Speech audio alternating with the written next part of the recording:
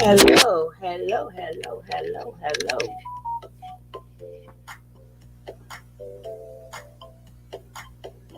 hello, hello, hello.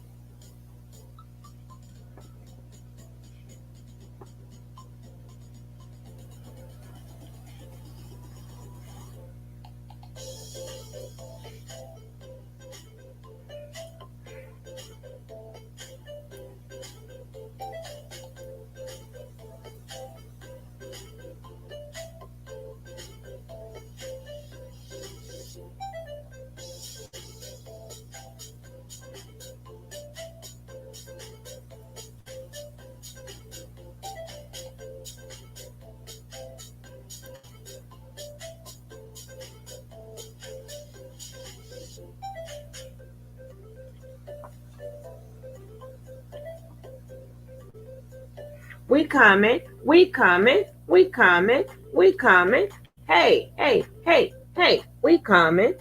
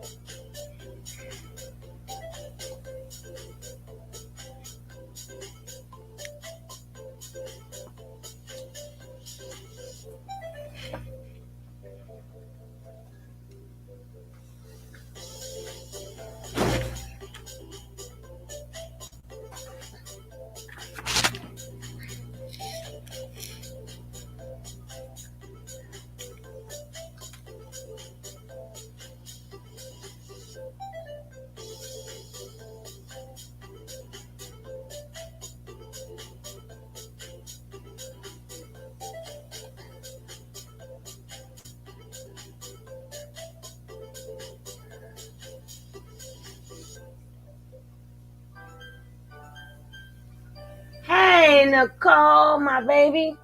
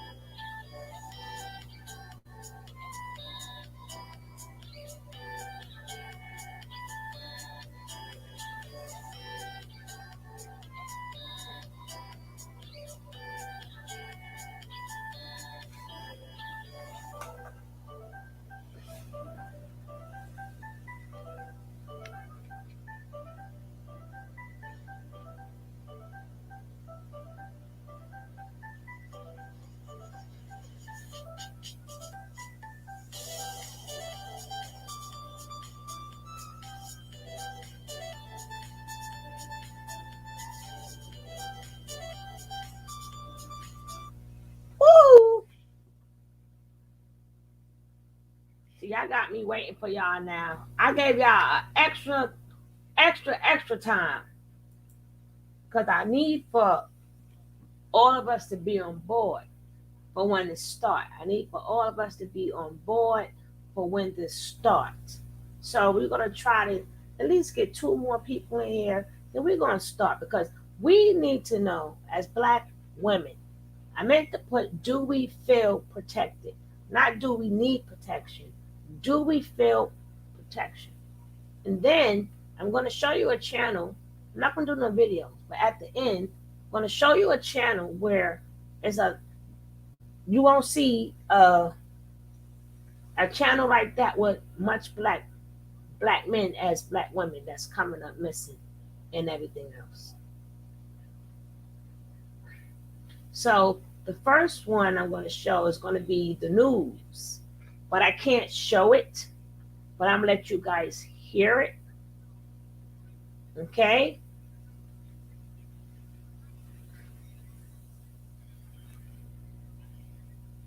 Here we go. Where is it? All right, boss lady. The next, like I said, we're going to be some talk today.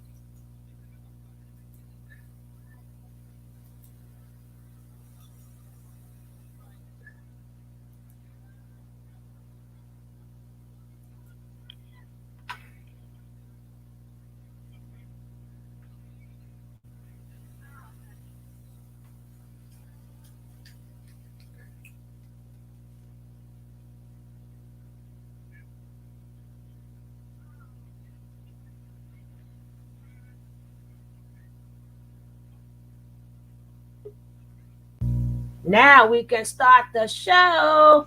Hey, what's up, Queen. sis? What's Hey, going on, everybody? Queen. Hey, Nicole.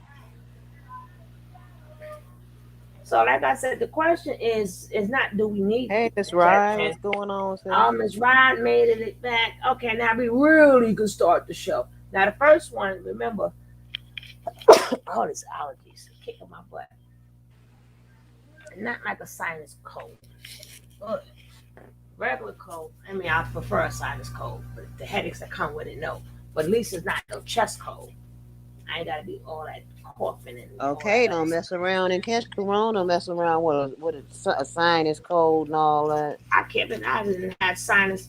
I get sinus every time the weather changed over 20 something years. Rona, Yeah, but we just please got say now. We Rona.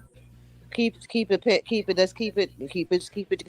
Together. Keep I your stand. teeth. So let's Yeah. not unless somebody gonna give it to me from off this computer. I don't go out there.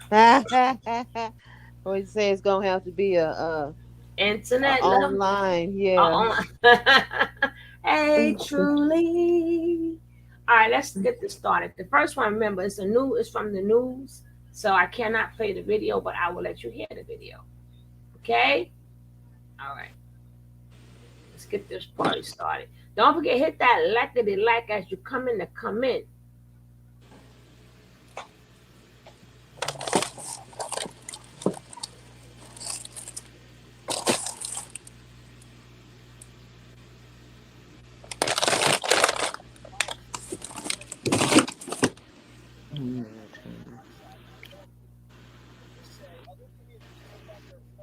Can you turn it up? Any? Uh-uh. I can't hear it. Oh, yeah. Traveled 27 stops before the suspect was arrested. The other passengers who did nothing could reportedly be charged. But as you can imagine, local authorities are furious. People were holding their phone up in the direction of this woman being attacked. What we want everyone to be is disgusted to continue to make the system safe. When they see behavior that you wouldn't want your 10-year-old to see, call the police. Call 911. The details of the story get even worse. Hey, Rico. Is an illegal immigrant with a very long rap sheet. He overstayed a student visa and then racked up multiple arrests and 2 misdemeanor convictions, including pleading guilty to a sexual abuse misdemeanor in 2017. He was then put in immigration detention in 2018, but was never deported. So we'll get to the immigration thing in a second, Greg, but what does it say about the culture of this country that this could happen? On the train. I'm not gonna take a broad brush to the country because we're disgusted by this, which is good. What if we weren't just everybody is disgusted by the story, so that's a good sign. But it's not just about the ghoulish thug; it's about the DAs and the judges who could have prevented this, who could have kept this guy behind bars or sent it back out. And this is not an isolated occurrence. We're having these. Just a lot of sick ago. I'm sorry. We had more wake-up calls in the Motley Crew, and nothing changes. We had the father of a rape victim get arrested because he was pointing out the rapist had been freed to assault his daughter after previously assaulting somebody else. That was in Loudoun County. We had a woman murdered by her ex after he was released after beating her up. That was in Virginia. Again, another left-wing DA responsible for that. Yeah, I hear all these things happen to women, right? They haven't mentioned no man yet. These are things that are happening to women. Oh my God, I'm gonna have to cut this part out. They done said the word and everything. I didn't say it, YouTube. I didn't say it. But how do you expect us not to say these things? You have mentally ill and drug-addicted individuals beating up elderly people in Manhattan. It's often saying very hateful things, right? But that doesn't register in legacy media because it's not the right skin color. Instead, in New York City, racism has been declared a public health crisis, right? But racism isn't going around raping people. It didn't kill the Filipino nurse in Times Square. It didn't bash Asian women, rising homicide and rising crime rates by look at lawlessness as a Panel said no, he gets to stay. And then after the drug conviction, the sexual assault Janine, and she had some excellent points about this. One of them is that you put yourself in her shoes. So not only is she being harassed by this guy, groped by the guy, and then raped by the guy, her clothes torn off, and there are people all around, and they don't do anything. So she has the crime of the rape, the violence of that, but also she would have seen that nobody did anything. And I'm trying to put myself in their shoes. I've not witnessed a crime where I would have been asked or been compelled to do something. You'd like to think that you would. I don't understand. And when you talk about the culture, this seemed to me like something that you might only see somebody with a sick mind come up with in Hollywood. But it's reality. The other thing is, this woman, once she gets to the point where she feels like she can do something like this, I think she should sue the federal government because he should have been deported multiple times, and she deserves restitution. She does, and we're gonna leave that right there. Boss lady, how do you feel about the state of the Black women in America, and how do you feel about that? They don't even respect us enough to stand up for anything that happens to us. I mean, that's just an outrage. How dare they pull out their phone and laugh and all that? That's ridiculous. Men need to be ashamed of themselves. They done turned into some clowns. Then come to find out he was an immigrant and supposed to have been deported, and he'd been locked up, and they kept letting him out. Right. They let him keep on offending and kept giving him bail and all that. Ridiculous. The court system need to be ashamed of themselves, and that men need to stand up for the neighborhood. If they in the neighborhood and they see something like that, there's no way they should just stand there and pull their phone out and laugh, not protect the woman. What else is there for us to not be protected from? Jesus Christ. And can you imagine what you think hurt her more, her being violated or people there watching her get violated? I would have been disgusted. That would break my heart. Knowing that there's videotape, and then I heard that they made sure they scouted all of the social media to see if somebody put it on tape, but that don't have nothing to do with the underground social network. So it's out there. So how do you feel about that? I feel like the whole men society, as far as watching TV, all these internet and whatnot, is that made men into some clowns. I'm telling you, they're not even growing up. They're just being kids. and doing little stupid stuff, and then they going to jail for it and wonder, oh, what happened? Why am I in this place? Well, when they say, oh, they harassing me, they're harassing you because you're acting like a clown and you're doing clown stuff. It's ridiculous. I'm fed up. That's just breaks my heart to know that grown men are out in public letting stuff happen like that right in front of their face, and they have daughters and children and kids and grandmothers and aunties. Ridiculous. Now, do you feel safe as a black woman going out? No, never. No. Mm, me neither.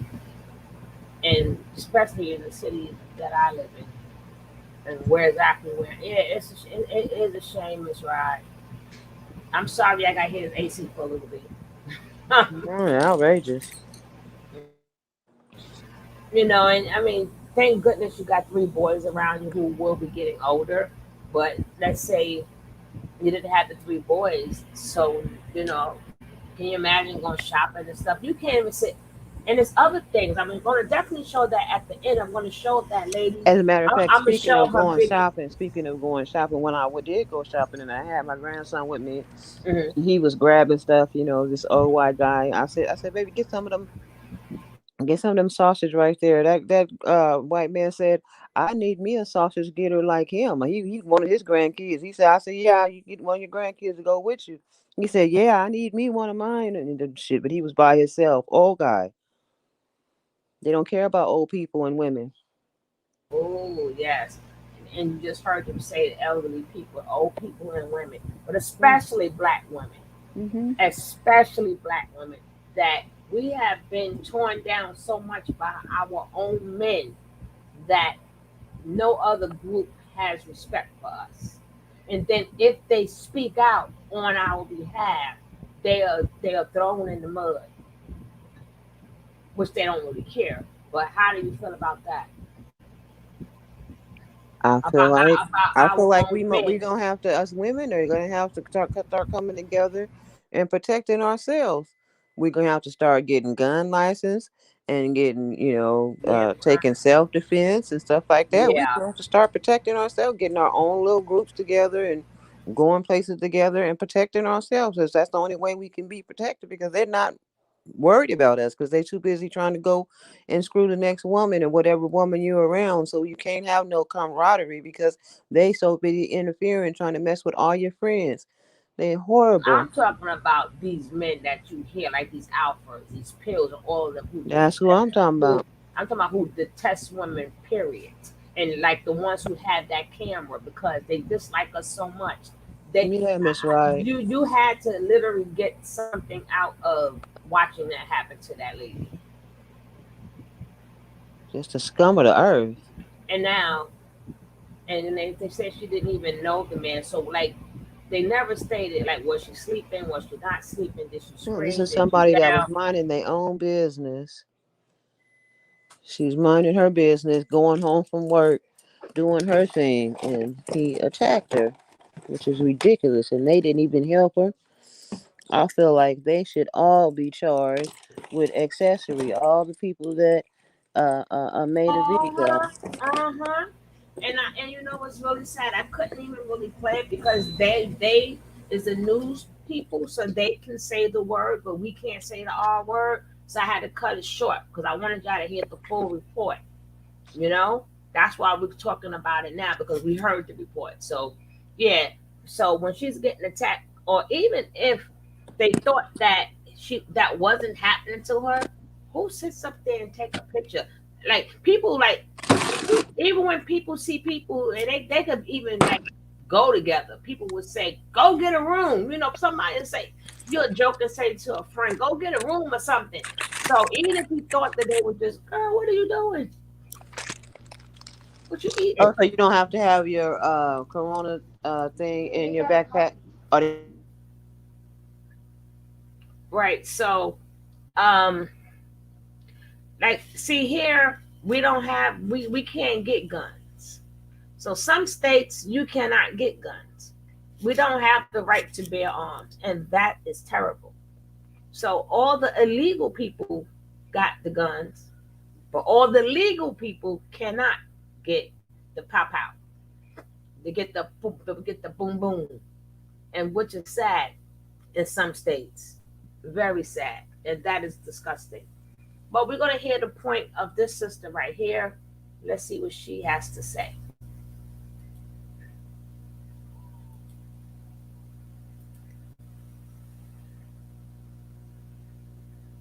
But I think we deserve protection.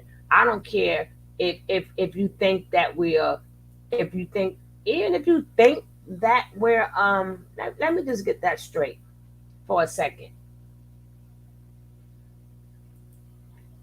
That's why with Floyd, I know me, I would have to get arrested before I let that man get like that.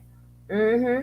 But that's a woman. We always gonna protect the man, right or wrong. But I think even if y'all making all this money off y'all detest for black women, telling us to be feminine, telling us we're Yes. too masculine. Hmm. So, do you think that that is a good enough reason not to protect us? I mean, to see a woman physically harmed, go take no. But even if you do take self defense, sometimes it depends on how they strike at you first. You got to remember that. Well, And that's what I'm then, saying. That's why we're gonna have to start and coming together, especially the ladies right, but in the then neighborhoods like where you live, where it's like little small neighborhoods. They're gonna start having to come together and may have their little group store runs and yeah, group, but then you gotta find the person that can do it. You gotta make sure you're able to pay them. See the person do it for free. I mean, it's a little red tape there. No, It's a I'm little not talking red about tape. nobody that has to pay anything. I'm just talking about people walking to the store together, people going to the library together, No, people I'm going. talking about the self defense part. I'm saying that is I was reading what Rico was saying. I was answering Rico, boss lady. Mhm. Oh, okay. Right. So I was saying telling him like for some places that a lot of areas don't have self defense courses. Depending everything always depends on where you live. Everything depends on where you live. You know, like we don't have the right to bear arms here in New York. The legal people cannot have guns, but the illegal people can have guns. But that's how it was back in the days where you could not go out alone. But you figure when you grown, you know, I don't think it was late because it was people that was there. A lot of people was on the train, but to have that physically done to you. I used to teach martial arts. I know for no. I'm not saying that it won't work, Rico. What I'm saying is getting the person to come in and teach it. It's not easy, and depending on where you live, you got to find the person. They may charge, they may do it for free. Then you have to find the space for them to even do it. Because some areas do. We don't have no self defense around us. We don't have it, but that's something that the community needs to talk about more to their politicians. We need to bring some place where women can learn self defense, where some women can learn, depending on your state, not mine, but maybe yours, where they will teach you, have you go to the pow range and learn how to aim and stuff like that. So yes, that needs to be done. That really needs to be done. And then I'm gonna show y'all the lady at the end. I'm gonna show you the type of videos that she does. Or majority of them are news videos, so I can't put them out there. But I'm gonna show you how many cases what happened to majority young black women and young black women getting burnt up in cars. They're getting killed. I mean, they're getting transcended. That's a shame. You gotta watch everything you say. I'm, YouTube is something else. But let's see what this lady had to say. And anytime you want to cut in, boss lady, let me know. If somebody want to come up and speak, let me know. Problems so we can learn vicariously through the experiences of other women how to behave and maneuver in society so that we know without going through the pain and unnecessary suffering what to avoid, what to give a shot, what to try, what to strive for, and all those things. So collective wisdom is more powerful than just one person's belief or experiences. So we are collecting each other's thoughts and seeing how they can Hey, work for Nor. us in our individual lives, right? And we're understanding that as unattractive women, according to society standards, or because we actually are, you know, some of us like to smooth it over with, you know, but based on society standards, no, some of us are actually ugly, right? No, And no. I'm saying there's nothing wrong with that. So according to the conditions by which our physical composition puts us in, we are deciding that our one of our protection cartouches to, let me try my best.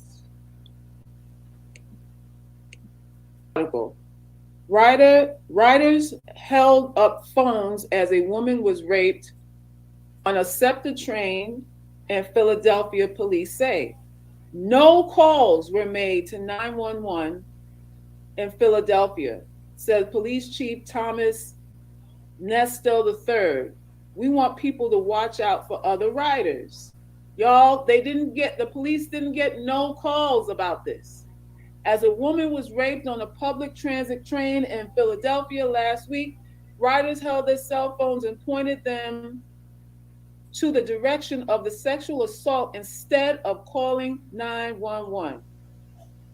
I can tell that people were holding their phones up in the direction of this woman being attacked, said Police Chief Thomas Nestel in a news conference. On a SEPTA train in Philadelphia, police say.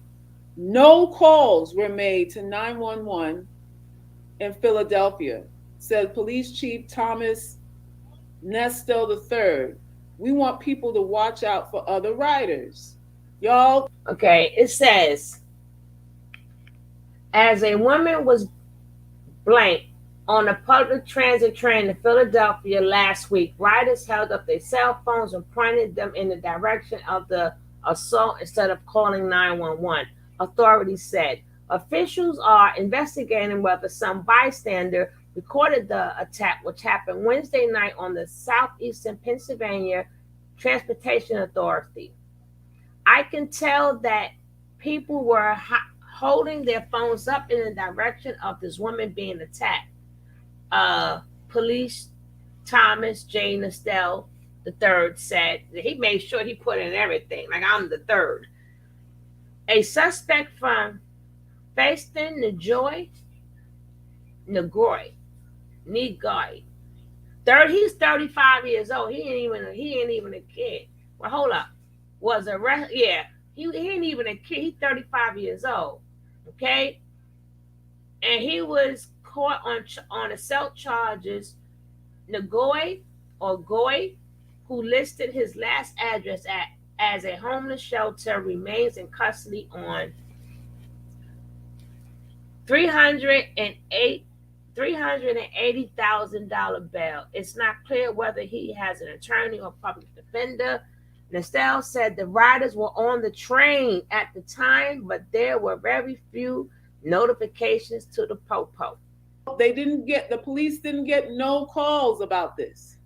As a woman was raped on a public transit train in Philadelphia last week, riders held their cell phones and pointed them to the direction of the sexual assault instead of calling 911. I can tell that people were holding their phones up in the direction of this woman being attacked, said Police Chief Thomas Nestel in a news conference. A suspect, Faiston Negoy, 35, was arrested on rape and assault charges. No calls were made to 911 in Philadelphia. The attack wasn't reported until a SEPTA employee saw what was happening. Officials said at the news conference that officers responded within 3 minutes, but that's not what the report that we just heard, because it went 13 stops. 13 stops is more than 3 minutes, if I'm not mistaken. We want everyone to be angry. Yes, we are angry. Yes, we are disgusted. And join us in being resolute to continue to make the system safe. That goes for everywhere. We need help from the public to notify us when these incidents that are occurring that are unusual, Nestle said. Nagoy, who's listed his last address as a homeless shelter, are not valuable enough to be, are not valuable, and you get raped. That's the reality. Mm-hmm. But what's even more disturbing to me is that you have some men saying that Black women don't deserve protection. Yep. That Yep. we are not valuable enough to be protected. What's that about? We're not valuable enough to be protected? What makes us valuable enough to be protected, UGC? We're not pretty enough? Is that what it is? We're not in shape enough? Is that what it is? We actually want to get married before we become intimate. Is that making us not qualified to be protected? We actually want a man to help pay bills and help with our livelihood expenses and help along those lines, and maybe that's why we are not qualified to deserve being protected. Y'all talk to me. That's what I was saying, black lady. Oh God, I'm looking at this lady. Boss lady. Yeah. Now what you said, that's why I said they don't even see us valuable as protecting us. Just on that point alone, how you feel about that? Because that hurts my heart so bad to know that. It's a shame because they come from a Black woman. So how you don't feel that a Black woman is valuable? That's horrible. That means you don't respect your aunties and your grandmother and your neighbors. You don't respect nobody. Nope. How dare you lay down with a woman? You don't even respect them. How dare you? Or value them? How dare you? You should not be kids. You should not be having no women problem because you should not be messing with no women because you don't respect us. So what are you doing even dealing with us? See, and then the tricky part to it is for like people like my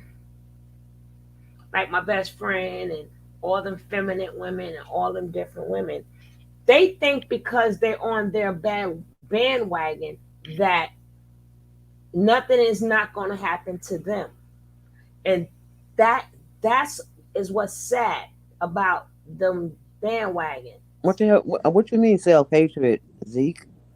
For the men, their self-hatred is deeper than bone cancer. Yeah.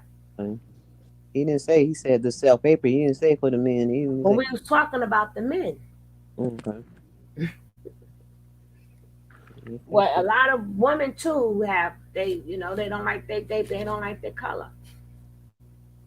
What I was saying was they don't think it can happen to them, but what they forget is if you are still Black and if you're still a woman, when you walk outside that door, he said the men, boss lady. Got it. I got it. Now, when you walk out that door, they don't know you down with the red pill. All they know is you a lady. When you walk out that door, your husband ain't what you at all. You can be feminine all you want. Your husband ain't what you are. Don't the man? Didn't you say you want the man to make money? So that means he at work a lot.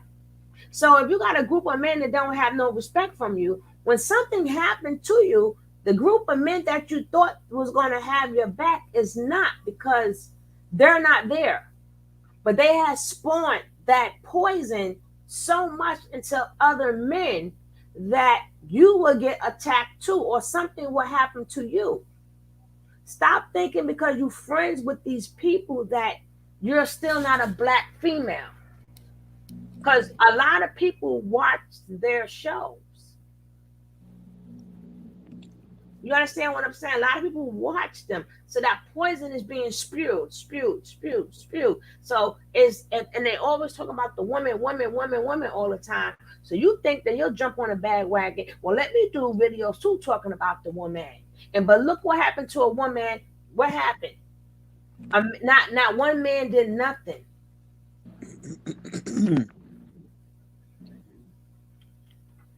That's a Yeah. What do y'all reported it. That's what do horrible. y'all think this is about? Go ahead, sis. What do y'all think this is about? I'm licensed to carry a 9 and I have mace. Listen, that's where we headed. That's what I would advise every woman to do. A lot of self-loathing, yes. They want white standards of femininity and beauty, but they don't follow white standards of masculinity. Uh-oh. Let's talk about that. Let's talk about that, sister. Let me see if I can share. Where my another chat at? screenshot, I'm because there was supposed to have one the gentleman best that chat came ever. on my platform in particular Where my chat that at? had that just talked real My crazy. chat said it first. Thank you, Right? Zeke. Let me Zeke see. said it first. They They are creating creating monsters monsters now. now. I just, Yeah. Yep, that's what we just was saying, Yeah. boss lady. Our chat is better. Our chat is better. It's bad. No, I'm joking. It's past attractiveness. They want to eliminate Black women as a whole. Eliminate Black women? Really? It feels like it. Anybody agree with that? Yep. That it's even beyond the whole you're not feminine enough, and That's what it's I was sort of just like saying, truly. secretly wanting Thank us you. to be Hold on. exterminated, kind of thing. Yeah, they want us out of here. Unless you're gonna Yeah. hey, what you say, boss lady? Because you were just saying you guys are not licensed to carry. She said you guys can't even carry mace. Yeah, that's what I was trying to explain to Rico, but we do need to self-assist. But I said it's sad that in New York that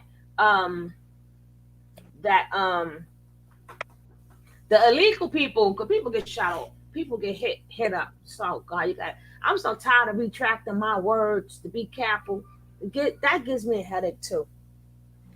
When you want to speak freely, but you can't, but you're really not you're speaking on the topic, and the words go there, but them words are banned, so you can't say it. But it's a shame when illegal people get assaulted all day, every day in New York, and legal people can't do nothing about it. And so tell me how bad we don't have it here, that we can't even protect ourselves out here in New York. But at least other states you can protect yourself. We can't even protect ourselves if you're legal.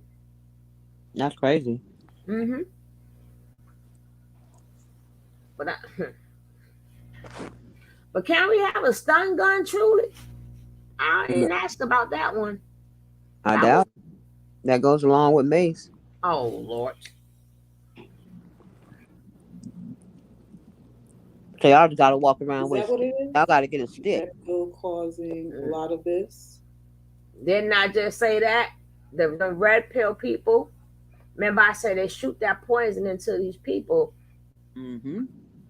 And they're gonna be so quick to demonize that woman and say if she had a man or if she wasn't masculine, they're gonna give every reason to why that what happened to that woman happened to that woman. And I guarantee you, I want to see how the hyena, if she does do this, I want to see how the hyena blames this on her. I would love to see how that hyena does that. They're going to find a way to turn it around. That it was okay for her to be violated. I don't think it's ever okay for nobody to be violated. At some point in time, I can say what I want to say about a black man, but I'm not going to sit up there and let nothing happen to a black man if I can help it.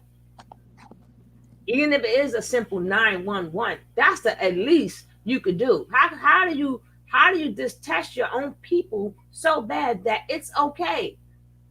I would love to see the videos that they're going to do on this woman. And it's a special place in hell for them. Miss Rice said that's why she moved to gun carry state. Mm-hmm. Don't get me wrong, we can still get it, but it's a risk legally. So I say, do it anyway. Is that what you're saying? Do it yourself, everything. Let's go. Anybody else think red pill is to blame for all this? They're not to blame for it. They're to blame for letting us loose, turning us loose, and just saying F it. F it.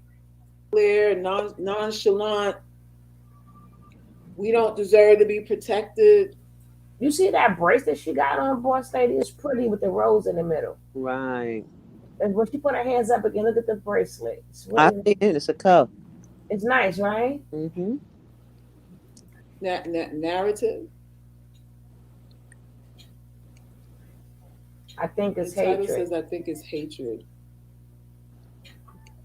Could be that. Men have lost their true roles. Mm-hmm. Have they lost it, or do they not want it? Which one is it? They don't want it. They Have don't they want lost it. their true roles, or do they not want it? Because They don't from what want I it. hear, They never had it. For the most part, they don't want families. They don't want wives. They don't want to be responsible for anybody. They don't want to, invest in anyone who needs them outside of bedroom play. There's no way this would have happened to a white woman. In fact, who wants to bet it would have been in the headlines that a black man would have came to her rescue if she were specifically. Now, that's a good point. Now, Kidano says, if this were a white woman, how much do you want to bet a black man would have probably come to her rescue? How much you want to bet that a black man would have come to her rescue? Black men never had a role. That's what I keep trying to tell y'all. That part, I think they don't want the responsibility and want to be in a woman's place. Captain Save a Hope. So they don't want the Save a Hope. Until our men respect us and protect us, nobody else will. Mm-hmm. So how are we going to gain that? You can't. How are we going to gain that, y'all? You can't. How are we going to gain, or what are we doing wrong that we don't have the respect of our men? We're gonna put our titty in their mouth. One of my viewers, I don't know what you call them, a fan of you or what, says that the problem is he blamed it on single mothers. He basically blamed this incident on the fact that single mothers are raising black men, and this is the product of single motherhood. And that for the most part, black boys are being neglected and lack guidance because black women are picking losers for mates, losers for husbands, losers for boyfriends, procreating with losers. How do you feel about that, boss? That statement right there? Because they had to turn this around. But go ahead. I don't care who you pick. It could be a bum on the street. If he respects me, then he's a respectable man. Period. It doesn't matter what kind of where you class you come from.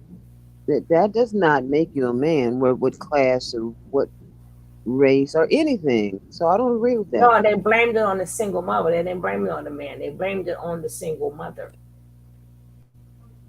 Because a single mother is the one that raised the boy child. So we didn't do a good job raising him. Okay, well, so then go find his daddy and tell him why he didn't raise his son. Go find him.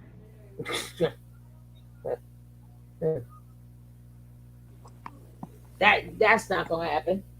I told you. They was going to find a way to take the most horrific thing that happened to her in her life to twist it on her. Like, who needs to hear that ish right about now? I want to see how much respect they have for me. I've had them not speak on it at all. Because sometimes when people do that, and then you find your name, just like I was speaking upon somebody else, and everybody said that I was wrong, when it came down to the polite situation. And I was like, when Tasha K was dead wrong when she did that, because the victims need some time to digest certain things that happen to them. Right. And to put it out like that, and then the first thing you go, well, her mother, well, her father, or whomever. Now you just made the victim. Hey, Caroline, you just made the victim now want to either drink, smoke, take drugs, antidepressants, anxiety, what all these other things.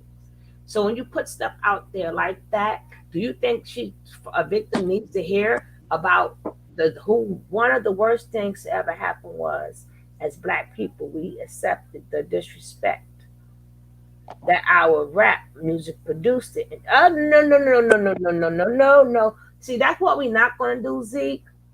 Cause I'm an old school head. And being I'm an old school head, rap. Well, I'm gonna say hip hop. You could say rap. If you say rap, you're totally right. But hip hop didn't start out like that. Hip hop was nothing disrespectful about hip hop. When hip hop came out, they spoke more about their block, their area, their neighborhood, what's going on. It was political. It was political. A lot of names people never heard until Chuck D said it. A lot of people didn't know certain things until KRS-One said it. A lot of people didn't know stuff too. What's that man who go, it's the red, it's the black, and the green. What was his name? He passed away too. But I forgot what was the name of that group. The red, the black, and the green. Until people like that. So we ain't gonna say, oh, you say rap. That's why I said we're gonna stick with rap, but not hip hop. Hip hop is a different story. A totally different story. X-Clan, thank you. So you know what I'm talking about then. So I know what you're talking about. And we know, okay, we know what each other talking about. Got you, bro. Got you, Z. Even though Isaiah was one of my favorite basketball players, I'm glad you took on his name. But the X-Clan, the red, the black, and the green. But it's a shame. And back then it was my queen. And then, oh, so you know what I'm talking about. You meant to say hip hop. You said rap was the correct term. I'm 21 again, right? So what it is that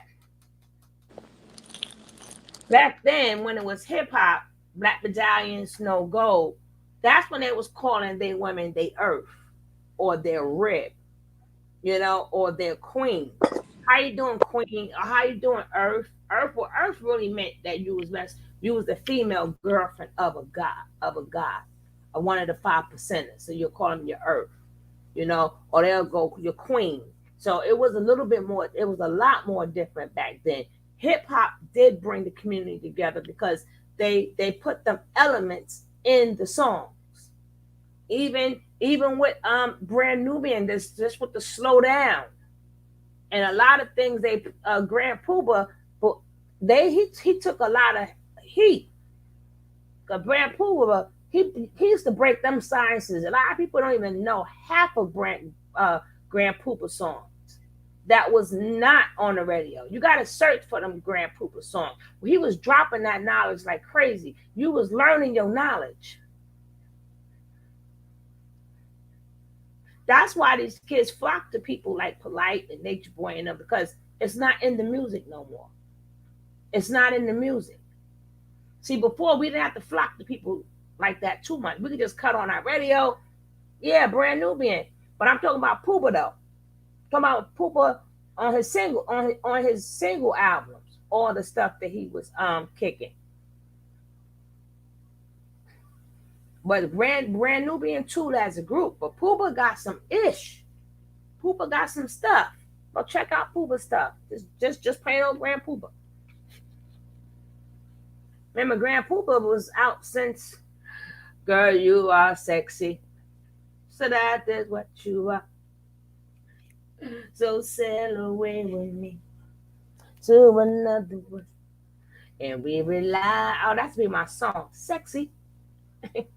I think that was a Grand Poopa first song, "Sexy," but that was my jam. I used to run that song. But here we go.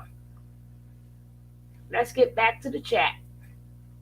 Anything else you want to say, boss lady? Or just wait for the next segment? And this is the product of that. What do y'all think of that? We aren't doing anything wrong. Single mother because men leave. I mean, pretty much. Pretty much. You know, it's funny to me how the narrative of being a single mother, you know, that comes out of a lot of their mouths is that, you know, we just wanted to pop our babies and then do it all by ourselves. That was what we envisioned for ourselves, was to pop out a kid that we have to run behind you for child support and run, you know, get stressed out, you know, having to provide for this child all by ourselves. This is what we wanted when we got pregnant, was to do it by ourselves. I really don't think any woman wants to do it by herself. And there's so many variables to, you know, how a relationship ends, how it ends, how it ends up. But you know, let some people tell it. It's like, you know, that was the ultimate plan, was to get pregnant and then do it alone and then chase you down for $50 a month. You know, I don't know. I told you, some people get $25, $50 a month. I heard men make fun of the fact they created a single mother. Really? Wow. The women should take some responsibility as well. Take some responsibility for what, Pisces? For men leaving, for the relationship ending? The man left, but you picked that man. Gotcha. Yeah, we have to be responsible for who we're picking.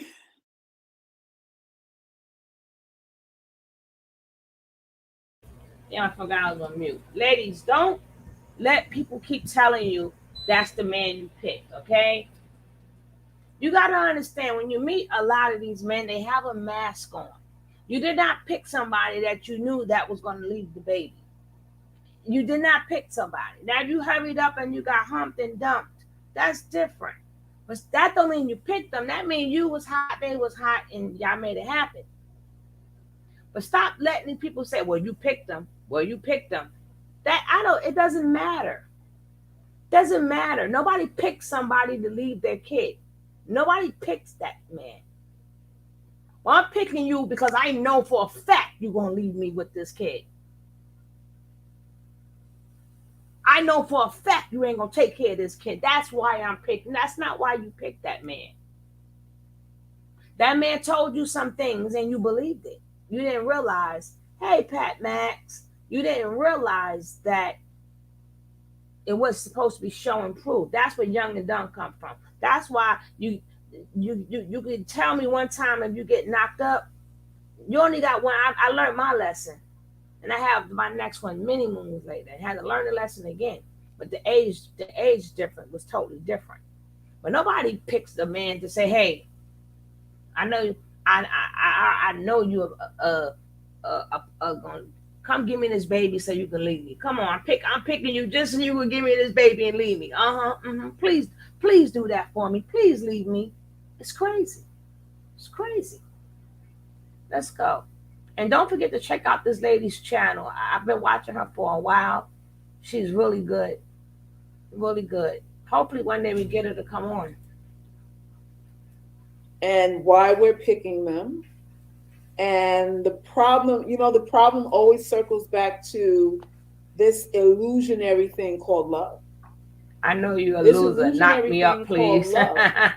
Is how we end up in situations with men whose interests fizzle out in the first place.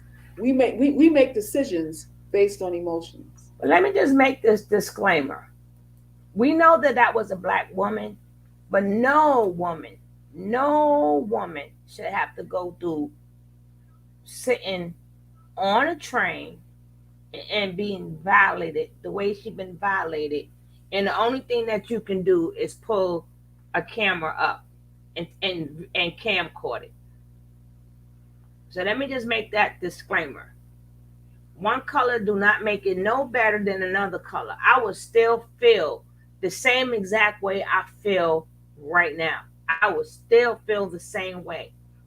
But the fact is, it was a black lady being violated by a black man. Nobody cared. Nobody cared. I don't know what's worse, being assaulted or people watching and camcording it. It's like how bad can it get? Sheesh. We decide what's right or what's just based on a feeling. You can't put a guarantee on a feeling. Thank you you. can't put a guarantee on your feelings nor his. Thank you. So when you're choosing these men, you're not supposed to, love is not supposed to be a part of the equation. This is why we get fucked up. This is why we get entangled in situations that do not last, because the driver there is something emotional, and emotions are unstable.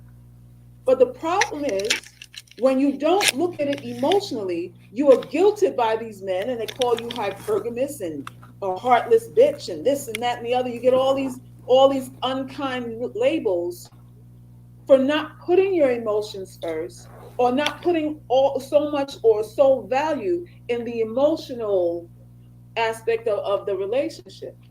Then you're deemed a bitch when you don't do that. But we have to use logic. The mating game, listen, it's about logic. It is not about feelings. It's not about feelings. Yeah, he love you today. Yeah, he liked the way you look today. Yeah, he liked your stroke. He liked your deep throat. And, he's impressed with you and all that, want. And then 6 months down the line, it's like, well, what else do you have? How much money is in your account? What bills can you help me with? You're cute and all that, but I need something tangible. Now that I'm tired of fucking you, I need my bills paid. Now that I'm tired of fucking you, my dick is now, I'm doing you a favor by fucking you. That's what these men think. When they get tired of fucking you, then they feel like their dick is charity. Then their dick becomes, well, you don't deserve this. What are you going to do to keep this dick? That's what it is. And y'all don't understand. We got to circle back. We got to circle right back to vanity again. And the reason why you're in love is because it's an ego trip. It's an ego thing. Oh, he thinks I'm special. Oh, he thinks I'm the best he's ever had. He likes the way I look. He's so in love with my big juicy ass and this and that and the other. And how many men have been in love with your big juicy booty and cheated on you? How many were in love with your deep throat and this, that, and so impressed with your physique and wanted to fuck your friend? How many of them were like, you the best I ever had, but he don't call you no more? Make that make sense. So there's that. We are to blame for this thing.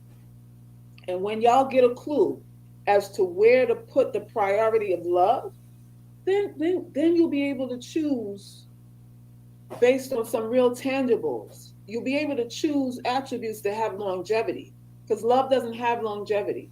Love is right now. Men love quick and they fall out of love just as fast. Just as fast. There's no longevity in love. But we believe in the fairy tales. We believe in the fairy tales. Now they're circling back around, making excuses for why this woman got assaulted in broad daylight and nobody helped her. And they're saying that she didn't deserve protection. Why didn't she deserve protection? Because she chose the wrong man. She chose a man that she thought had feelings for her, and now she's condemned for life because of it. Because she came out, the residue of that was, I'm a single mother now. Now she's condemned for life because she believed that this man at once upon a time loved her. So she's condemned for making poor decisions based on emotions. But you men can go on, repair yourselves, say, I'm a better man now. You can do all kind of pillaging, all kind of scamming, scheming, manipulations, leaving people at the altar, pretending to love this one and that one, being a bad boy, and then come in a woman's face and claim to be reformed. And she's supposed to respect you for the new man that you are. But she doesn't get that kind of reprieve. Once a whore, always a whore. Once a mistake, always a fool. She doesn't get the same. I can move beyond my past. A woman can't move beyond her past. But men want you to move beyond his. Make it make sense to me. Make it make sense to me. Mm-hmm. The only reason why women get scammed out here is because of love. Yep. The only reason why a woman gets played by men out here is because she loves him. It's because she loves him. Boss lady. How much wiggle room do you give a dude that you ain't wrapped up in emotionally? Not too much. Mm-hmm. I mean, pretty much you give no fucks. You really give no fucks. There's no time frames. You're not anxious. You're not worried. You ain't got a whole bunch of expectations. You cool. When it's somebody that you ain't got no skin in the game for, you real cool about it. And you just waiting on him to produce what it is that you need him to produce. Otherwise, he cancels himself out. When it's a dude you don't want, you're just waiting for him to cancel his own self out based on his behavior, based on what he's not giving you, right? But when it's somebody that you love, you're trying to prove that you're the best woman for him, and that is the motherfucking mistake that we all make out here. Once you feel that you're in a position where you got to prove your worth to him, he got you. He got you by your ovaries. He got you, and he can sell milk to a cow. Once you feel that you're in a position where you're not good enough and you got to prove something and all this kind of stuff, you can forget about it. Love is what fucks us up. Love is what fucks us up. I don't care what nobody says. And y'all can absorb all those. Love, love, love. Make you do foolish things by picking up a phone that never rings. That's an old good song. Oh gosh. But I wonder who wrote the book of love. I'm still trying to find out who wrote the book of love. I wonder. They would say and do anything just to get in between them. Ain't just ma'am. They just mad because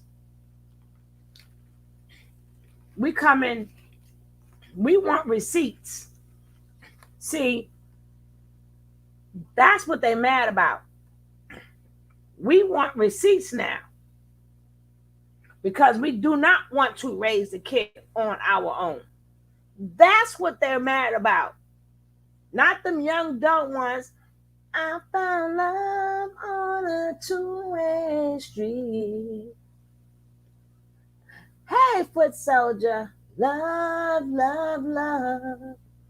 Make you do foolish things. Send home by the phone. A phone that never rings. Hoping to hear you say that you love me, baby. Oh, I used to run that song when I wasn't even in love. I was a little girl. It's just that my mom played all the songs, so I was just run that song. Now I see why I used to run it. I was too young, way too young to be in love, but that was the music in the house.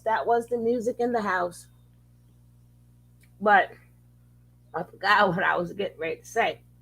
So I'm gonna let her finish until I remember.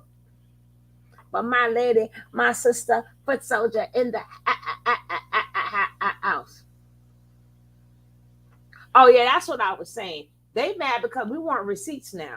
Now we want receipts. What you got?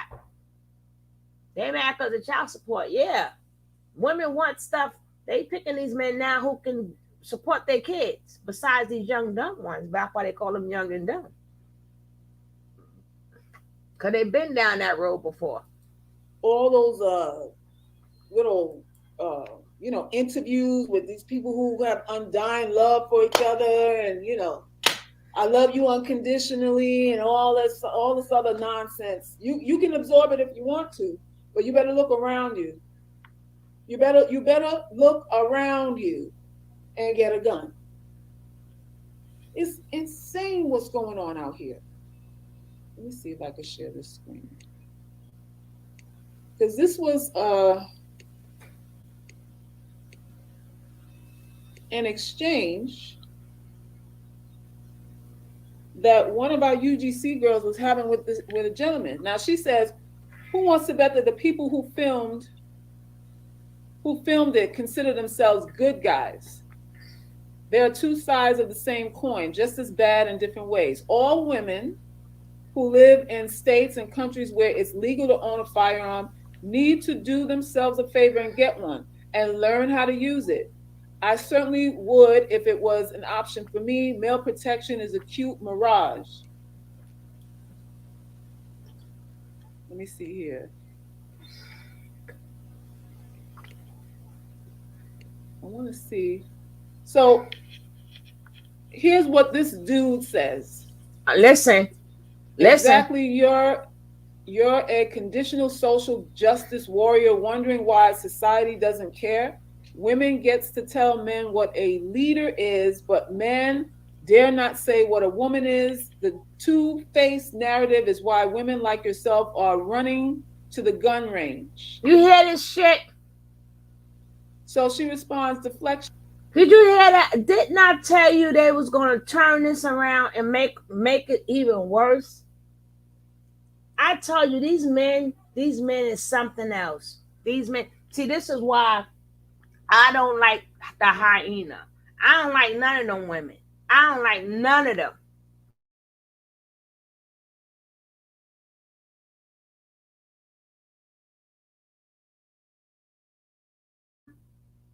Y'all setting yourselves up as well as us. Because it could have been easily been you on that train. And people who took on that manosphere and red pill doctrine would have sat there and filmed your ass too. They would have filmed you also. Then what? Oh no, she was down with us. They don't know that. Same way when a black man walking down the block. Both can have a suit on. They don't know which one is rich, which one is poor. They want to get you. They want to get you. And both of y'all got on. That's how many artists got stopped because they don't listen to rap music or hip hop music, so they don't know who you are. All they know you got this car that costs thousands of dollars. And they want to know how you get that car. They don't even know you. You got all that stuff on. They think you're a drug dealer or something. This is crazy. I told you they was gonna do that. Again, including reading into desires I've never once mentioned. It is not woman's work to shore up your imaginary masculinity. It can't be real if a woman can take it away by emasculating you. And as a so-called natural leaders, the strong, more rational gender, the responsibility for advocating for yourself and boys starts and stops with you. You should do it, not women. They have enough on their shoulders. And you would too if you weren't so busy finishing each other off in real life and fighting women.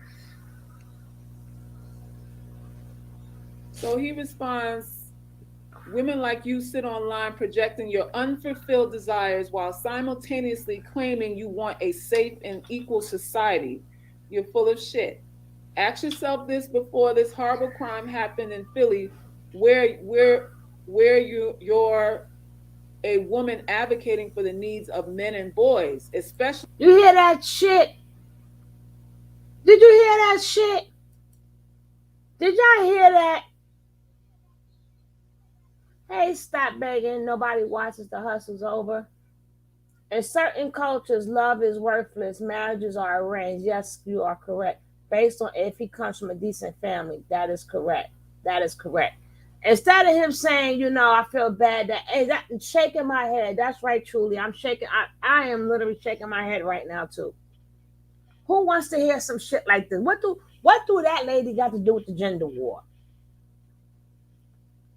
What? I mean, I don't believe in like a lot of things Cynthia G and them be saying, but they making me want to cross over. But I know I can't cross over because I have a son. I have nephews. I cannot cross over. Because if you do something to one of them, it's a wrap. I'm coming for you. I'm coming for you. And any of my little youth boys, I don't see stuff like that. I see that's what's right is right, what's wrong is wrong. At some point in time, you got to put that gender shit behind. What's right is right, what's wrong is wrong. But no, they want to keep the gender war going on. This lady got violated in front of all these people, and you're going to say, where was the advocates for the women at? What the funk? What the funk? All right, I'm glad my ears is not the only ones who hear this crap. You go right ahead. I'm good.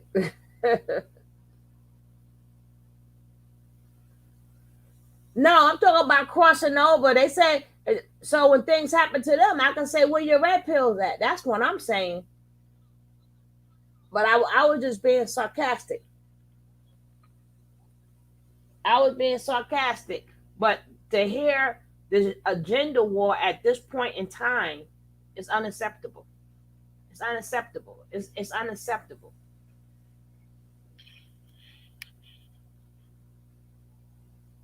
Hoping to hear you say that you love me, knowing. I'm going to play that song when this is over. Black? Or are you like the typical modern woman who's been programmed to constantly emasculate men while simultaneously looking for empathy from them? What is a traditional woman? If we are modern women, what is a traditional woman? Please, they never told us yet what a traditional woman is. We know what grandma and grandpa did, but they worked it from the time we got here. Women were working. We were working. We wasn't sitting home taking care of no damn babies. I don't know what our people did in whatever part of Africa we come from. So they witnessed. You gotta erase that, Ms. Rod. Just put violation or something. But you gotta take that out. You can't say that word in the chat or in the thing.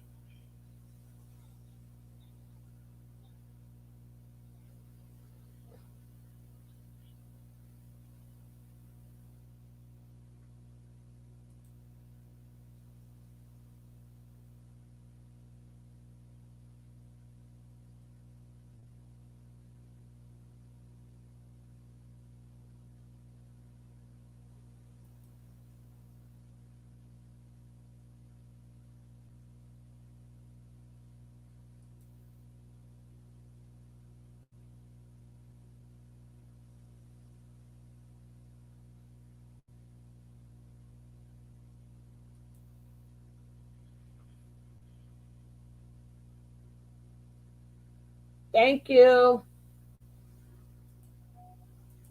I hope you have money saved up to get that gun permit.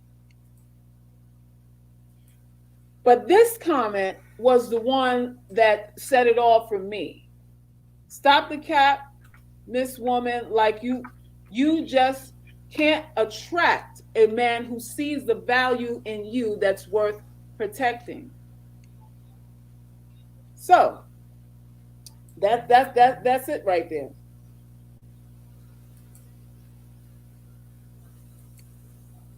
Why can't I super chat? I have no idea, sis. But let me put my Cash App link. Hold on. I'll put my Cash App there if you want to donate. Let me see. There's no contract between us, and the false narrative of natural born leaders is only a way to blame Black men for having no influence over Black women. How about that?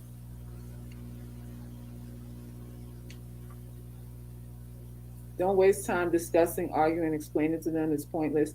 It really is. It really, really is. Women need to consider some sort of self-defense classes, weapons, that sort of thing. Keep getting yourself together physically so that you can respond quickly, because you just don't know what situations you're going to be in out here. And if a lot of men feel like this gentleman does, that a lot of us are not worthy to be protected, that's scary. That's scary, because we're talking about humanity, and they're bringing it into you're a 5 at best. They're bringing that into a situation where a woman could get sexually assaulted in broad daylight as the reason why nobody stepped in. So nobody stepped in because she's a 5 at best. She I don't know. She doesn't take care of. She doesn't advocate for Black boys or whatever it is we're assuming. The logic. It's the logic for me. It's the logic for me. If someone's getting assaulted, that's the thought process and not helping. Yep, that's what it is now. I'm talking about instinct. Exactly. Instinctually now. Exactly. Your instinct is not to jump in and save this woman. Yep, that's what it is now. You're gonna pull. You're not good enough in that instance. Make it make sense. Make it make sense. This scares me because I live in a big city and take public transportation late at night due to work. Oh boy. Well, you should be concerned, and gotta have some contingencies going on. I would be concerned too. I would be concerned too. I'm 50 years old, and I've been hearing Black men ain't shit since I was at least 9. Well, there you go. Hey, BK Bond. There you go.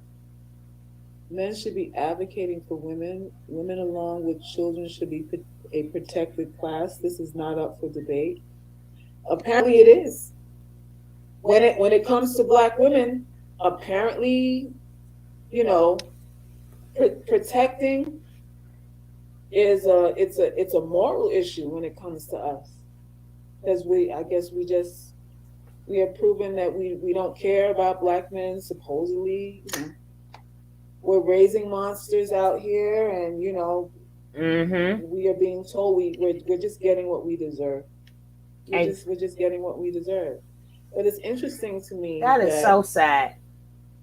Those, the fingers would be pointed at us for how we're raising sons, and the ones who point the finger don't really have, run your resume. Like, what boys groups are you officiating?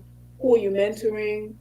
Where are you putting it? Are you putting your dollars into advocacy, education for boys? Like, how are the young men in your family? Are you visiting, checking on them, teaching them how to fish, hunt? I don't know how to read, because a lot of Black men apparently don't know how to read out here. Are you teaching them how to read? Like, how are men helping other men?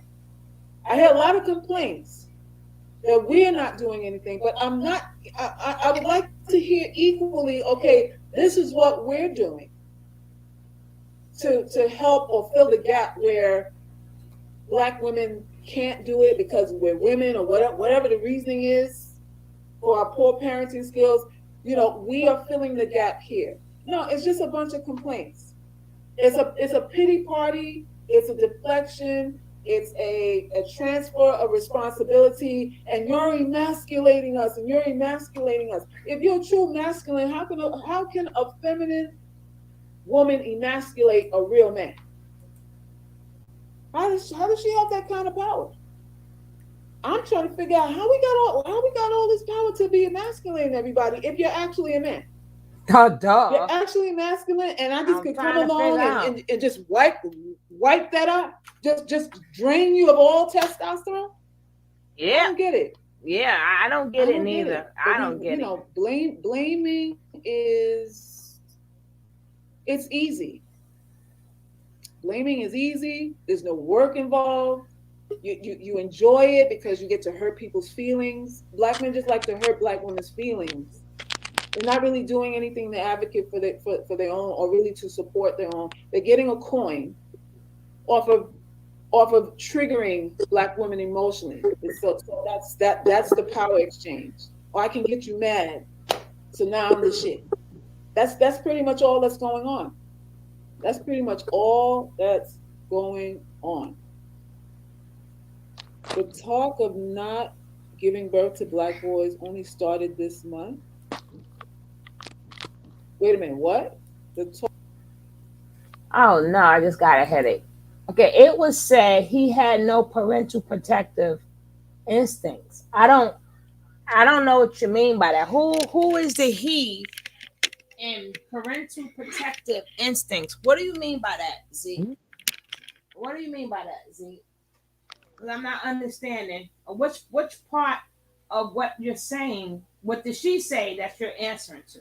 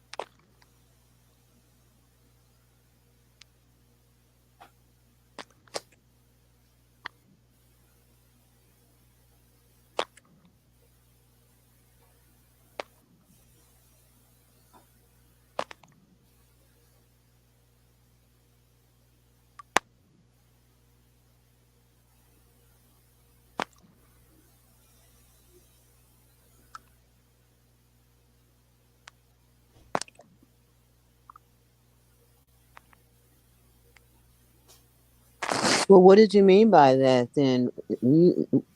Explain, because I'm a little bit confused too.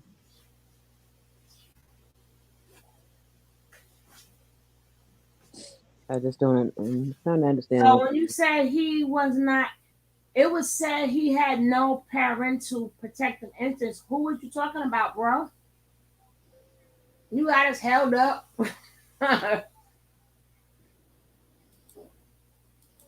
Talk of not giving birth to black boys only started this month.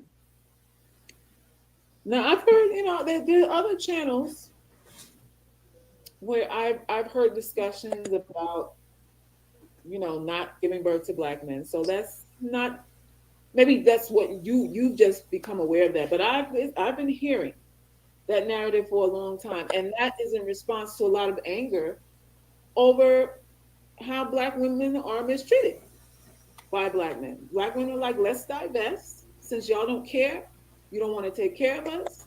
You're coming with your hands out. You're a freeloader. You're a con artist. You're a wannabe pimp.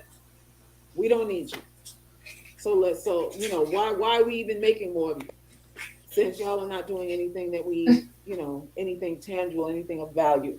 You're not contributing anything of value to us. That's what they're saying. That is the talking points. Now, it's not every woman. We are not going to sit here and lie and say every black woman feels that black boys shouldn't be made. I, for one, am against that. I, for one, am against that. But I will say, as an ugly girl, and as an ugly girl ambassador, we have a different fish to fry. Nobody cares about us. So the debates about what's fair and unfair. The reason why I don't get into the whole back and forth about fair and unfair is that when you are unattractive, nobody's considering fairness for you. Oh, okay. They're just not. Nobody's thinking about being fair to you. They're thinking about everyone's thinking about how to, male or female. So I don't want y'all to, get off track. Let's stay focused.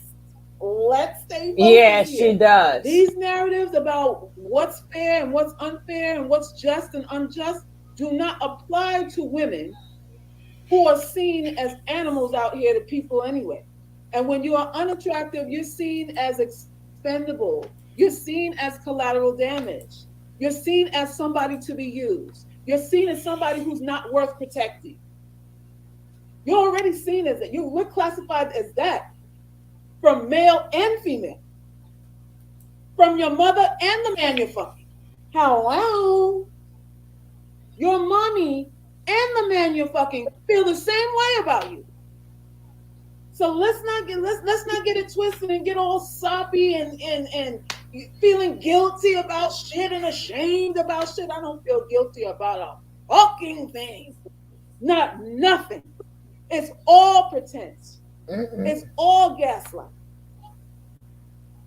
All of it. Where's our sense of humanity? I don't know. I don't know. I love that. Exactly. Quote, she's too pretty to go through that. How many of us have heard that? She's so pretty. How could she have gone through that? Was she so beautiful? Why did they do that to her? Because she's so pretty. Meaning what? Meaning if she was unattractive, you'd understand. You'd understand why she got raped. You understand why she got left at the altar. You'd understand why he cheated on her. You understand why he don't take care of the kids. You'll understand everything he does to her. If she's not attractive, that's what that means.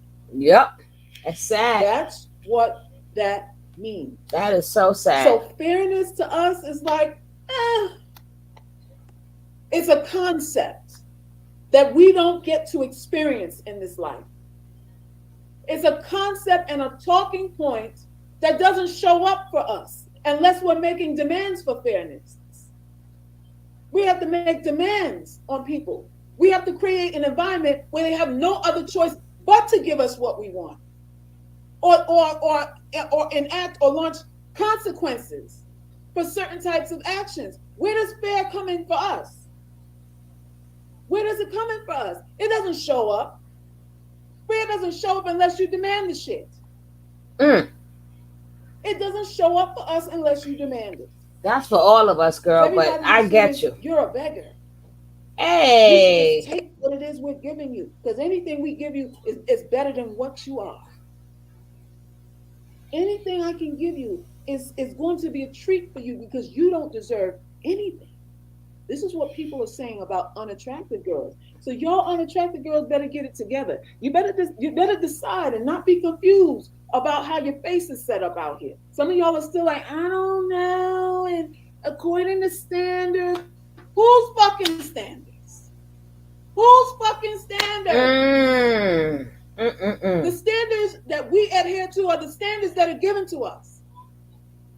It's nice to throw in the whole standard argument, but everybody's standards is based on what they're influenced by. All of your standards is based on what you are influenced by in the media.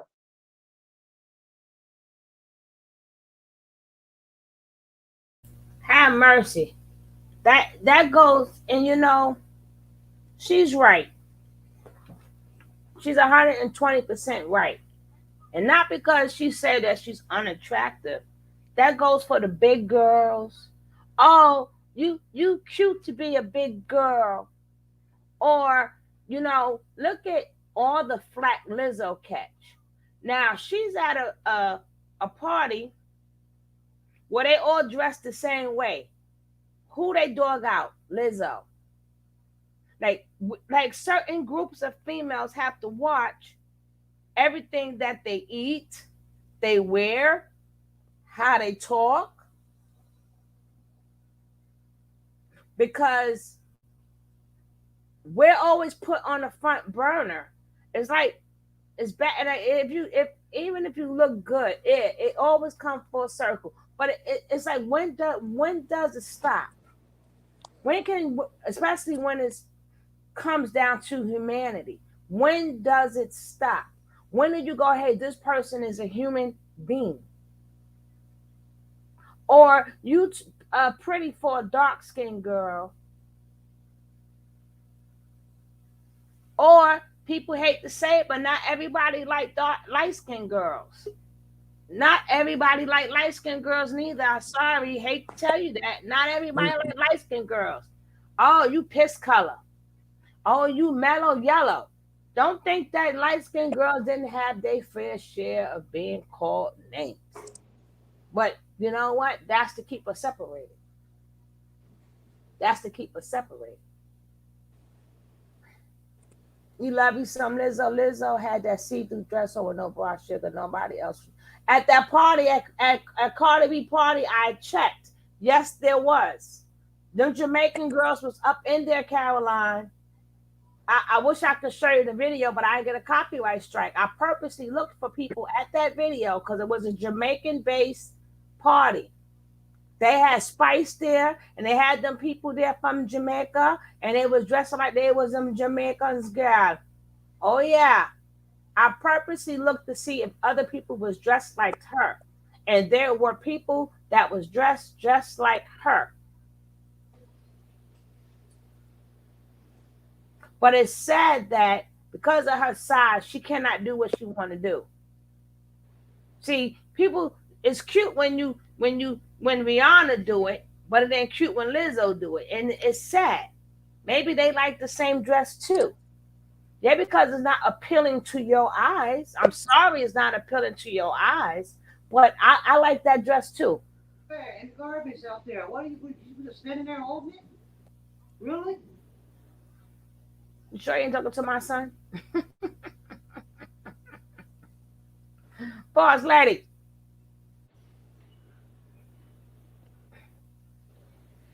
Yeah, but it's sad. Like when it comes down to something like this, and then now to the point that we got us women, we didn't even know we had all this power. Thank you for letting us know. I can turn you into a girl really quick. I could just snap my fingers and now you are now emasculated.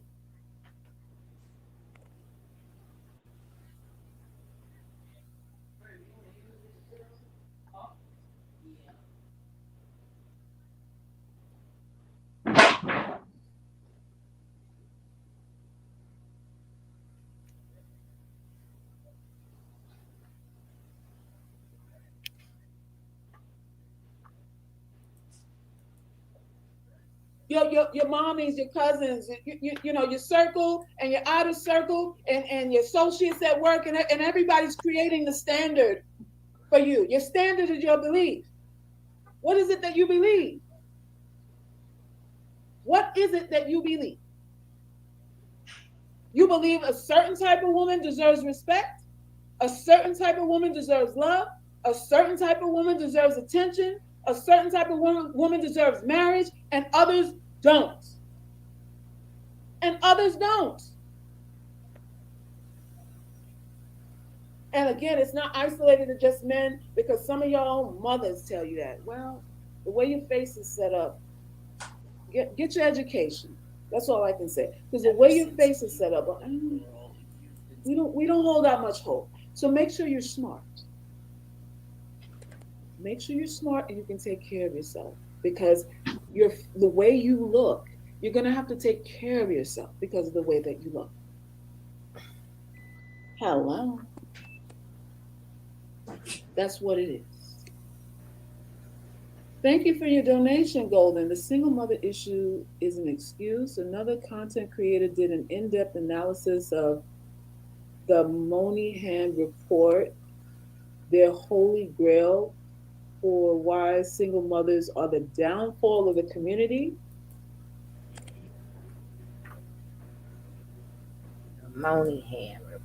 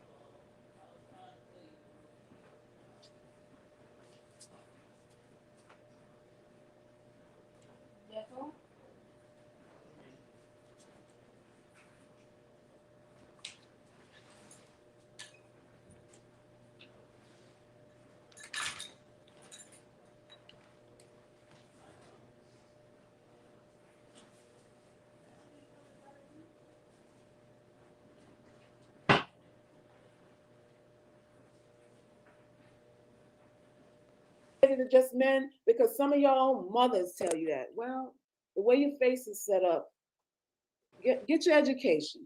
That's all I can say. Because the way your face is set up, we don't hold out much hope. So make sure you're smart.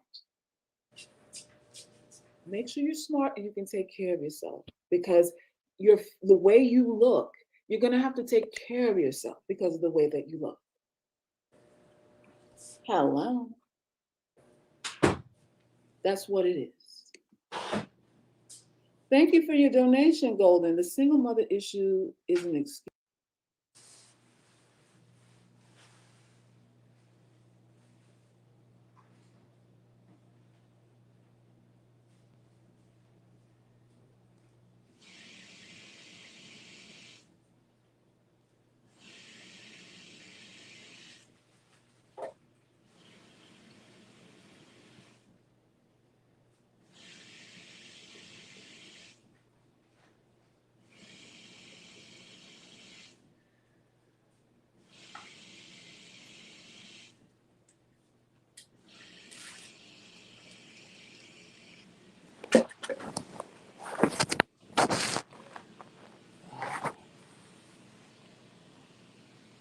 Okay, later. So I guess it's over.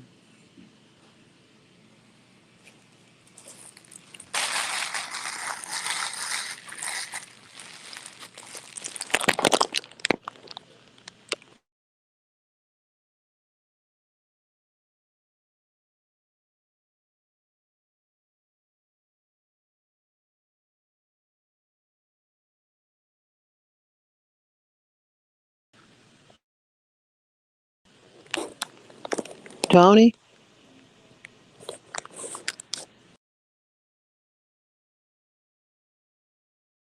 I'm here. I just wanted to write that down so we can go into it. Now I can find it because it's on the thing. The Moynihan. Remember I couldn't find it earlier? I got it now. I got it now. You see it right there? I got it now, damn it. Good night, Zeke. Bless you, my brother.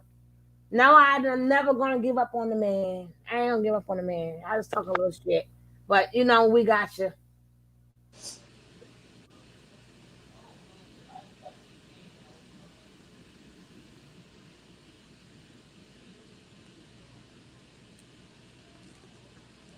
Okay, let me let that play.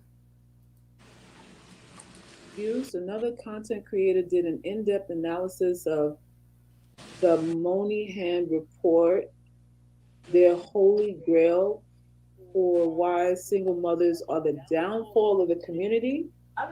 That analysis made Black men look bad and liars.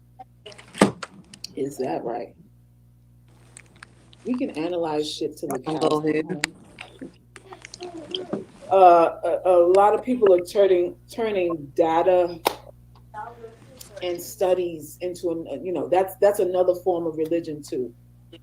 You're relying on statistics, data, and studies to determine how you feel about things. You trust and rely. Statistics, data, studies. It's like another form of religion for a lot of people. And they use that to buffer or make an excuse for why they agree or disagree with certain behaviors. No, you don't need a statistic to give you the, I don't know, the incentive to treat a woman, a single mother, let's say, a specific kind of way. You already want to treat her that way. So you look for information. Really, people are just looking for information to support what they believe. They're not looking for information to be informed about anything. When people look for stats and data, they're looking for information to support a confirmation bias that they already have. It's all bullshit, UGC. It's all bullshit. I only got 23 likes. Y'all need to cut it out. Where's my likes, y'all? What is going on with my likes? This is what I'm talking about. This is what I'm talking about. Single mothers' sons are killing, raping, robbing, and carjacking like 90 going north over the Milwaukee. Single mothers' sons are killing, raping, and robbing. Okay. So what's the cure for this? What's the cure for this? If it's a single motherhood problem, what should single mothers do? Should single mothers seek out surrogate father figures to help them, discipline and direct?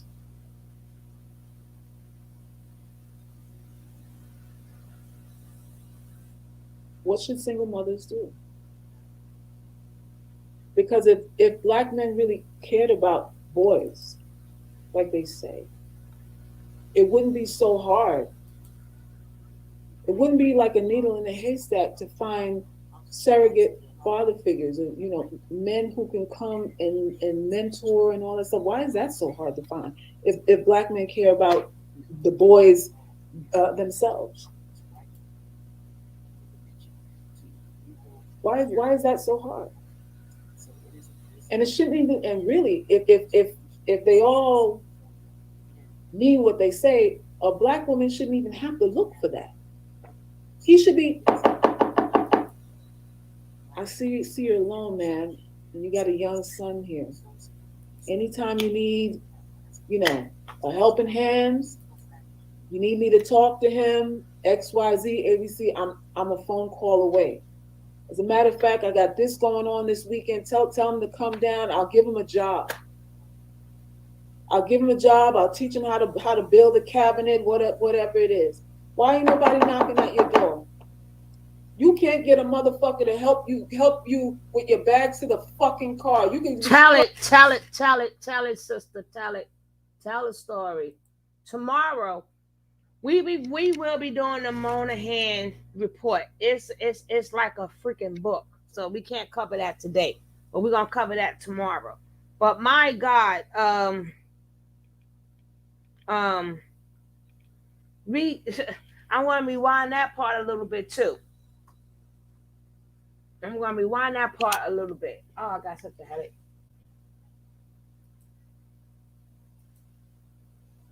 Talking about. This is what I'm talking about.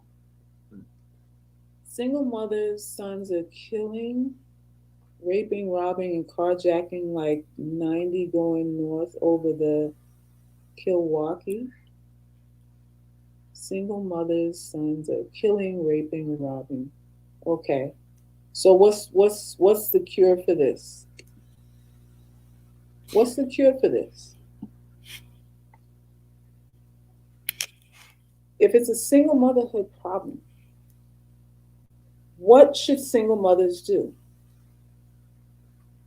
Should single mothers seek out surrogate father figures to help them, discipline and direct.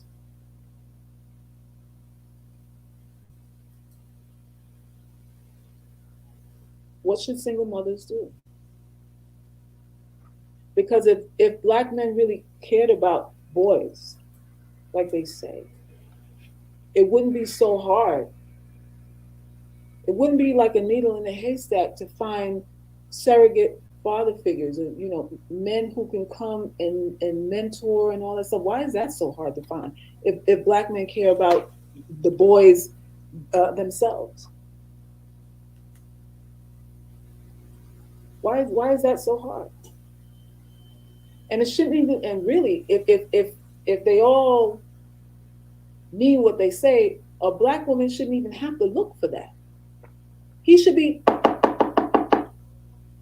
I see you're alone, man, and you got a young son here. Anytime you need, a helping hand, you need me to talk to him, XYZ, ABC, I'm a phone call away. As a matter of fact, I got this going on this weekend. Tell him to come down. I'll give him a job. I'll teach him how to build a cabinet, whatever it Hey, is. Dwayne. Why ain't nobody knocking at your door?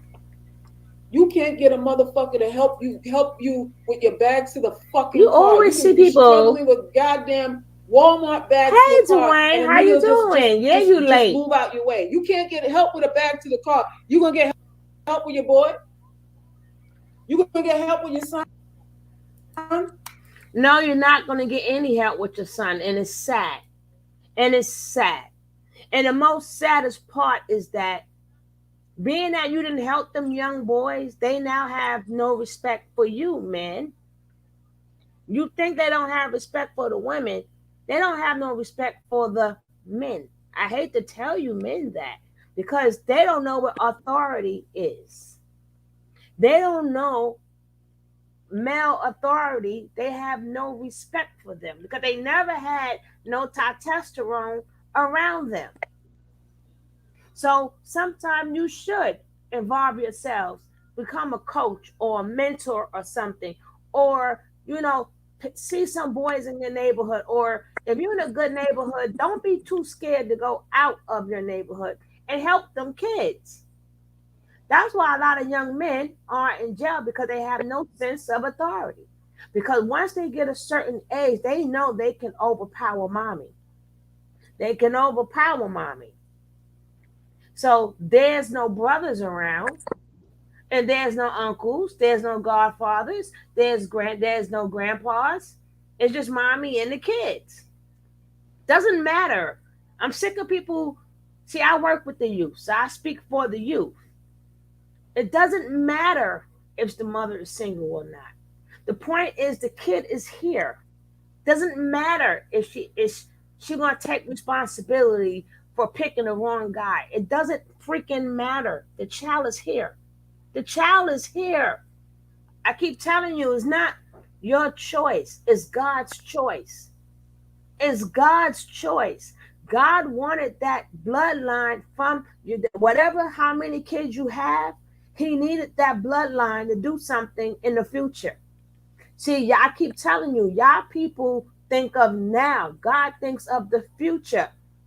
We don't know what future generation God needed some of your kids to be born to do, that only your bloodline can do. But until then, it don't matter if you slept with the wrong girl, you slept with the wrong guy. The child is here. The child is here. That child has feelings. That child has emotions. No child needs to hear all the time, my daddy ain't ish and my mama don't know how to pick him. So you're not just only disrespecting his father, you're disrespecting the child's mother and father at the same time. Who wants to hear at all points in time, your parents ain't it? Your mother dumb, your mother stupid, she don't know how to pick no good men, and where your daddy at? These are the questions the child has no answers for. See, people always thinking that, okay, when a man walk out the door, then you always throwing him in when you picked him. What child wants to hear that all day? When people get into, who want to look on the internet? They gotta hear their father's a deadbeat, and then they gotta hear their mama's dumb all day.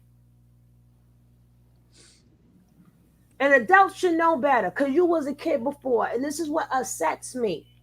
Everybody who is an adult was a child. So which parent do they look at? You want them to look at not either parent? You want them not to be proud of no parent?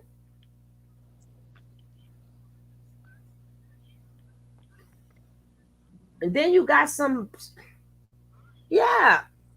Who wants to hear that all day? The damn kid is here already. Help the kid. Don't matter. Y'all need to take accountability. What does you feed the child? If you feed the child, you clothe the child, and you take care of the child, that's taking care of responsibility. That is accountability to the T. Now I'm not talking about the narcissistic and the sociopath and the crazy mothers and the crazy fathers. I'm not talking about them. I'm talking about the good mamas. Don't matter if she picked the guy. She didn't know. Like I said, we didn't look at the man and see a t-shirt on him, a letter stamped on his head. Well, hey, before we get together, I want to let you know, I want to make sure you're going to leave me and make me a single baby mother. Before we get together, I need to know. I need to know these things. You know I'm crazy.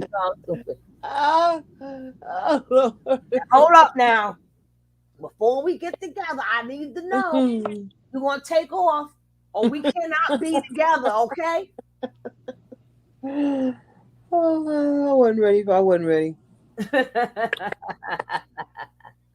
I just need to know these things because you know I want to be a single mama. Damn it, I want to struggle, and I want you to make sure I struggle. I want to look for your ass, and can I find you? Are you the right guy? Because I mean that's how they make it sound, but that's how you pick them. I picked them because these are all the things he told me he was going to do. Damn it, you better leave me. You better make sure my child cry every night looking for you. I want my child to feel terrible. I want my child to long for you. I want my child to miss you. Yes. Are you capable of them things? Shoot.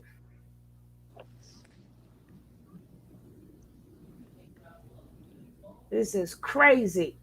This is crazy. Crazy. Nobody, like I said, I speak for the youth. All this rhetoric that's going back and forth between these damn adults who were once kids. Who were once kids. You was in one of them kids' shoes before. You was in the shoes. You was raised by a single mom. So you know what it feel like. So why would you put that pressure on another child? Why would you be talking about that child's mother and father? You didn't let nobody talk about you. How did you feel? So misery love company, right? So I'm an effed up adult. So I'm gonna make every child feel terrible because their mama's a bum. And because their mama didn't pick the right man and their father's a bum. So we're gonna blame it on a single woman, not knowing that that's all the child has. Good, bad, ugly, and different. That's all the child has. Now, once that child loses that, now that means that child now belongs to the system. Now that child is a system child. Because not one but two parents failed them. So you think you will uphold the one parent that they do have. You would think that you will uphold. That's why I say it takes a village. Because the village means people going to come, people going to go, but the village got you. The village got you. We don't have that village no more. You got single dads out here too. I guarantee you, if you're a single man, I guarantee you your struggles are different because any woman in your family has a mother instincts. They're going to make sure you're good. They're going to make sure you're good and that baby is good. Grandma is going to be a super grandma because you remember some men, their wives pass away or they go away, and some women, they're the ones took off and left. Some women leave too. What? My daughter ran off. And my daughter ran off. And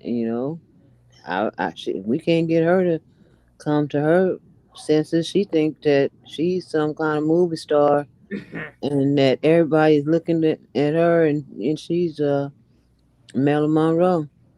Oh, And daddy out there trying to be some kind of comedian and whatever he trying to do out there. So they oh, just girl, you rich. No, I'm joking. You gonna be rich. Yeah, but I'm just saying though, nobody don't try to uphold the people that are like these mothers who struggling. People don't uphold them. And then on top of that, it's gotten so bad between us that we're so scared of each other. Actually, a lot of women are really scared of men. They're scared. They're really scared. A lot of them see nothing but abuse. Because after daddy left, mommy bought the abusive man, and they seen nothing but abuse in their life. So now, as an adult, you seen it too. You know, because you was once a kid. That's why you would think that you would preserve some of the things that you say. You will preserve some of that venom because you can't fix an adult. You cannot fix an adult. You can't hold them. Oh, you gotta hold yourself accountable. What the F does that mean? The child is here. I'm feeding the kid. How much accountability do I need? I can't make the man be here. I can't say make better. Hey, the kid is here. It's here already. Tell that to people who don't have no kids. Make yourself accountable. Pick who. See, you can say that to people who don't have kids already. That's who you need to preach that to. Not the ones who got the kids. The kids are here already, damn it. Okay, let me push it back. Come here, little boy. Son, come here. I know you're taller than me, but let me push you back up in here until I find the right dad. And I'm being sarcastic. I'm not talking to you, son. Are you talking to me? No, I was not talking to you. I know I'm taller than you, but I wasn't talking to you. I was making an example. That you're 4'2"? I'm not no 4'2". Oh, you're 1 foot up. Boy, don't play with me. I'll scratch you out. 5'2". No, God, I'm gonna mute you. 5'2". I gotta mute you really quick. How you always come in here starting trouble, boss lady? You know, Anthony, you called him in there. I did not call him. I was talking about a fake son. I was just using it as an example. You got the twins tonight? I'm just saying. That's what they want. But you don't have no fake son. Oh, shush. I was talking about if I had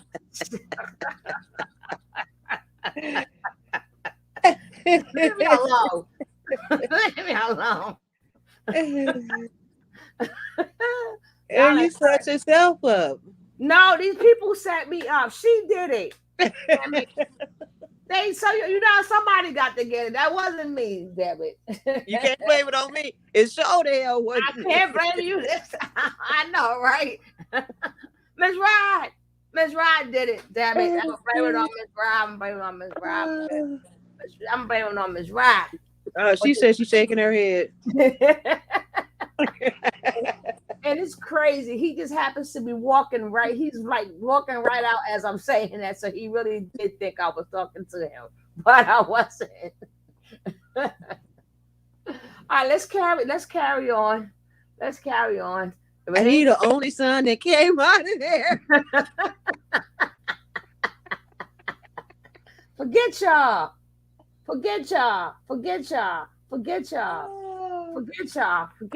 Goodbye.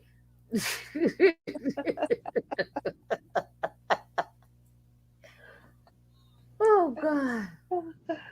Chivalry is dead. Somehow you gonna get somebody to advocate for your son when you can't get somebody to help you with your bags to your fucking car. Something simple like that. That don't cost money. It's easy to do. It takes 2 seconds to do. How many of y'all get help to the car? You could be struggling with bags, and a nigga will just move out your way. Oh, sorry, that's all you get. He'll just move out your way. Oh, they ain't gonna help with my bags. Let me help you with that. That's a lie. They're gonna take these damn bags. So I'm like, he carry his bag to the elevator, please. They go, yes, ma'am. They be trying to move over. She ain't never lie. But that's when you call her hello. But they will get right out of your way. And it's sad and it's true.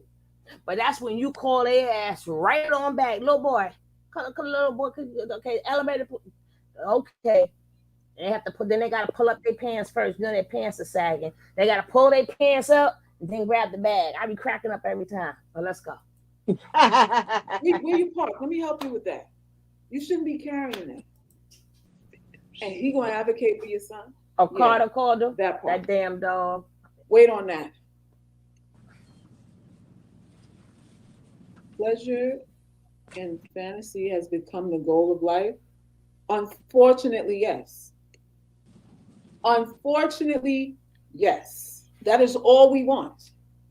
That's all we want. All this other extra stuff about we got to come together and we got to repair the Black community and all this kind of stuff. Listen, you're alone. There is no Black community. There is you hustling to pay your bills and raise your children by yourself. People only talk about coming together as a talking point on the motherfucking social media. But in real life, there's nothing about their lives is set up on no come together. Not even in the church they go to. They ain't even no come together in the fucking church that they go to every Sunday.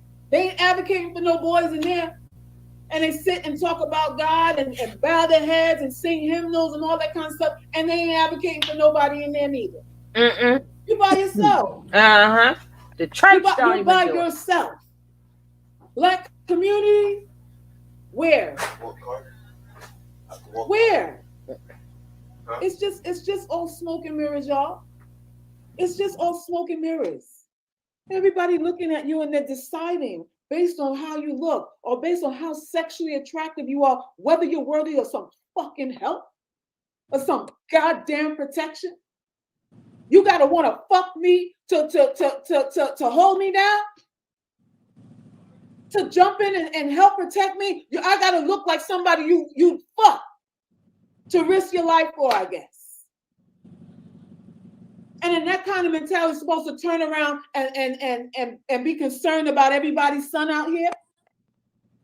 When you could watch me get assaulted and almost lose my life, and because I'm not cute enough to save, you're not going to save me. But somehow you got all this humanity for the boys that ain't getting no attention or failing in school or whatever else that you're blaming Black women for. Bullshit. All of it is bullshit. All of it is keyboard warrioring. I'm going to sound intellectual. I'm going to sound, how can I sound conscientious today? How can you sound conscientious? Listen, I told you UGC before that it don't matter what nobody say. It matters what they do. It don't matter what nobody says about what they think about anything. I can give you a laundry list of what I believe. But if I'm not practicing it, if I'm not actually doing it, then I don't believe it. There's a lot of men talking about what they believe, a lot of conjecture, a lot of soliloquy going on. But when you look at their life, they're not living what they're saying, what they're accusing you. What they're accusing you of doing, they're not living counter to that. That's the fucking problem. A lot of accusations are being spewed about us. But is your life the antithesis of what you're blaming me for? If it's not, then join the club, motherfucker. If it's not, stop complaining and grab your plate. Because you on this side of the fence too, motherfucker. That's what it is. Nobody cares. Nobody cares. A lot of these niggas who are complaining are fucking single mothers right now. And they'll have whole workshops on how to get ass from a single mother because she's more desperate. She's more open. All she wants is some time. She needs some attention. Here's how to get some ass from her without giving her a Starbucks and a croissant. I'm gonna show you how to fuck her for free. And then you want to talk about what's going on with her son. You come in there, you bruise up her cervix, then leave. Have you asked her? Does her son need help with algebra? Does your son know how to read? Let me take him to the library or something like that. Are they asking about that? Mm. Is he good? Or are they asking about that only enough? Only to show just enough concern to dig all up in your fucking uterus, skeet all in your fucking cervix, and then go about their merry goddamn way. On some, well, you should have chose better. Well, you should have chose better means, why did you believe me? When men say you should have chose better, what they're really saying is, why did you believe me? Why'd you believe a liar like me? Stupid. How could you believe that I love you? You should have chose better. And how much better are you or were you for anybody that's been with you? Are you better for anybody that's with you right now? Are you the better? It's bullshit. We can circle back and do the blame game all day long. But the fact that this woman can get raped in broad daylight on a train full of people who are just holding up fucking phones. Nobody called 911.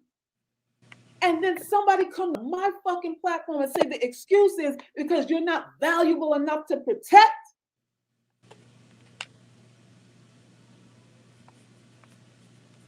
This story gets me just madder and madder as the more she go along. The truth it is, and everybody still weren't. And all the other, I'm over here peeking at other stuff as I'm doing this, and this is why I'm getting really pissed because all you hear is let a woman fall on her face and she'll learn. Oh, and she gonna need a man, and you say you didn't need them. Blah blah blah blah blah blah blah. You know what? It's a special place in hell for people like that. There's a special. Nobody ever said they didn't need the men. The men decided they didn't want to be to protect us. We ain't never said we didn't want them. No, I'm saying. Remember they were supposed to have been put out the house and all that because we needed a check. So we didn't never say we didn't want them. It was the check, remember? Oh yeah. But I'm looking through other stuff as I'm watching this and listening to this. So what she's saying is making me even madder because I'm looking at the videos. Oh, let her fall on her face, or whatever the black woman get because she's not submissive. Let her learn on her own. First of all, this is third page. First of all, it got to be a line drawn. Somebody's to help you, help them. Anytime you could come with an excuse like that, you're not. Wait a minute, Kai. You are not of God. Anytime you can't diffuse submission and what women say, and you don't have and you let something like that go down, you are not of God. You are. I don't even care if I'm a feminist. Even if I see something going on, I would not say I love the Lord. I'm a child of God if I don't help, and I know I need to help somebody. You are not of God. I don't care how many videos I can put out 50 million videos. Let me see something going down. I'm helping who needs to be helped. Because God forbid something happened to me. I would love for somebody to help me. These gender wars, and it's not the men I'm mad at. They are supposed to do that. I'm mad at these are the women channels. These are not the men channels I'm talking about, boss lady. These are the women. That don't even make sense. I found the hyena best friend. I found the hyena number 2. I'm gonna let you hear. Yeah, I'm gonna let you hear a little bit of this new hyena. She one of the sex kitten hyenas. She with the one that look like the breast and like all perfect and stuff. What the hell? How do you tell somebody let them fall on their face? I bet you if you pick them up, they'll see you in a different light. I bet you if you didn't let that person hit the floor, I bet you they'll see you in a different light. All the fun.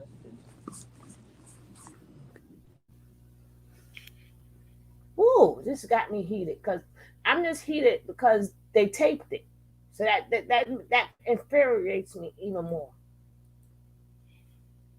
Because you're not quality enough to protect.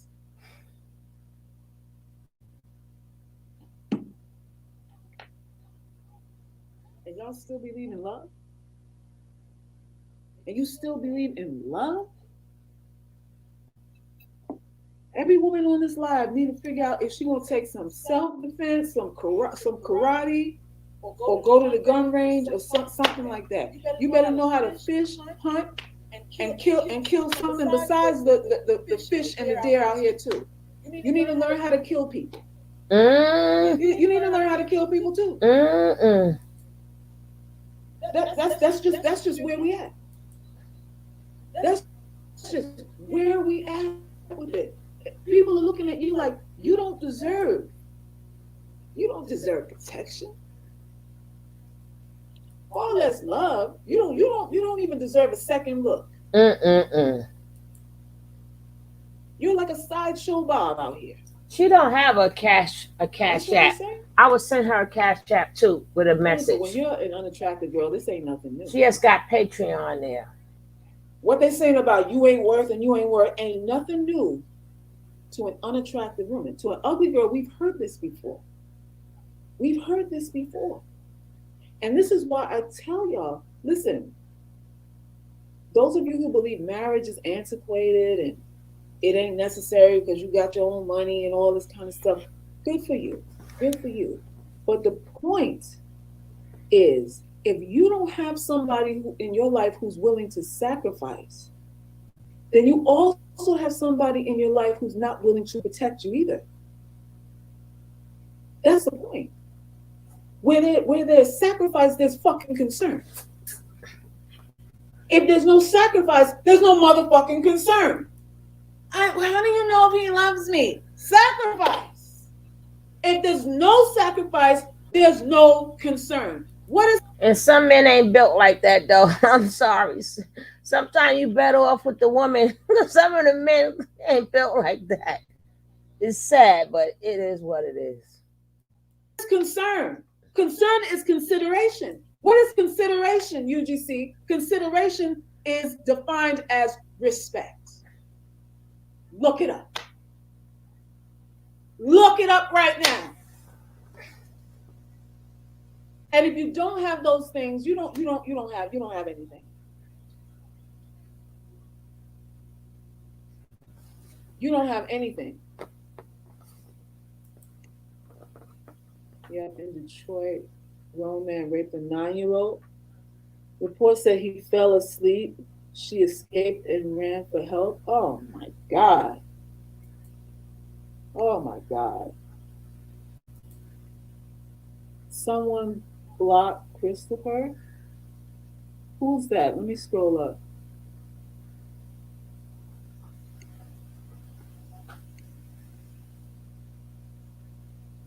All right, you gotta go.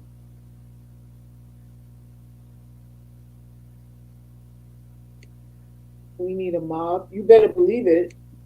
You need a jump squad. You need a jump squad. There's no woman that should be alone. What is your Cash App? Hold on, let me put it. There it is. My Cash App is Damn. $ Selfish Ray. Boss lady. Didn't I just say that? Yeah. Yep. What happened? Oh, I'm trying to make a note list for the kids to go to the store.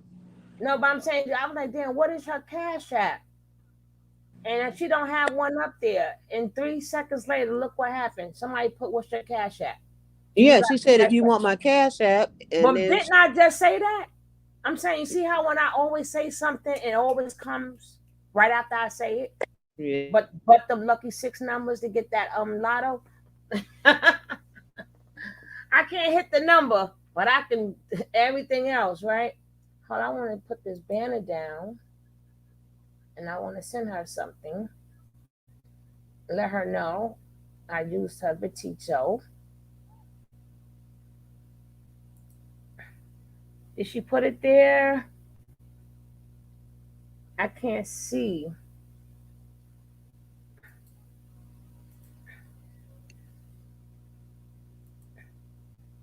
Okay. Let me write this down.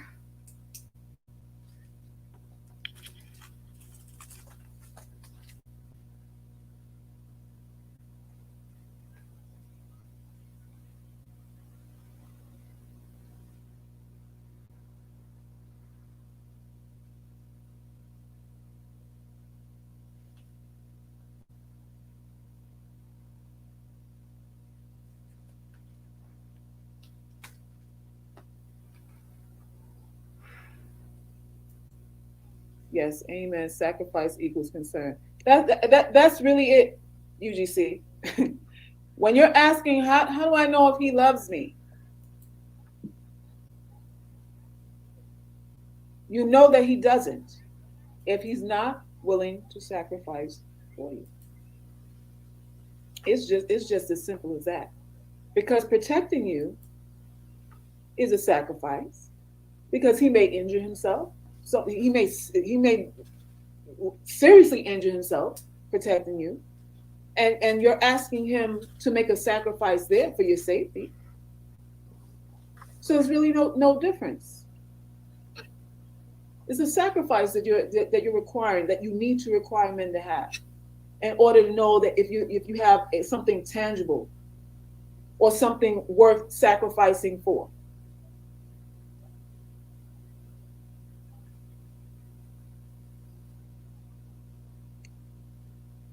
It's the internet, people, calm down. It's called trolling for a reason. Yeah, it's gonna be that. Block this Jersey person. Who's Jersey?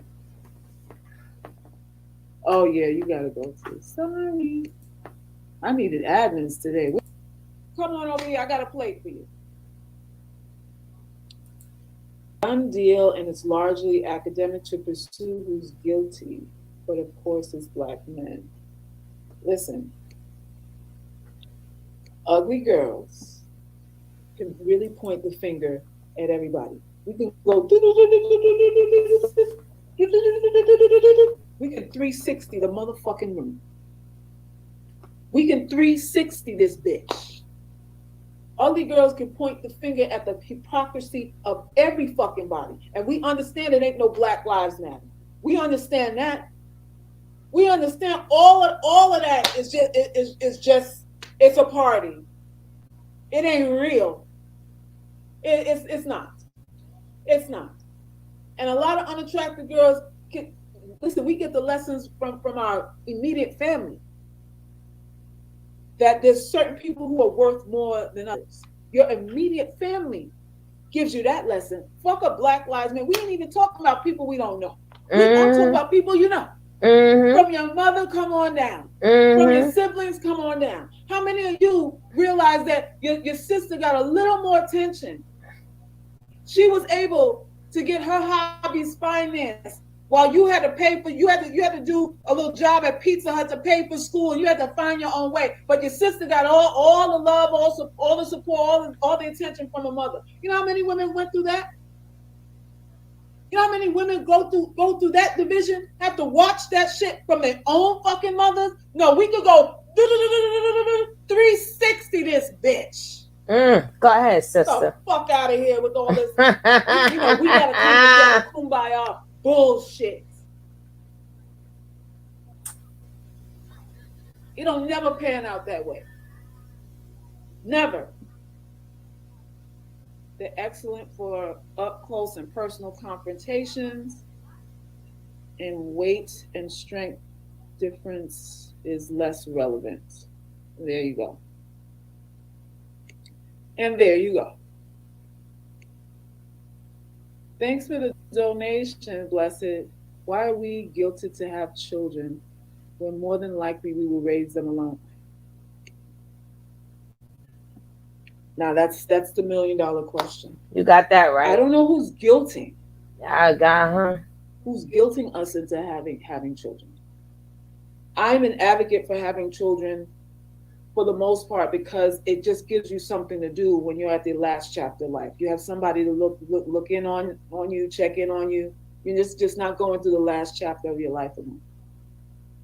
That's pretty much my mindset on that. If your genetics hopefully kick in and you can raise some decent human beings, they may give a shit when you're at your last chapter in life, because the last chapter is coming for everybody.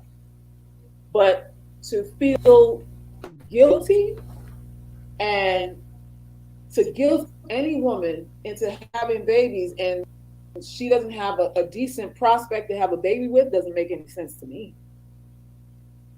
It doesn't make any sense to me. Just have a child with anybody. I don't advocate that.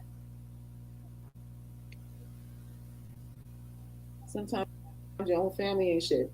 Most times they're not. Most of the times they're not. So tell me how, what's this Black community thing about?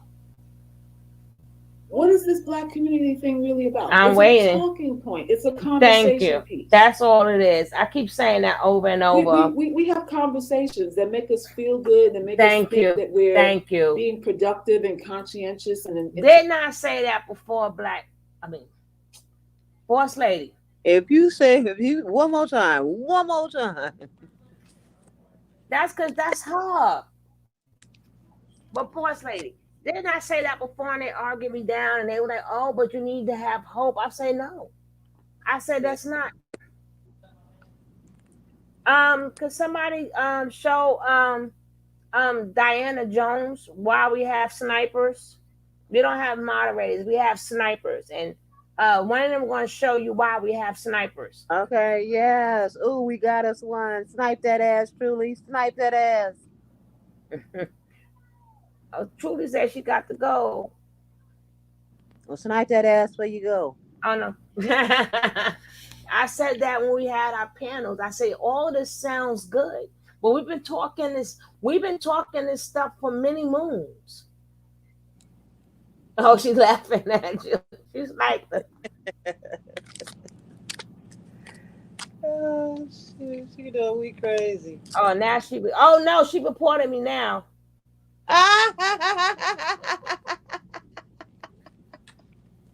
Wait. Didn't even have to come here. What the heck? She report my channel for what? For what? You didn't have to supposed to snipe her and dismiss her first. I got where my snipers at now?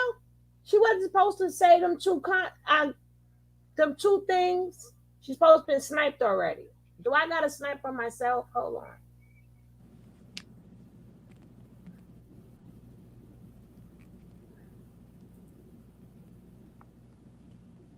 No, put her in the club. No, Pat Max, not timeout. I want a ban. No, we don't even need her to come back because she don't understand nothing. I want her blocked. She doesn't understand the channel, so she don't need to come here. No, that's a troll, but the trolls they do report you and do snipe you.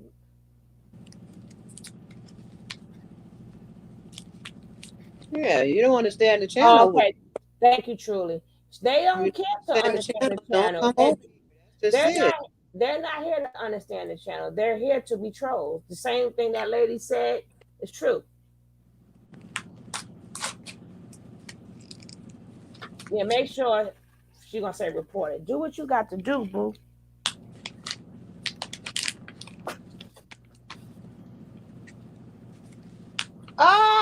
You got to call me for the rest of the Oh my goodness! Dwayne! I know you see that cash out there, right? But I appreciate that. Thank you so much. But I know you see that Cash App. You too gonna take half my money. But thank you, thank you, thank you, thank you, thank you, thank you, thank you. Thank you for your support, Dwayne. Thank you, Dwayne. Dwayne. Dwayne. I sound like Whitley. Dwayne. Dwayne. Thank you, Dwayne. He handsome too. You leave my Dwayne alone. Yeah. Dwayne. You ain't hear nothing she said, Dwayne. You ain't heard nothing. You ain't heard nothing she said.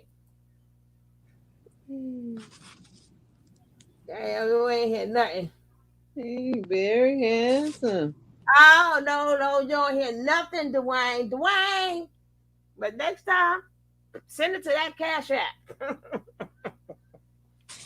But I'm thankful. I'm beyond thankful. Thank you very much. Thank you. Oh my God, I appreciate that. Son.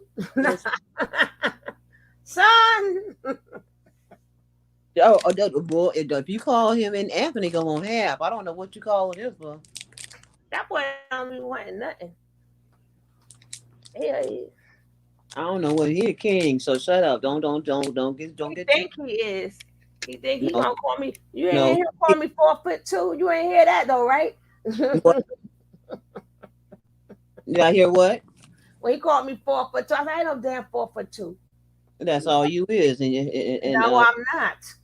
I topped over the 5 feet, daggett.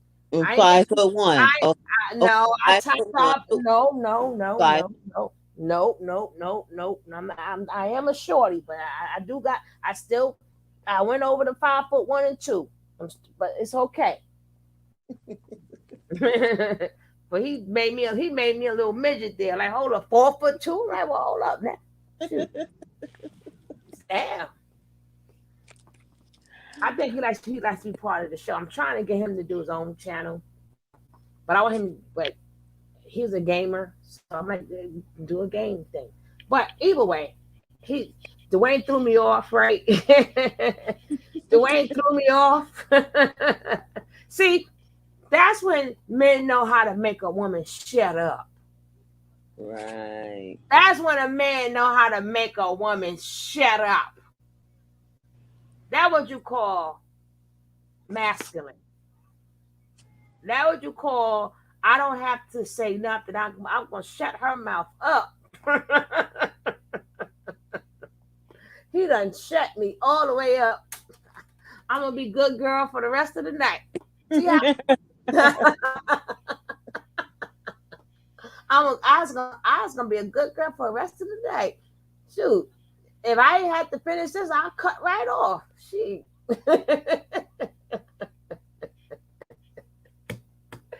See, I was saying that the other day, was it yesterday? I kept saying real men don't raise their voices.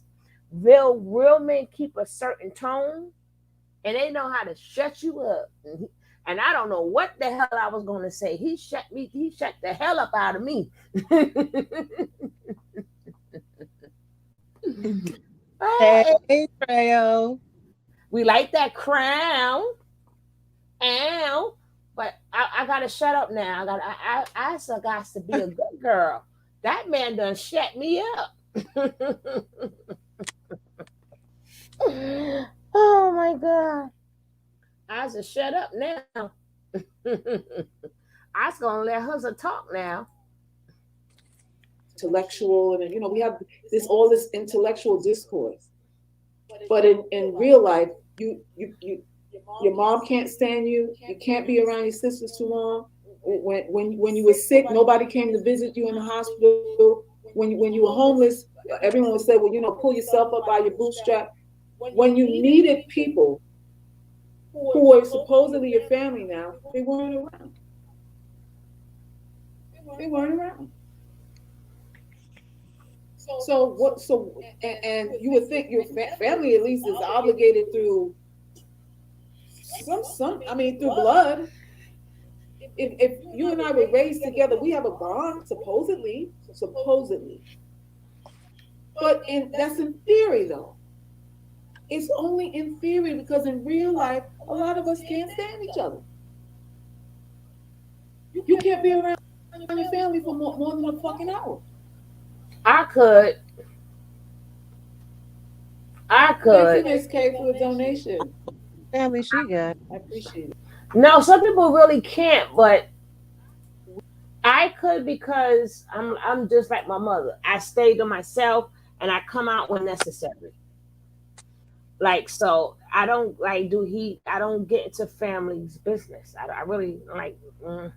So when they see me, there's nothing like I don't say nothing about them. They have nothing to say about me. So we get along just fine when we see each other. It's all love. Then see you when I see you. Right. Pat Max, you know this chick came up in here and we had said why you got so many moderators. I said we ain't got moderators. We got snipers, and I'm going to show you why we got snipers.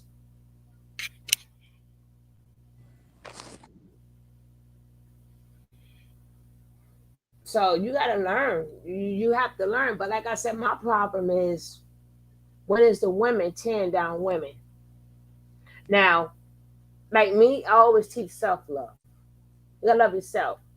And then God always say, like God says, if you believe in him, people going to see it.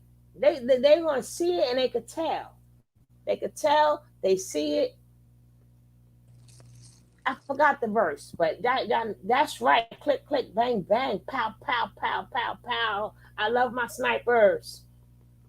But next time y'all see something like that, please get it before so it can be banned. So if they ban, they won't find my channel. Then she wouldn't have time to so-called report. You got to catch them quick. But anything you do in life, and you're in the closet, Nicole, my sweet Nicole, this picture just makes me laugh. Look at her. Look at her. She's the owner. She gets, what does UGC mean? I have no idea. Oh, she calls herself the ugly girl. The ugly girl, I guess, crew. Ugly girl crew. In her mind, and which I understand where she's coming from, but that's how a lot of dark skin. Trejo should have been here. Trejo would have roasted her. The king, you late. You would have sniped the zap, zap, zap, zap. But they got her. They got her. No, but a lot of dark skinned girls growing up, right? They was treated really badly. So I know people that has dementia. I know people who have Alzheimer's. And they don't remember nothing. But you know what they do remember? I put a mirror next to one of their face before. And I said, oh, you look so beautiful. They said, no, I'm ugly. I said, why? They said, because I'm black. And I'm like, well, you don't remember nothing. You don't remember but you remember that you're black.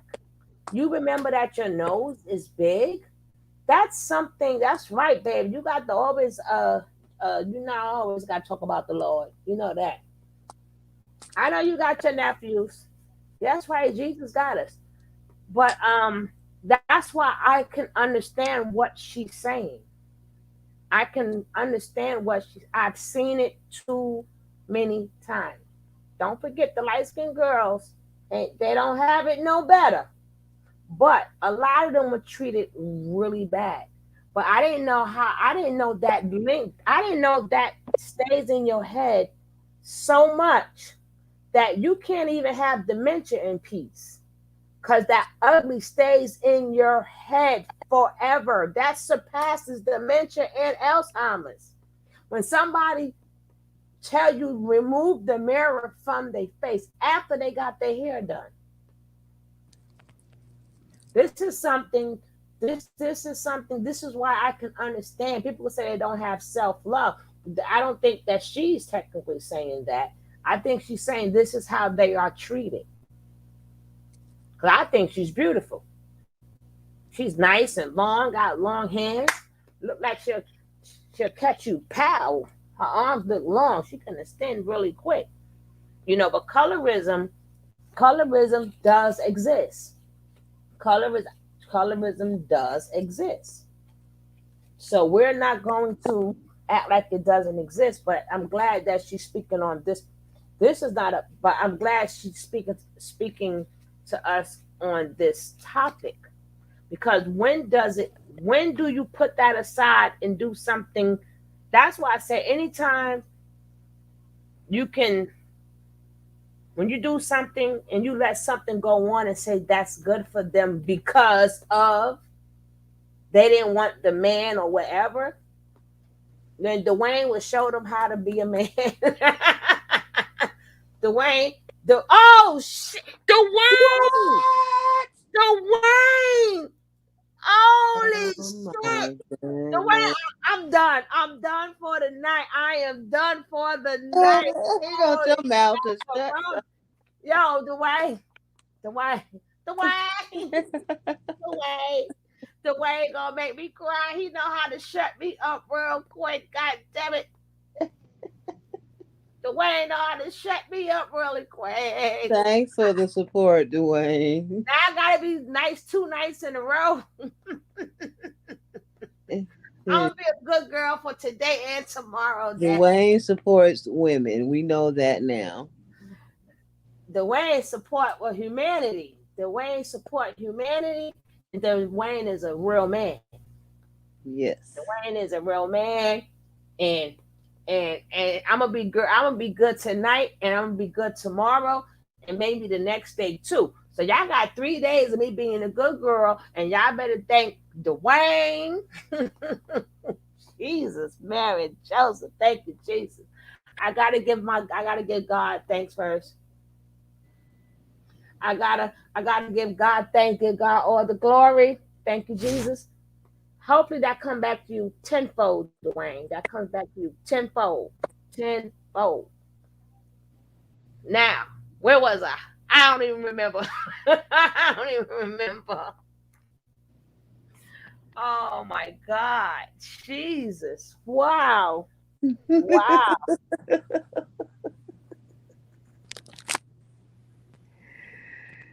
I ain't never seen your ass speechless. I know, right? He shut me up and shit.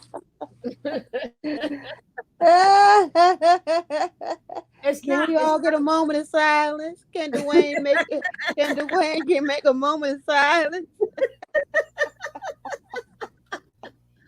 It's the gesture. It's the gesture. Even if it was $1, it's the gesture, and I'm grateful. I'm grateful. It's the gesture. When people pop up and do that, it's the gesture for me. And I have to pray for him. Now I got to pray for Dwayne. God, he probably said he blessed already, but now I gotta put an extra blessing on him. I gotta be a good girl. I tell you, that's what real men do. They shut you up and shit. Make you a nice girl. Don't see all bad girls. Men know how to deal with them. Like, they catch you off guard. He's like, okay, daddy. Real men know how to deal. Okay, daddy. Okay, daddy. I'm big good girl. Oh, you said be bad girl today? Oh, okay. Yo, I'm so speechless, right? I'm so speechless. I'm beyond speechless. Dang. I thank you, bro. Hopefully come back to you. Okay, you was talking about, let me tell you what you were saying. Shut up. You were saying that the old lady was looking at herself in the mirror and calling herself ugly, and she still was thinking about it even though she had dementia. Yeah, dementia and Alzheimer. I know I heard it from a couple of women. But I didn't realize that. I never realized that part of their brain did not cut off. How people make you feel. So when I was in high school and stuff, they used to call me black girl, and I'm not even black. And it's a shame how people make you feel.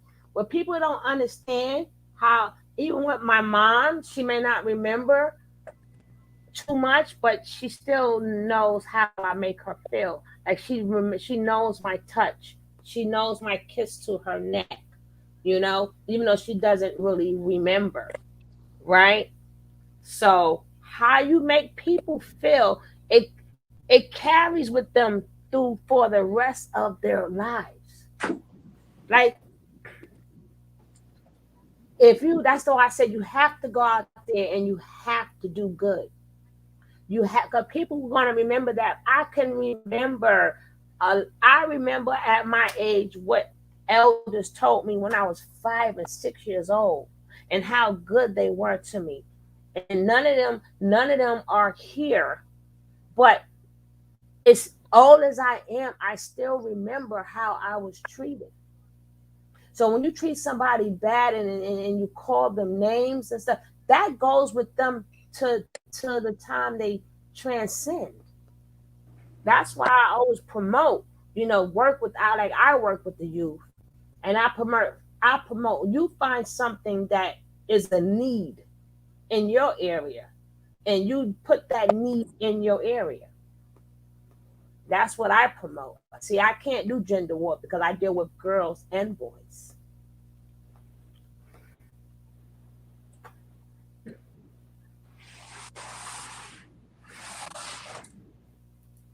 We who are part of the UGC need to tap into our dark goddess energy and become selfish. Listen, UGC, it's about self-preservation. And I don't advocate not being helpful to people. I think that's a part of the human existence, to really be in a position where you can assist and help other people.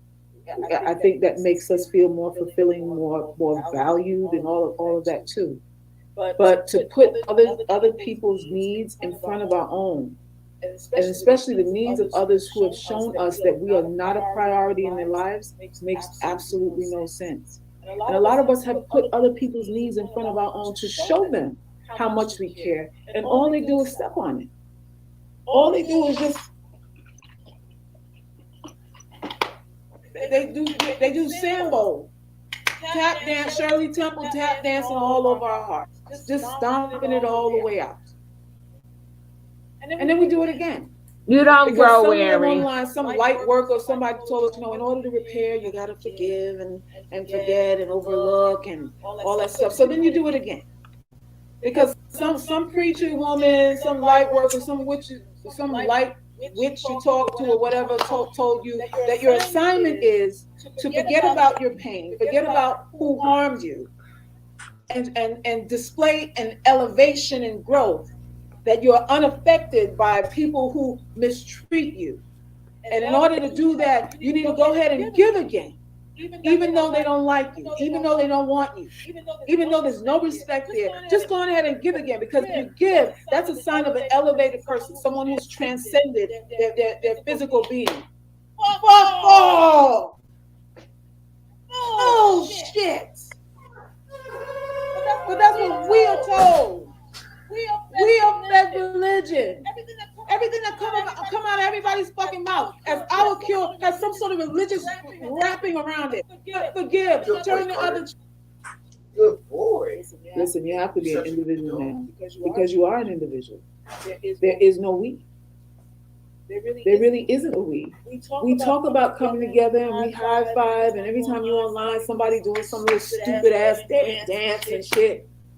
Some little twerk dance or whatever. Everybody twirling around, twerking around, and all of that, having a good time and all that shit. Like we enjoy each other's company. Like we enjoy each other's company. And that's bullshit. You're just looking to impress. You're looking to make somebody jealous. You're looking to cause a division and let people know I'm better than you. When black people come together, that's the goal. That's the goal. It ain't no come together in love. Who's dressed better than who's looking better than who got more than who. That's all we worried about. All this come together bullshit. It's an act, y'all. Y'all don't know niggas be acting. Y'all Y'all don't know we be actors and actresses out here. We're pretenders. We're pretenders. Because when it really comes down to it, all of you have realized how alone you really are. When you really needed somebody to come through. When you stranded on the side of the road. You looking at your phone, you scrolling through your phone like, who can I call? I'm sorry to hear and you that. realize you got 100 names and numbers in your phone. And you still don't know who the fuck to call. That is the truth. Well, if I call her, she gonna be mad. I'm gonna call Boss Lady. She better pick up that phone. Boss Lady better pick up that phone. I'm calling her. If I call. Why? What Because happened? I want to call you. Thank you. Just to call you. No, don't. Yes, I am. You better pick up that phone. No, don't do it. I'm going to do it. Find out it's And mail answer in the 10 phone. weeks. Not right now. It's I'm the joking. simplest solution. Oh my God. All right. So, Kyra says the solution is find out the sex of the baby when you hit 10 weeks. And if it's a boy, abort mission. Hey, if that's your solution, that's your solution. If that is, woo, that's diabolical right there. That's diabolical. Very. Pure BS. Thank you for your donation. It is pure BS. Listen, anything you believe, just be ready for somebody else to believe that about you. Anything you believe. Just understand and leave wiggle room for someone having the same thoughts about you. So if you feel that, exterminating Black boys is the answer, then you be okay. If someone's feeling like, you shouldn't be here either, let's figure out a way. Thank you. To get rid of her. So that she doesn't breed. Thank you. She doesn't need to duplicate herself. Exactly. Because that's how some people feel about us. Just because you have a job and you might be in a certain tax bracket, or that is called genocide. That is called genocide. Love is not about possession. It's all about appreciation. Exactly. Love is just love. Love is. Let me read y'all what love is. Okay? We're gonna read what love is.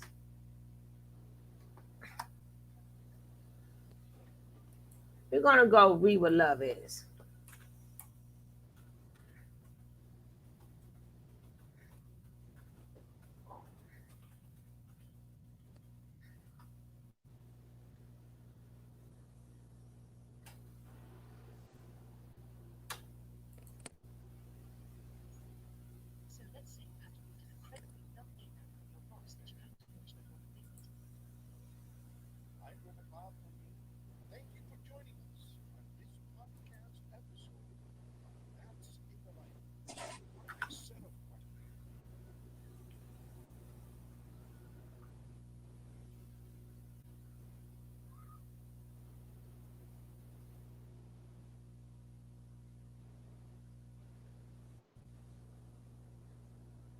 Love is patience.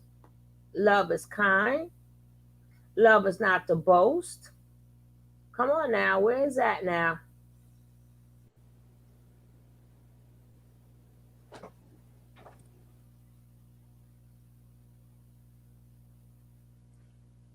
Drake got a song called In the Bible to White. Oh my goodness.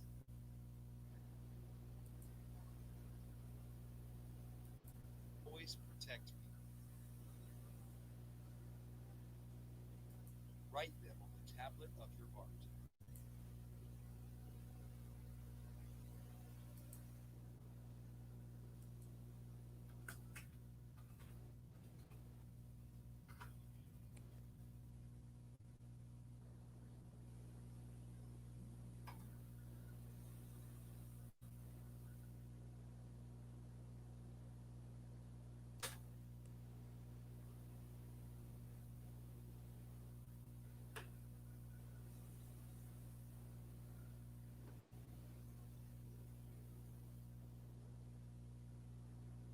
Oh, they're not giving me the one that I want.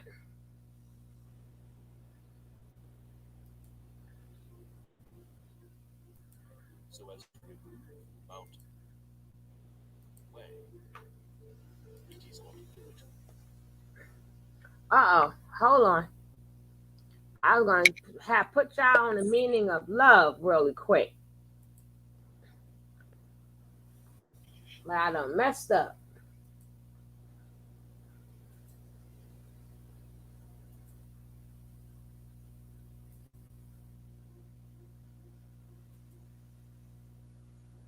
If I speak in the tongues of men and of angels, if I give away all I have, and if I deliver up my body to be burned, love is patient and kind. Love does not envy or boast, patient and kind.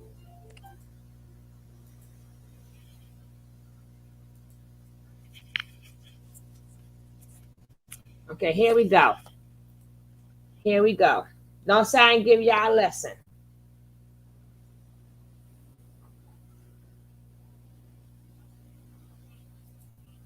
We would definitely get back to her, but I just want y'all to see this. This is love.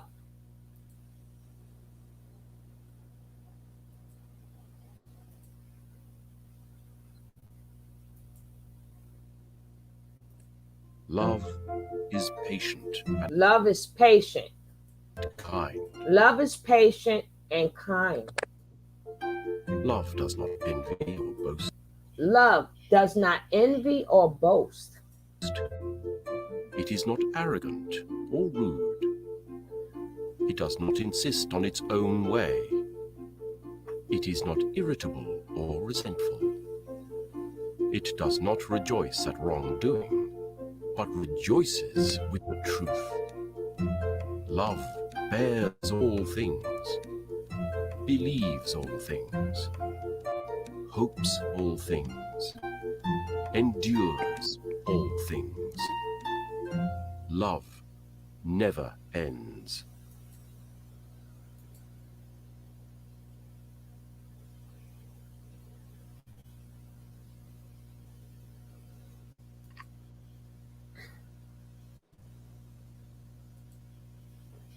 See, that's a word few people know. Love. That song, I could listen to that song every day. Kirk Franklin, that song Love, oh my gosh. That's one of the best songs ever. Now we're gonna get back to Mama so we can close this out. Because I have to be a good girl today.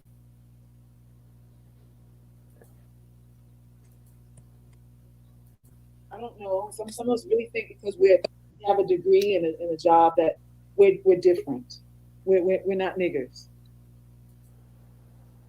You think you're different. Uh-oh. But somebody What's happening? Uh-oh. Uh-oh. Hi, Dwayne. How you ladies doing this evening? I am fine. Can you hear me? Well, Can you hear me? I Yeah, hear you well. Oh, thank you very much. The reason why I did it is I have money when I work. I allocate money and I support groups and stuff. And and it's just, we predestined. And it's not a coincidence that I met you.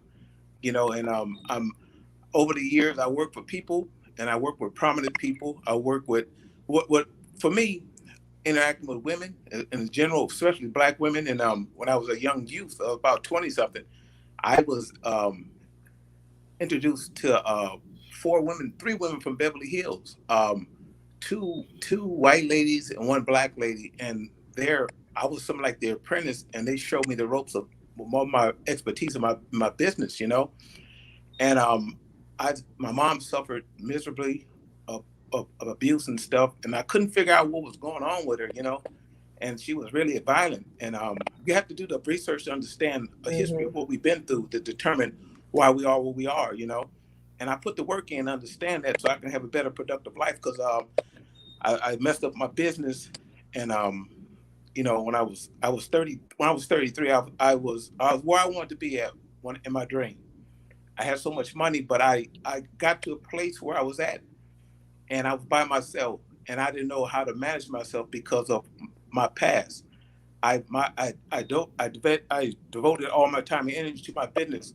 Besides my shortcomings of my struggle and my lack in my areas that or I needed sufficient in, but I didn't know how to do it, and it just compromised, and I lost everything, you know, and took me a while to rebuild and stuff, and I'm still kind of struggling, but I always advocate towards the sisters because it's just like I never forget this one incident. This lady I worked for in Altadena, it was her granddaughter, her daughter, and her mom, you know, and both of them was pretty prominent in their business, but her granddaughter suffered, and it was just like she was like 19, and I used to visit them all the time because of the business.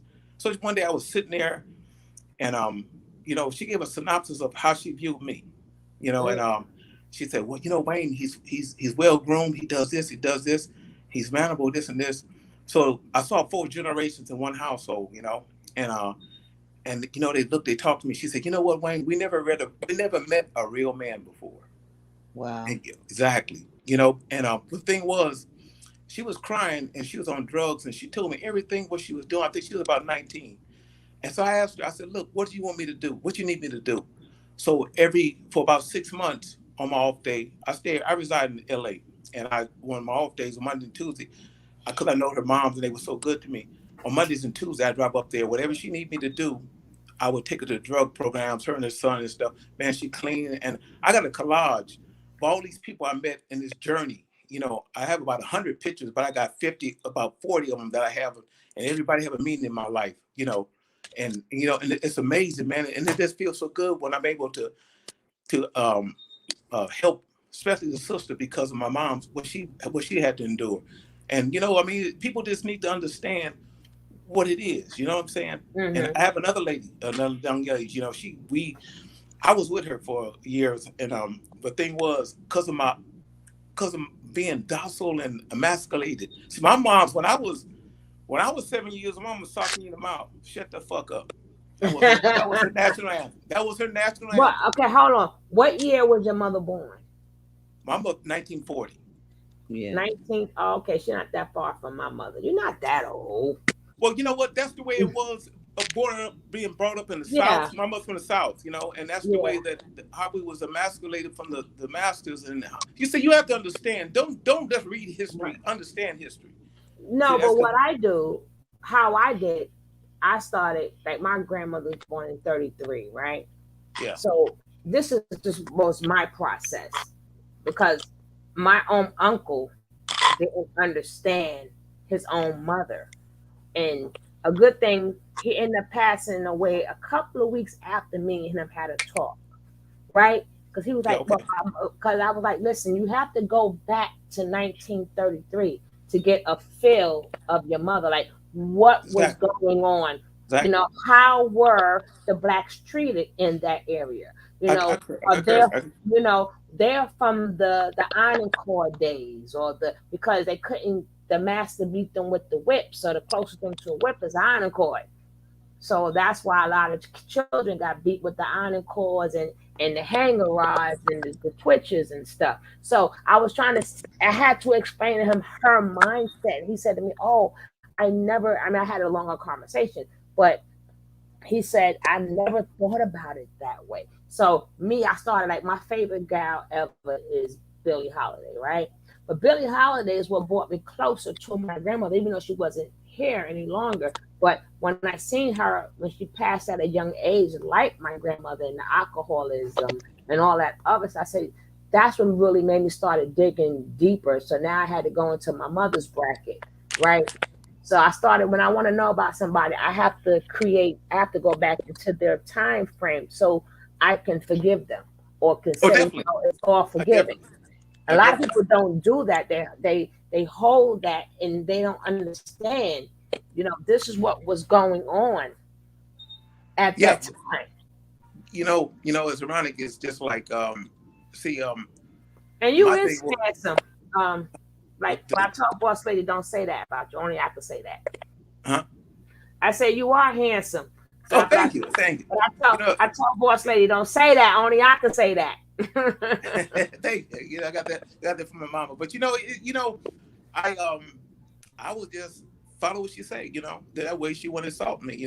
But like I said, me and my sister, we had it the worst. And then, my sister graduated from UC San Diego, and she went away to school in 70. It was 70 something. And she this is why she left. And it was just like I just learned. Just don't make her mad, you won't get, won't get hit, and like I said, man, it was just like I had weight issues and like I said, when I was 10, I weighed 200 pounds, and at 16, I weighed 450, and they had all these deformities, it was just like being emasculated, being docile, and it was just like all these insecurities. I'm listening to the program, but like I said, I talk about it because I'm better. When you get better in a better space, you can talk about it where it don't bother you no more. You know what I'm saying? Mm-hmm. And like I said, I have to read a lot of books to understand. And when I figured out how to lose the weight, it was just like, I lost the first time I lost. Wow, you came I a lost long 200 way. pounds. Huh? Mm-hmm. You came a long way. No. This is what I'm telling you. I had lost when I was 20. I figured out how to lose the weight. Because I had a friend. I tell you, everything that I become as a man is because of a woman. It's just like my friend Billie Jean. When I started making the transition, she the one would encourage me. Because when she told me, let's go to Weight Watchers. I was about 18 or something, and I never understood how to undertake the journey because I had to do this, and I knew I had the issue, but I didn't know how to undertake it. So when I got on that scale, man, I was distraught, because it was just like 480 or something. You know what I'm saying? It's just like, how did I do this? So I went to this other doctor. He gave me some Termamines and some vitamin shots, and my whole objective was I was all by myself because of the weight, and I was just like, I started envisioning how I knew how it was. I think about how it's going to be. Mm-hmm. And then I started having goals and stuff and started feeling good about myself. And, it is just like, then I met this other friend of mine at the gym. I just, every journey is, for me, it's just like, it's synchronized people I met in my life with the guy at the gym. He's a bodybuilder. We've been friends for 33 years. He introduced me to some other people. See, when I lost all the weight, it was just like, I had all the skin hanging off of me. Yeah, I was going to say that part. What you do with the skin? Well, I worked and because of my finances and stuff, and then I met the other people from Beverly Hills, some white people, and they let me have an account. And when I opened an account, I spent $20,000. I spent $20,000, and I'm still friends with them now. They retired. I've been knowing them 32 years. I've been in their home in Bel Air and stuff, and they accepted me. See, my thing is what made me better, being in people's home to help me understand the process, what I've been through, and, being different. See, if you're still in a box, you can't be different because you're still in that same, that system of thinking. When you're in other people, I don't have no kids enough. I have relationships with different women that I've been involved with. I think I had 4 relationships my whole life, based on because of what I had to endure with my insecurities, with the weight and growing up with that, and I just spent a lot of time, interacting and learning and asking questions and, what they went through. And then when I have built relationships with women, they tell me what they experienced, endured, and everything, and it helps me and helps them. And then, like I said, attractive women and stuff because my insecurities because of how I was raised and I never kissed my mom. I always shook her hand. I didn't know how to. I didn't know how to love. Oh. Yeah. But see, the thing is, I get it. Paula's an Italian woman.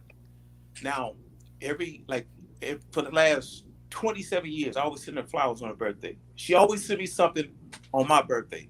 When is your birthday? August the 9th. Hey, Leo. And Paula's birthday is April the 23rd.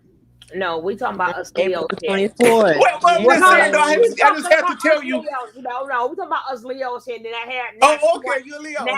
Now You a she Leo, want to huh? talk about the Paula the day after hers, but let's back to us Leos, okay? Back to us, the king and the queen over here. Okay. I'm joking. Okay. Well, it's just like, and where I'm at, I buy a lot of different books to understand. And my sister and my niece, But they, it was always in you. You's a lion. well, you know what? It was always in you. It's just that. You know, It's just that when the lion that you are, nobody taught you how to roar.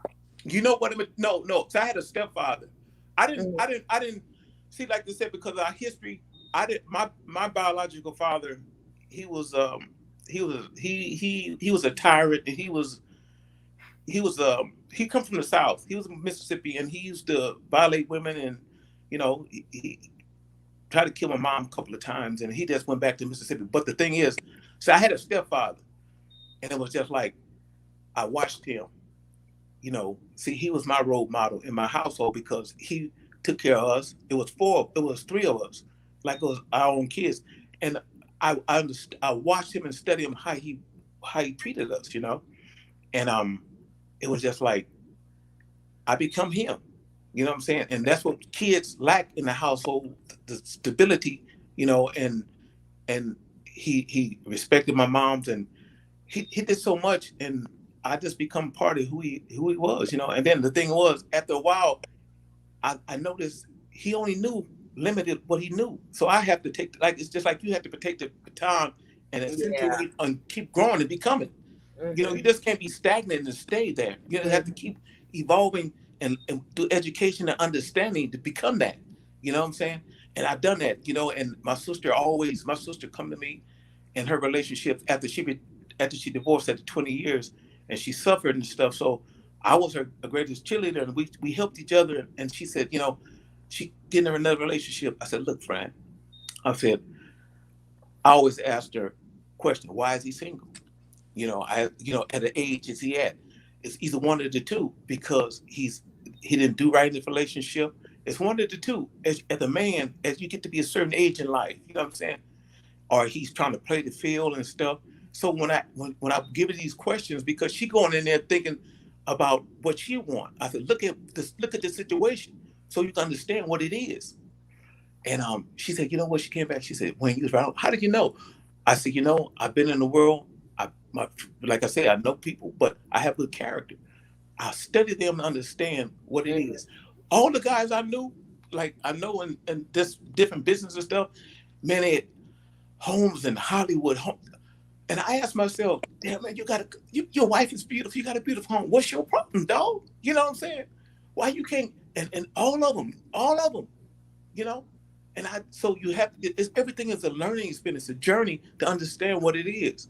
It's the broken male, you broke, go get fixed. Shalom, wholeness. And the Bible tell you every aspect of your life. Your finances might be right. What about your personal skills and all that? Yep. And I'm a true actor. My sister, like when I get up in the morning, depending on my work schedule, 3:00, I'm peeling open that Bible. I got programs I listen to, and then our next step is taking care of me and stuff. I ain't been out my house in 6 years. You stay in your house? I stay in my. And then you put me on hold in the morning talking about we got problems. I had to go take care of my business. I couldn't give you that super chat, baby, could I?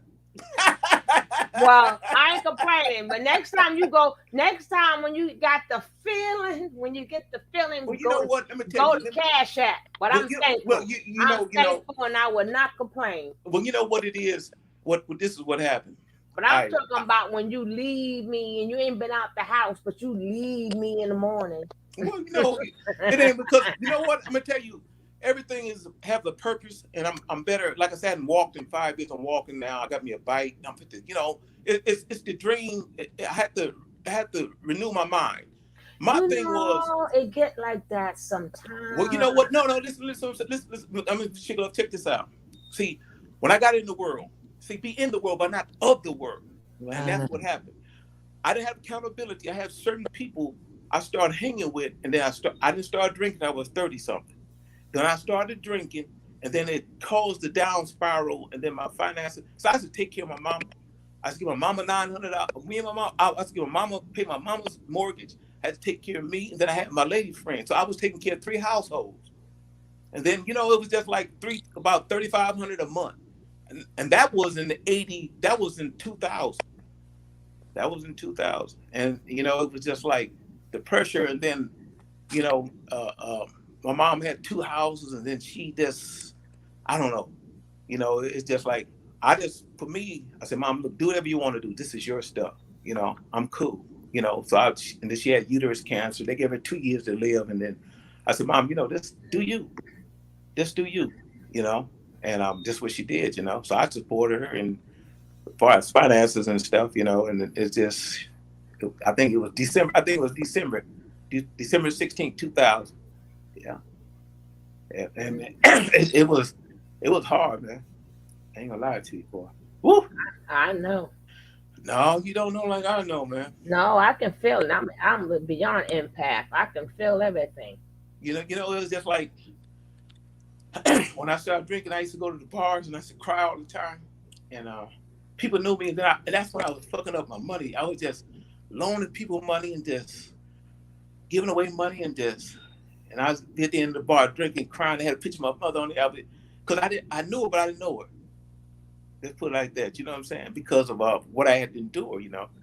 But I said, the more I started gravitating to understanding and stuff, and like I said, I stopped, and then I lost then I had all the weight, couldn't walk no more, and then I gained all the weight back, and then it was just like, so like I said, I eat 1,000 calories a day. I dropped it down to 500 for the last 2 years, and so I'm down to 150. So I'm about 50 pounds away from my 200, you know, and then I'm walking, and I trust in Jesus Christ. I put all my faith in Him. Amen. Exactly. Amen. Man, for real, man. I love your testimony. I love your testimony. Because some people need to hear that testimony.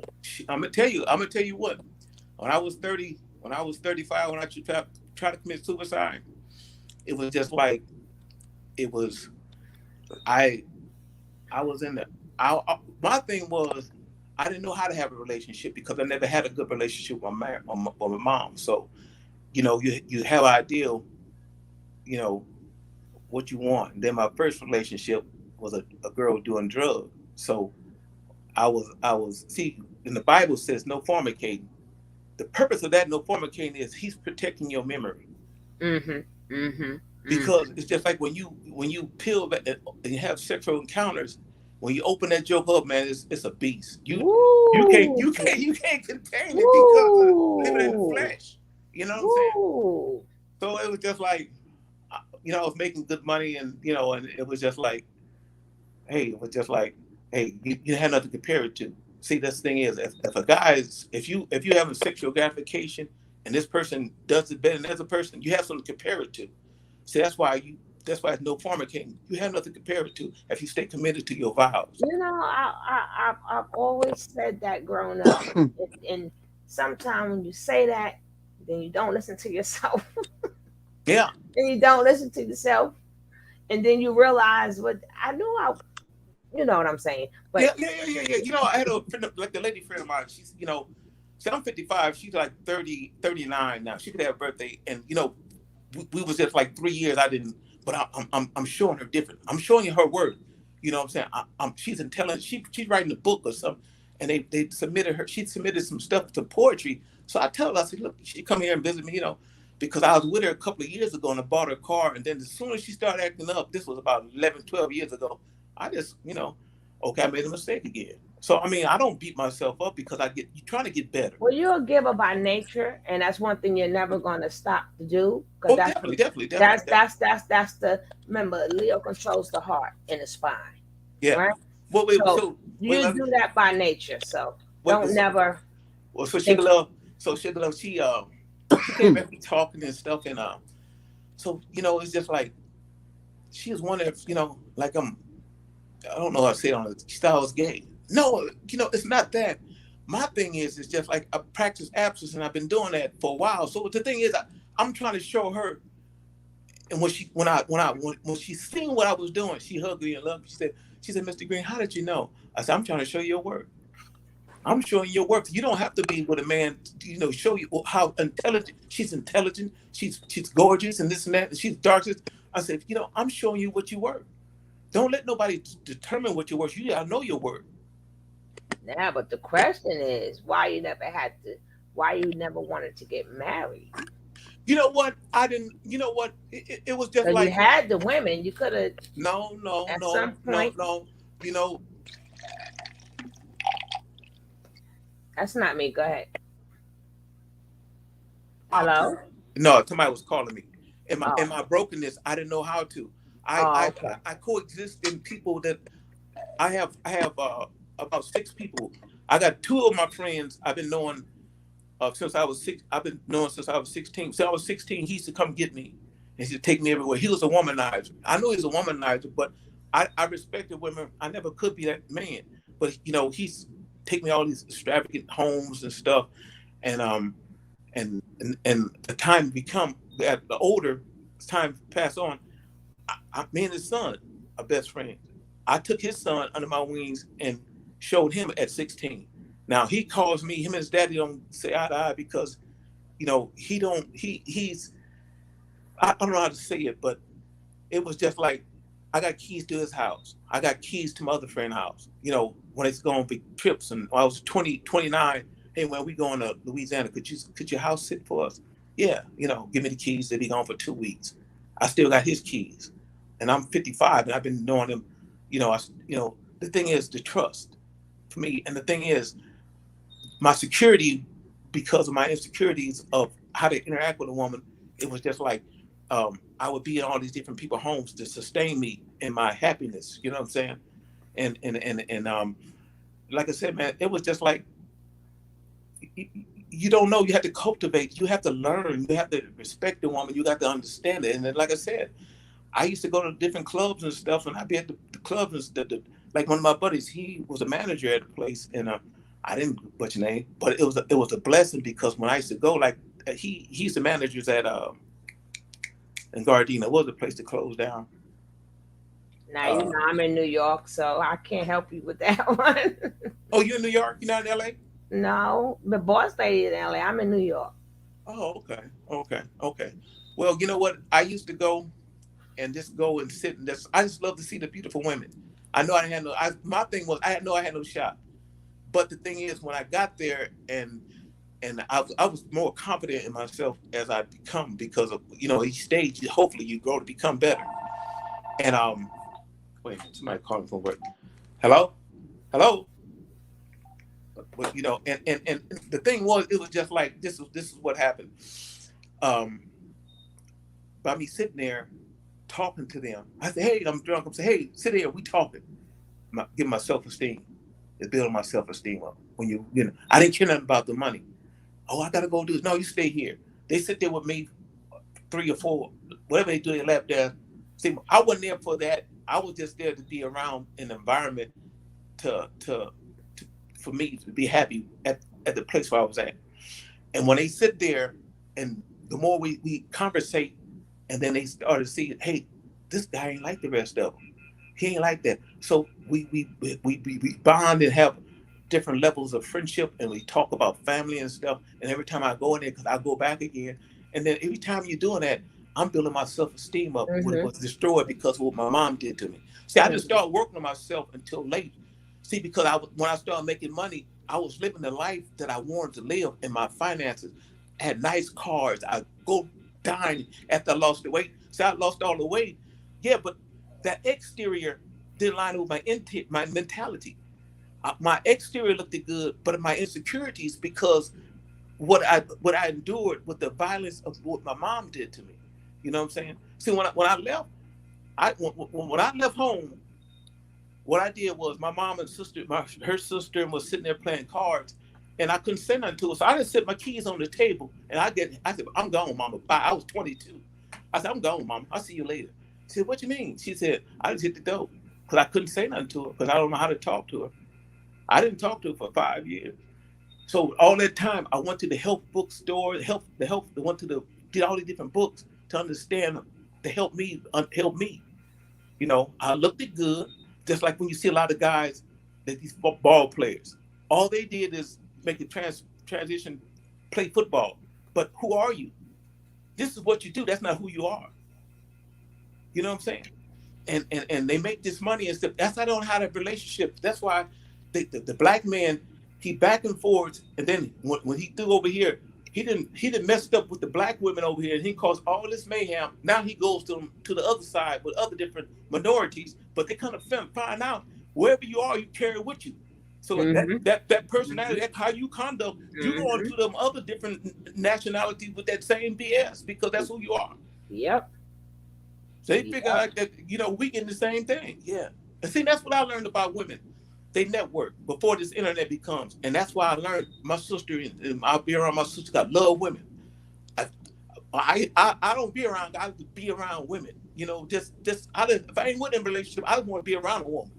You know what I mean? Fuck the bullshit. For real. You know? Yeah. You know. Yeah. And I learned. You absorb and understand when they listen to. And see, the thing is, it's just like it manifests. Whatever your hurt is, say like at 10 or 11, if you don't figure out how to fix it, now it manifests. 10 years later, now it's out. It's just like a forest fire, whatever, if it's good or bad.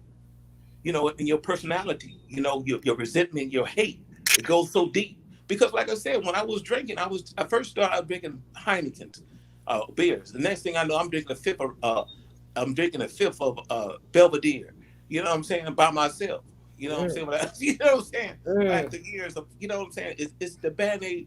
I'm glad you said that, Dwayne, because I really needed to hear that. Okay. Can you hear me? Yeah, I hear you. We hear you, boss. Okay. Because I have August three 9th, grandsons. 1966. I have 3 grandsons that I'm taking care of, and I don't want to bruise. I be really sensitive about bruising their male ego. You know, when I have to chastise them about stuff and everything, I really be careful not to get to go there to make them feel some type of way, because I still want them to be males. You know, I still want them to express themselves and everything, but I want them to do right. But I still want to chastise them, but I don't want to go past that line. That part is true, because even with my son, I make sure I always say, you like, I don't like, and when he get on my nerves, whatever, I said, I don't care what happens, always go to bed, give my hug, give my kiss. Give my hug. That's something you want to discuss, because my mother was one of them strict mothers too. Yeah. So I always make sure with anybody, I'm like, okay. Yeah, I always let them explain themselves. Right. I never let them.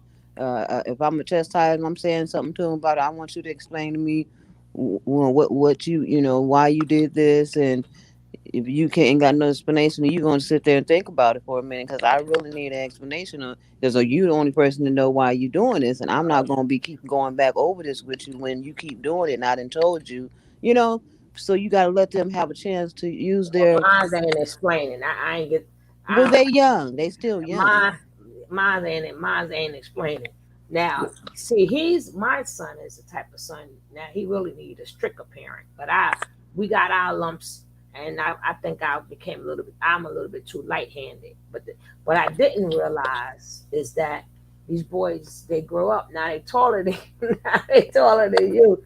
So I'm like, oh my gosh, maybe, you know, I can't take back, well, maybe I should have been but I knew for a fact that, like, the beating and stuff was out, because I done had enough.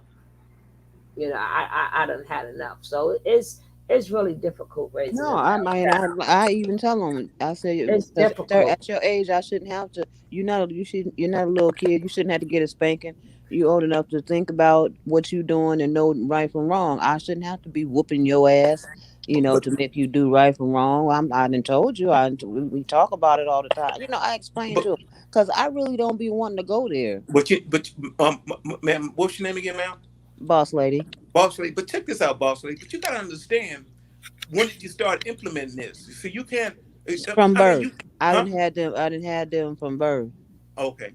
See, my sister and my niece, and she got one of them thug guys. You know, she graduated, and she has a master's, and she got her own office and stuff, and she dealing with this knucklehead. So I fall back because of the fact I've been in her life ever since she was a baby, you know, and I've supported her, and my sister, she got this Norris stuff going. I didn't know that's what it was until about 2 years ago, because like I said, it was just like the young lady I was involved with, you know, she's very particular, and she's real nice. I love her, but I've learned to love myself more. You know what I'm saying? And it's just where I become, you know, and I learned just like on this one thing on the online. Her name is Little Charmin, and I listened to her stuff religiously. And one thing that left a powerful impact about boundaries, having boundaries and established boundaries. What you didn't have growing up. My thing is, I had all these different relationships, and I kept getting the kind of same relationship because what I experienced with my mom, how she used to hit me in my mouth and tell me to shut the fuck up. So now if that's not healthy, well then what kind of relationship I'm gonna get with a woman? You know what I'm saying? It's just like after the abuse I've been through, and my thing is all my relationships been like that, you know, to a degree. And I had with one of them, she was my fantasy.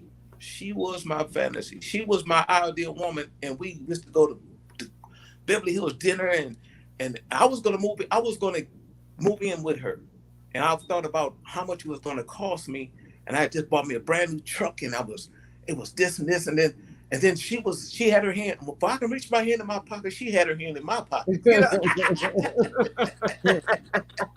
You got a nice smile too, Dwayne. But you know, I didn't care. I loved her. Dwayne, you know what? You got a nice smile. I used to tell her, you know what? Nice smile. I love you. Thank you. Look at this, Bob. Check this out. I used to tell her when I didn't see her, I said, look, let me tell you something. I don't care what you do. You have to call me every day and see how just tell me so I can tell you I love you. I was about 30. I was about 38, 30, because she was my fantasy. And you know what women do for me? I can't speak. If I get a educated, a smart woman, it makes me want to be a better man. Mm-hmm. She makes me want to be a better man. I buy extra books to try to accommodate each other. You know what I'm saying? Man, you know, I had this one girl I was with, this young lady I was with, and I didn't know that mama and them was running the game on me. They run the game on me so smooth, but I just wanted to be in love because I didn't have. That's what I'm saying. What you didn't have, you got to fix it. And all these years without having it, I'm financed marriage, I'm doing this and doing this, how all this, that stuff. That's just materialistic stuff. You know what I'm saying? That's not going to sustain you. You can keep buying stuff, but to have a monogamous relationship with a woman that you love and appreciate, man, that's that to me. And you got to be in that relationship, to be in your unnakedness. You know, I'm talking about like letting all your guards down if she's the one for you, and then if you secure yourself as a man or a woman, because it's just like a marriage. When you enter the marriage, you enter the marriage to share your love. If you're whole and I'm whole, with the marriage is gonna be good. If you're a deficit, you're gonna feed off of me. If you're in whatever you are, you bring to that marriage. Whatever you are, you bring to that marriage. It's nice.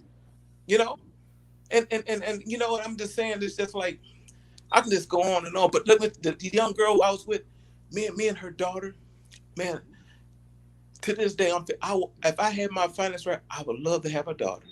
I think, you know, sometimes at night I deal with stuff, I cry because the relationship I had with her, I used to read to her all the time. I used to do homework and then take it to the park when I went. Mondays and Tuesdays were park day. And then on Tuesday, and then we do the days of the week. And I said, deny it. She said, now she was 5. She said, I said, you know what the day is? She said, we look at each other. She said, ice cream Tuesday. But see, the young daughter is the daddy's first love, her first love. Now, if you be that man, see, because you can't do no wrong in her eyes because she don't know how to have a relationship. You the first man in her life. You the first man in her life. That's why young girls have problems because they don't know how to. Yeah. You the first man in her life, and if you that right kind of man, and you set the standards, you can't touch her because what my daddy showed me what I'm worth. That's right. Yeah, you can't. If I'm her daddy, my daddy, I was his princess. He carried me from birth all the way to kindergarten. He carried me to kindergarten. I did not walk on the ground. My dad carried me Wow. I ain't have it, but to I didn't have it. kindergarten. And But then he left me at kindergarten, and then they told us that they was gonna take us outside for recess, and I walked off because I was looking for my daddy because I was going to him at the recess. What the hell is that? Walk where? Run where? Do what? Where's my daddy? I left, just walked out to school. They were all looking for me and stuff. It was crazy. Yeah, man. It's just like I love my sister. That's why I told you. That's what I told you before I text you. You know, I love my sisters, man. It's just like, for me, you know, like I said, I'm gonna tell you my analogy because, like I talked with Paula now. Paula, when they was fit to retire, they, you know, they was you know, do the surgeries and stuff, you know, plastic surgeries and stuff. And I said, visit them a lot. We was in the office. She said, you know, Wayne, you know, we're fit to retire and we planning she's always, and I didn't know how to because I didn't created this bullshit, my finances. And every day I'm 1,000, 2,000 in the red because I didn't make bad decisions. And then I didn't know how to fix myself because I created it, you know, and I didn't know how to, I made my own self through the people that helped me to understand the business and everything like that. And I didn't have the courage to ask for help. And it was just like, you know, man, it was I was in a mental hospital for, my sister came, she got off her job at San Diego University, and she came and got me, you know. And it was just like, I was on this freeway and I just drank some alcohol and went to my friend. I already knew what I was going to do. So I was speeding on the freeway. I had a brand new truck. I had this Cherokee Limited and everything. I was just like, police pulled beside me. I'll never forget. And he told me to slow down. And I was going to my friend's house and it inspired me to lose this weight. And we still friends. I talked to her yesterday. Her name Billy Lee, her son, to play football for the Raiders. This was like, it's been some years. I've been knowing her 37 years, right? So I went in front of her house. I took 500 milligrams of Tylenol. I took 30. And I woke up that next morning, but I had consumed so much alcohol. I woke up and looked around.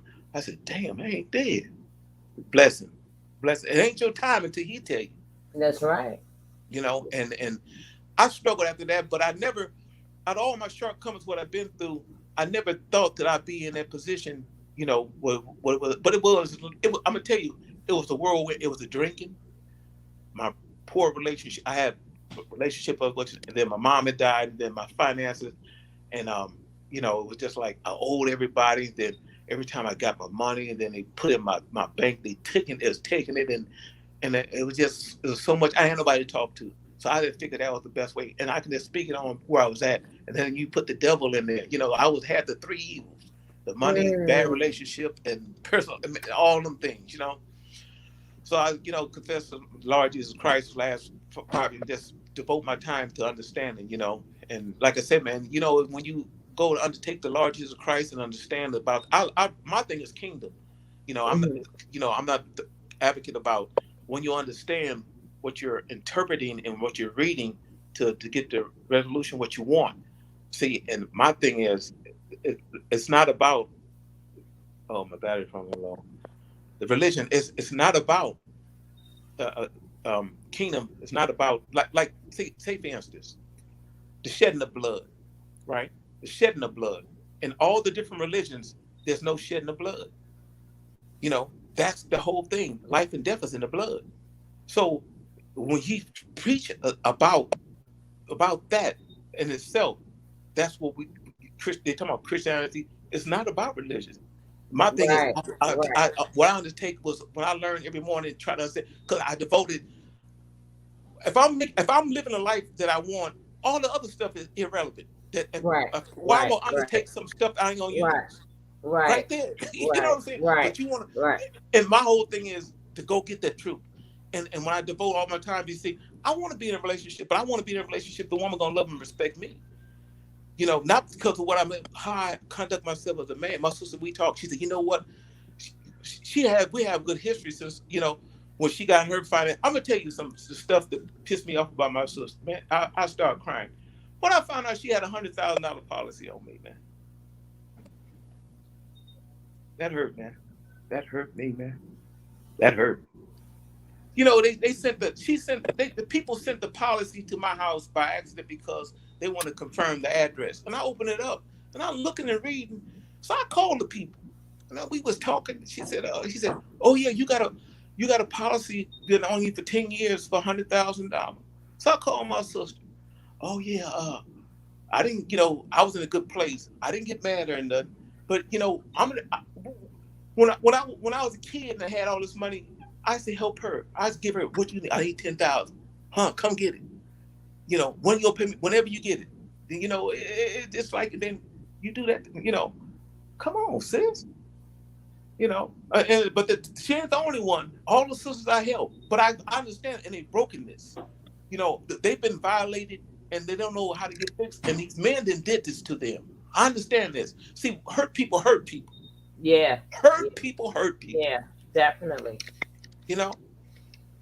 Man, and like I said, man, I'm going on, but it's a life experience. You got to get to a place where you appreciate people. And for me, I've been in about 20 people homes. I can just if I get up right now and go to their house and I can walk in and wash my hands and right in there. And what y'all doing? And that's love. See, and I'll never violate that trust. See, because you can't get it back. You can't get the trust back. You can get it back, but it's hard to restore when somebody trusts and believing you, man. Yeah, I don't give it back. I never re-trusted anybody. I never re-liked anybody. Once you show me something, so I make sure I give what I want back. Exactly. That's always been me. But like I told you though, see, in my brokenness, see, like I said, it took a while, like a little charm. Oh, even in my brokenness, I still always treated people. I may not have been the nicest person, but I still always speak to people with this. Why? Because I know if you don't give it back to me, it's not gonna be a nice show. I'm still a lioness here. You know what I'm saying? But I don't care. I always talk to people with respect.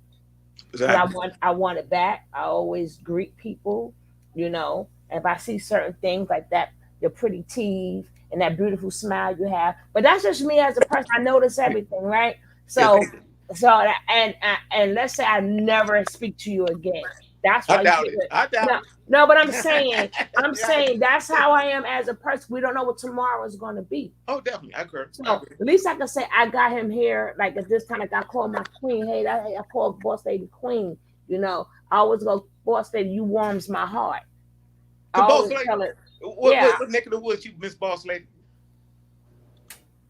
She'll be back. She hear you though. But I always tell people things because. And the good thing that I was always like that, because I remember having last phone calls with my aunts and uncles, and I always said these things to them, and the next day they were not there no more. Yeah, I feel you. And not to mind, my mother's the oldest, and she only got one sibling left. All of them passed, but at least for me being the way that I am, I know what that last conversation with them was. So I try to be like that with everybody. Whatever I notice, I let them know, all the good qualities or whatever, because I don't know tomorrow, man. At least you could say, I don't know what happened to her, but you know what? She did make me feel, a certain type of way, or she did. I always make sure I try to leave an impression. Yeah, it's just like, a little extra on that, it's just like my mom when she was sick and where I reside at. And when she had the uterus cancer, she was, in the hospital and stuff, and she got real low sick. And the commute from where I'm at, the traffic was so much. So I get up in the morning. I got there when they were in the hospital at 6 a.m. because I'm an early bird, So I'm sitting there, we talking, and she started crying. She said, "You know what, Wayne?" And it broke me up inside. She said, and she always been a strong woman, I've never seen her cry but twice in my life. When I was 5 years old, and when she was in the bed, she said, "Wayne, I'm not ready to die." She said, "I ain't ready to die." Man, at that moment, I wish I could have changed places with her, because I thought about it was 4 of us, and they needed us more. I would compromise myself for her, for the greater good for them. You know what I'm saying? And that's how I felt. And it was just like when they had the funeral, I didn't go, because you know what? I want to. After that, I want to I'm memorize. not going. God forbid something happened to my mother. I'm not going either. You know why? Because you want to I'm remember not. that person. You don't want to remember that. When you see that person at I casket, don't all never you want gonna to. remember is the end. Yes, yes, You don't want to yes, remember them that. yes. I don't have no I recollection don't of that. want to see that ever, ever. Exactly. Boss lady, Yes, he was saying, what neck of the woods are you in? Sacramento. Oh, okay. Okay. I'm down the way. I'm down the coast. I'm in Actually, I live in Rockland, where Thunder Valley is. Redondo. Yeah. Okay. Okay. I'm familiar with that. Okay. Okay. Okay. The big casino they just built out here, and they built the Hard Rock. Man, this internet's a beautiful thing, man. You know why? Because if you do it right, you know what I'm saying? People get on here, you know, put all kind of garbage out there, man. You have to sift through it. But back to Little Charmin, it's just like, you know, I listened to her stuff, and then what really resonated to me was what she said about, you know, you now you need to establish your new normal. Because if you didn't have a new normal, and that's the hard part, because it's so easy to fall back.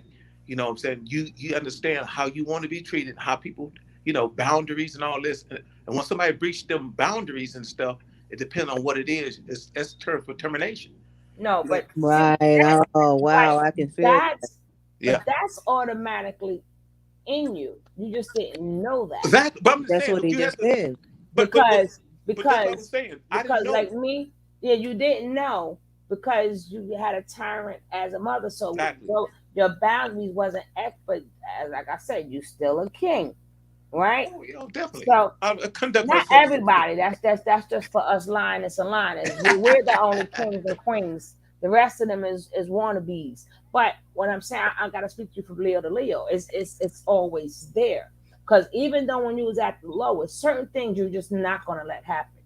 Certain things you may let slide, but certain things we do have that balance. And I'm glad that I learned. But see, for me, I had to learn that easy because I don't know if you experienced it, but we have a temper. We can turn that switch now. Don't push it.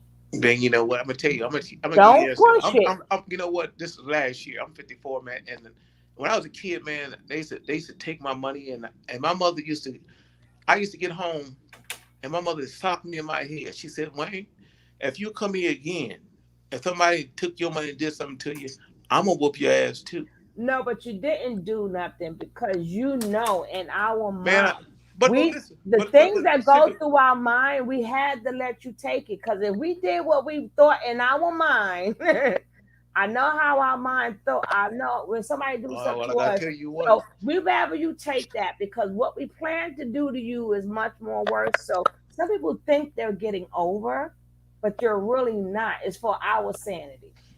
Now your mama may not didn't know that. But you know what? I'm gonna tell you what. So I asked my sister. I said to ask them questions. So she tells me, she said, you know what, Wayne? See, that's the way she was raised. See, she didn't know no better. That's the whole thing. Mm-hmm. See, that's the thing is about these different generations and this generational curse. People having kids and shouldn't have parents, should be parents. I look at them and now if you don't know nothing, so what you gonna teach your kids? Yeah, but that's God's way. This how the only way I could put it. That's God's way of balancing out for the people who cannot have kids. Yeah, I feel you. So, because a lot of them, because in that case, you know, in that case, you don't have people beg for adoption. How can you get an adoption unless a mother couldn't take care of her child? So a lot of women were blessed because these mothers were. So that's God's way of saying, okay, we cannot have a child, but I'm gonna let you have this. Remember, I keep trying to explain people, we think of the now. God makes them bloodlines because God think of generations. Like God don't never think of the now. He'll think of generation. So we don't know that child had to be born not because of the child, but for the future. Is somebody in that future generation from that bloodline that God is going to have do something. The child may be long gone, but it had to come from that line. That bloodline from that. That's why every child is a miracle. Every child is meant to be here. That's why every child, because it's a future, let's say it's a future Obama. I'm just using him as an example. I'm not saying like him or don't like him, but it's a future Obama there somewhere. It's a future somewhere, but we may be long gone. We may be long gone, but if you didn't have that child, then that person would never have exist. Maybe 20 years later, 30 years later, 40 years, maybe 50 years later. Who knows? Because it might be a great, great, great, great, great. You know, we're never like thankful. We're never thankful. So I always say God does that as a balance, because for the women who can't take care of the kid will be God bless it to whereas somebody can take care Yeah, I of that got you. kid. Yeah, I got you. And I always try to see things on God's point of view, Yeah. not what my mind thinks it could be or what it should be or what it can be. I'm like God always has a plan that that Oh, old definitely. you God know don't make that no old jump. He don't make you know no jump. He right don't you make know no that jump. old saying, you want to hear God laugh, tell him your plans. That's why I laugh at a lot of people who always tell Yeah, him for no. real. For You real. can't want him to laugh, tell him your plans Yeah, because and he got something else everything. planned. Yes, And sir. then you gonna write a book one day. I see it, right? I Man, see it in you your know, future. I'm gonna tell you, man, it's just like just sit on him and wait, because with my business before, I was just happy when I was younger in the business, and then all of a sudden the explosion happened, and then all the finance, I started making the money, and I was making so I didn't know. I thought about everything I wanted to do because I was living my dream. I was this fat kid that loved me. Everybody took advantage of me. I had to deal with all this, and every morning look. You can't tell me. I look in the mirror. I 60 waist. I'm at 16, 17 with these big potato sack pants, and I'm just looking at this, and then it's make the translation. So the man thinking, so is he. You know what I'm saying? Then all of a Hmm. sudden, I start taking initiative to be better, to want to be better, and and then I asked him to help me, and then all of a sudden, when I was younger, it's doors just opening up all the time. Just like for instance, it's a website on there called Dr. Sachs Love Jazz. So, you go there every morning. It's 24 hours, but it's one particular lady out of Buffalo, New York. Her name is Teresa Badillo. She's an excellent individual. I love Teresa. She, you know what? She reinvigorate my thinking, because Hmm. I got stagnant in my thinking because of how I Hmm. allowed myself to sink so low. I still have good character, but to elevate myself to another level. And when I intertwine with her mind and her how I used to think, and I'm listening to her, how she every time somebody coming on the page, hey, I'm Milton, I'm Boo, and she's so warm, and what's your name? And I'm looking, and then she conversating, helping kids, and they have certain people coming there. She's just real. And I told her, I gave her a synopsis of herself. I said, Teresa, I said, man, I love you, man. I love your mind. I love who you are as a person. And then she got real quiet, and she said, we creatures, and we talk. We talked in candidly and stuff. I want to know how you think, so I can be. See, my thing is, you want to keep constantly evolving and be better. So that's two books you got to write now. You got to write your. Sugar Love. I love Sugar Love too, man. I stumbled upon you, man, and I love Oh, you too, man. Man, I tried thank to drop that you. on you, man. You know what? I had that money put aside that I was gonna be honest with you. I was gonna give that to Teresa, and she would have said, Oh, "Wait, let me tell you. Wait. Let me explain something to you." And it was just like, um, I paid something else, and I had put that on my card. I had it on my card, and then I've been thinking about it. I was going to say, hey, I was going to drop it on you, and then the night when we got in the conversation, I went on and did the night. But I was going to tell you, hey, I'm not a stalker now. I'm not a stalker. oh no, I'm not worried about that. No, I'm just People, saying, it's just God does everything for a oh, reason, definitely, because definitely. He know I'm gonna turn around, and I run an organization, right? I heard you talking candidly I deal about. with I deal with at risk. Every child is an at So, risk so kid, I want to ask you a not question. just ghetto kids. Every Definitely. child is an at risk kid, and I usually because me, I don't believe in anything really truly for myself, because I'm a giver, because that's why even God have you, because it comes back. Much as I give, it comes back, and God know for a fact that your donation, I'm going to help somebody with it. So God already knows that. That's why he always send people in my life to go here, because he know I'm not going to take it. Plant I'm that not going to seed, buy baby. no bag. I'm Plant not that going seed. to. He Yeah. know for a fact I'm going to. Oh, you all right? You okay? That's always been me. Are you all right? I always want to know people who's all right or people's okay. That's just me, because I never think about myself. I've never had a selfish goal. But I do got the don't push the button. Oh, I who ain't don't? gonna talk about Everybody. Especially if you're black. If you're African American, you got that button. You have to, because you endured some that. I stuff. tell people leave Brooklyn, sleep, okay? You women now, Sugar Love, where you located? Where you at? In Brooklyn? Yeah. Oh, okay. Okay. That's why I say leave Brooklyn sleeping. Okay. Brooklyn loves to sleep. Brooklyn don't like The to Five work. Boroughs, right? The Yes, Five Boroughs. sir. Okay. Yes, Okay. sir. Okay. The main borough. Okay. You You know know. what? See, that's my dream.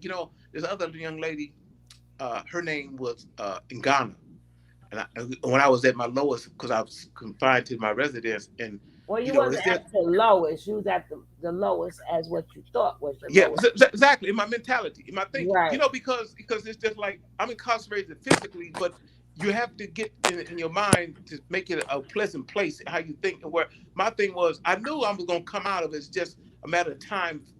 Like the guy said, man, I didn't think you ever walked. That's what you thought. That's what you thought. Tell it now. Tell it. Like I said, I had a diamond ring. It was like 3 carats or 4 carats. It was 4. It was a nice. It was my father, and I had some other stuff. And I had it in the pond for 8 years. So what I used to do was send people over there, and what's your name? And the guy, when I finally walked through the door, and what's your name? I knew I was gonna go get my stuff. That's my daddy's stuff. It was just the time. It wasn't timing right. So I talk to guys about my situation. They laugh about it, but I had to go get it. I couldn't send somebody because they wanted my ID. I would have been and got my stuff, So like I said, I just mailed my stuff, and what's your name? And they just, I don't know, man. But I don't give up. I was in a dark place when I was at that time, because I've been through struggles. You know what I'm saying? People look at me, man, you look so well. Well, man, I don't eat meat. I eat vegetables. I take care of myself. I drink water. I lost the weight before. You know what I'm saying? It wasn't, I didn't deviate. I haven't had soda since I was 22. I don't drink sodas. It's been like 30 something, just water and I just got caught up in the world. I just started eliminating people, the bad ones. It's just, everybody's good, but like the Bible says, God, when he created, he said, this is good. Good went bad. He didn't create nothing bad. Mm-hmm. He didn't create nothing bad. Right. Good went bad. Right. You know what I'm saying? And that's what I want to be. When I took on the journey, I want to know about Jesus Christ. Jesus Christ, he was baptized at 30. He got baptized at 30, become Messiah. That's a title. Christ is a title. What's his name? Jesus Christ is a title. That's not what I want to know everything about him, so I can understand. Yeah, all of the titles different. See, the thing is, and to know the truth. Yeah, and like I tell people, a good thing I learned 2 things at an early age, right? Yeah, okay. Because I'm tired of arguing people about the book. I'm like, stop. Yeah. You're not qualified to tell me about the book if you never read the book. Yeah, I understand. I do not want to hear the white man gave us nothing. That means you didn't read the book. Yeah, for real. You didn't. But 2 things I learned when he said, follow no man, that always stuck with me. Right? Yeah.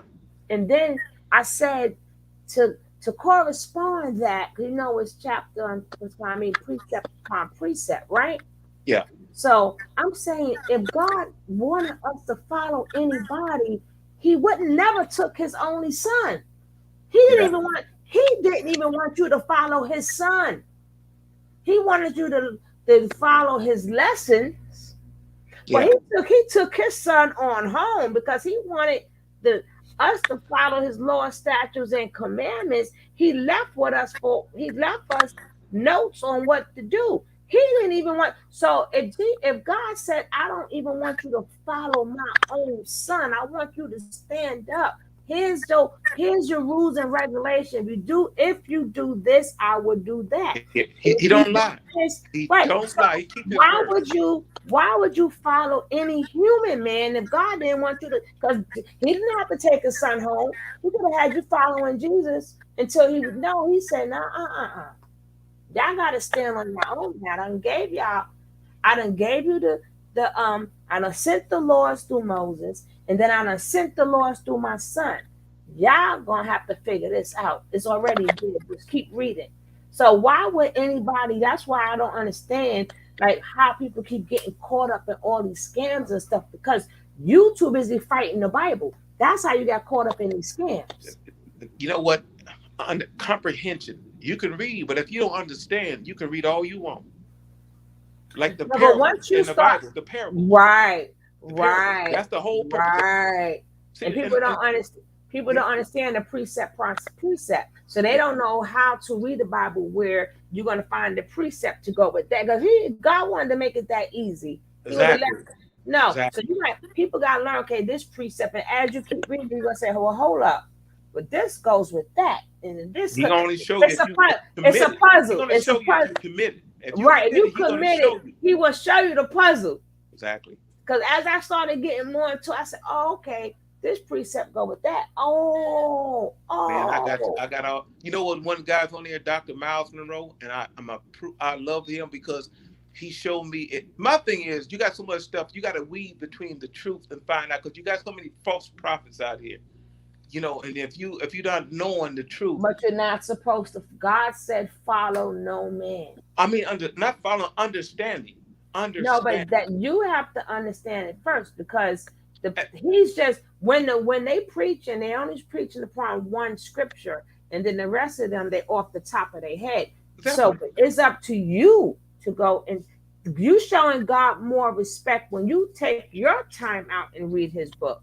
That you're not sitting up there letting somebody taking their point of view. I mean, it's good to learn and hear people. Don't get me wrong. I used to go to church. I still love hearing church thing. But what is the best way to say, well, God, you know what? This is my time, me and your time. I want to get to know you better. I want to hear what you got to say. I want to hear what you want to implant in my head. I want to see what road you want me to take. So you have to have peace, be still, and you have to, because like me, I just open up the Bible, I say, and I don't ever know what I'm going to read, because I know whatever I pick is what He wanted me to understand. Yeah, I got you. You know, it's just like that thing that said, we are like sheep going astray. He said, we are like sheep. We're not sheep. He said, we are like sheep going astray. See, people misinterpret, oh, we sheep. No, we're not sheep. He said, we are like sheep. Yeah. You know what I'm saying? Now, how do you feel about this gender war that we have? I don't like it, because it's just like, I'm appalled by it, because I come to think about it, a year ago, I had people to do stuff for me. I pay everybody the same amount, you know, as far as doing. I acknowledge people for their work, not because of what your name. So this one guy, he come in here in my residence, and you know, I'm checking him out, because you have to check people out. I met him through a mutual friend I've been knowing, you know, and he looking and he's smiling. So, you know, it makes me feel uncomfortable. Stay in your place. I don't care what you do, but you know, when you started gestures towards me, I mean, it makes me feel uncomfortable. I like it when it was in the closet, because when it's open like this, it makes people, you know, question your sexuality. You know, I'm a good looking brother. I take care of myself, and look what your name. Oh, no, I'm not gay, dog. I'm a man. I love me. I dress well. I look good. I like, you know, I want to, you know, express how I'm taking care of myself. Hey, this guy come in here, and he what's your name? He come around here, he get drunk. He come around, he want to kiss me, and I laid into him. I let him have it. Gave to him. I mean, you crossed the line, I had to tax you. And I was, you know, I knocked him out. I had to stand up. I'm on the floor, on the ground, wrestling with this guy and trying to hurt him like I'm a little kid. I'm a grown man. Only quality people, right there. Only quality people. You know, and I felt bad a whole month that I had to go there, that where I become as a man, that I had to protect myself from a person. He's not a man, because you don't respect what you got as a man. Come on, man. God gave you this. God gave you a woman for your pleasure and to respect and to love. How do you get your wires crossed? You got violated and somebody did something to you to mess your thinking up. Go get fixed, man. Take the courage. And that verse, God grant me strength to accept the things I can, the courage and know the difference. That one right there. You know what I'm saying? And like I said, I got that from Thelma. I told you, where I become, all these women I met, I can say like 25 women over my lifetime. I've been in their homes, older women, young, mostly older women that before me and stuff.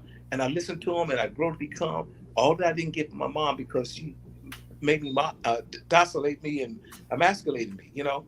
So my thing was, do what I said, you know what, if I do what she say, I won't get hit. Wayne, do this.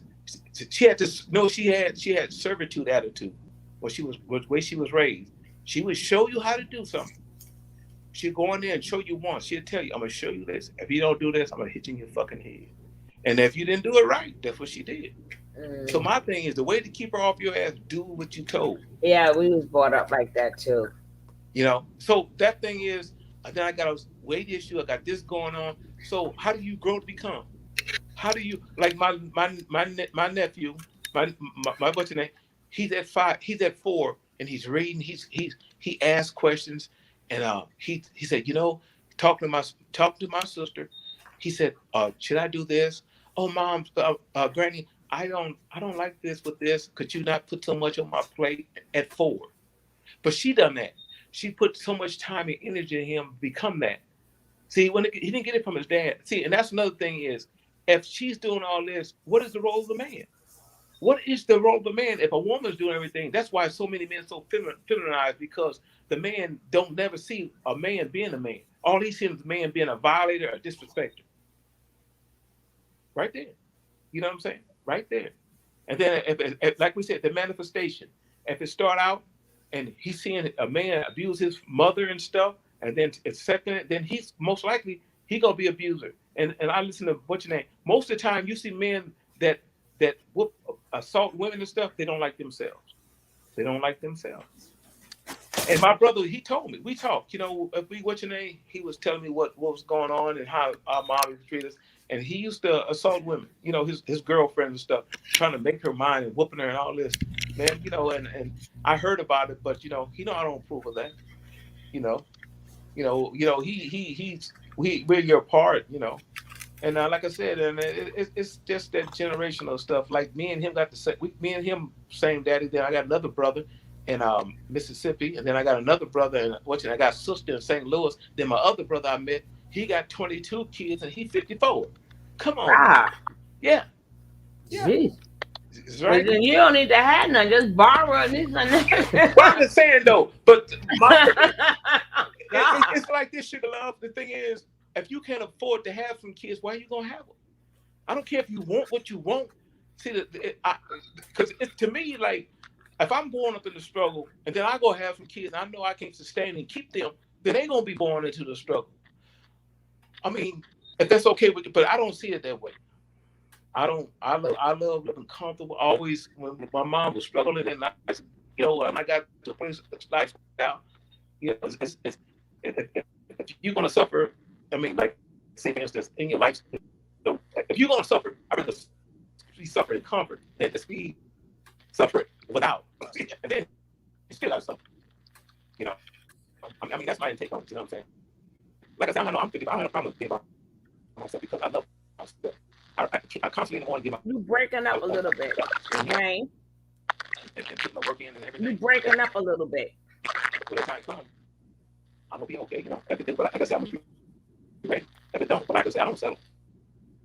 No, I don't. You know, no. I said I did it. I don't blame you. So much money over here. I don't know. I can tell you. I can just. Oh, I know I spent these over $600,000 easy. That's off the top of my head. All the money. You know, I think the 4 relationships I was with. You know, one girl I was with, I just all the dope guys and buying her drugs. And, you know, because I didn't know my worth. You know, I just accepted the behavior because of the sexual gratification. She taking care of me, I'm taking care of her. You know, and then I didn't care because I didn't know how to have a kind of relationship I needed to have. But I was getting the sexual gratification that I needed, so I was good. I'm living. I'm going places, doing everything. You know, I was just like I wasn't disrespected, but I'm getting sex over here and it's good. I don't have to compare it to. So when I'm making money, I'm going here, I'm going to Palm Springs, I'm going to Beverly Hills, I'm going here. Who got, and then I had to allocate my time to make that money, to be able to do these things. So if this girl's coming, I'm in that relationship, most likely a sexual thing, because then I found out that I was really taking advantage of myself. Dwayne. Yeah, he gonna have to go out and come back in. Yeah, you breaking up. Wait a minute, let me get my card. I brought my card. Hold on.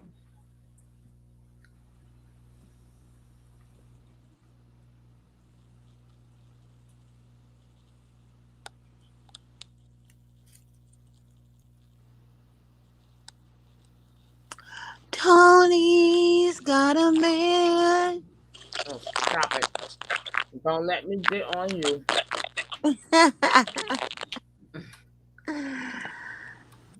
I'm still the virgin. What Tony Braxton said? Didn't she make that song? Tony's got a man. Dante's got a man. No, we saying Tony's got a man. He's strong with the big hands. Don't let me get on you, boss lady. No, but it's good for people to come up and they able to. We make them feel free enough where they can talk and chat. Yeah, I love it.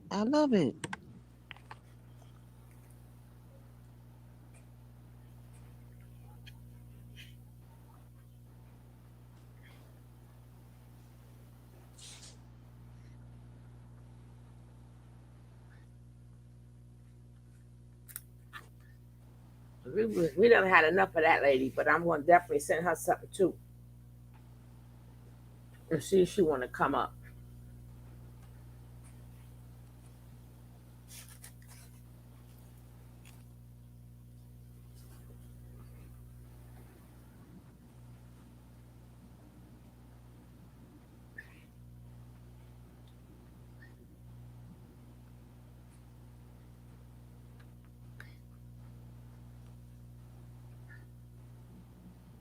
Is riding the bushes.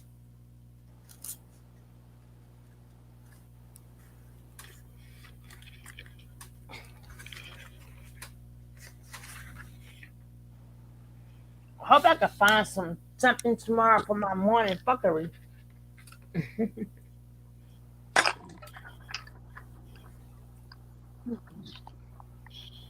Is she still on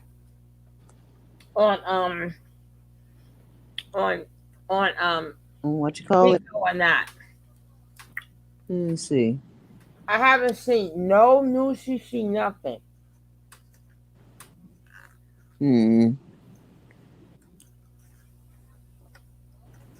Damn, okay. Somebody. What?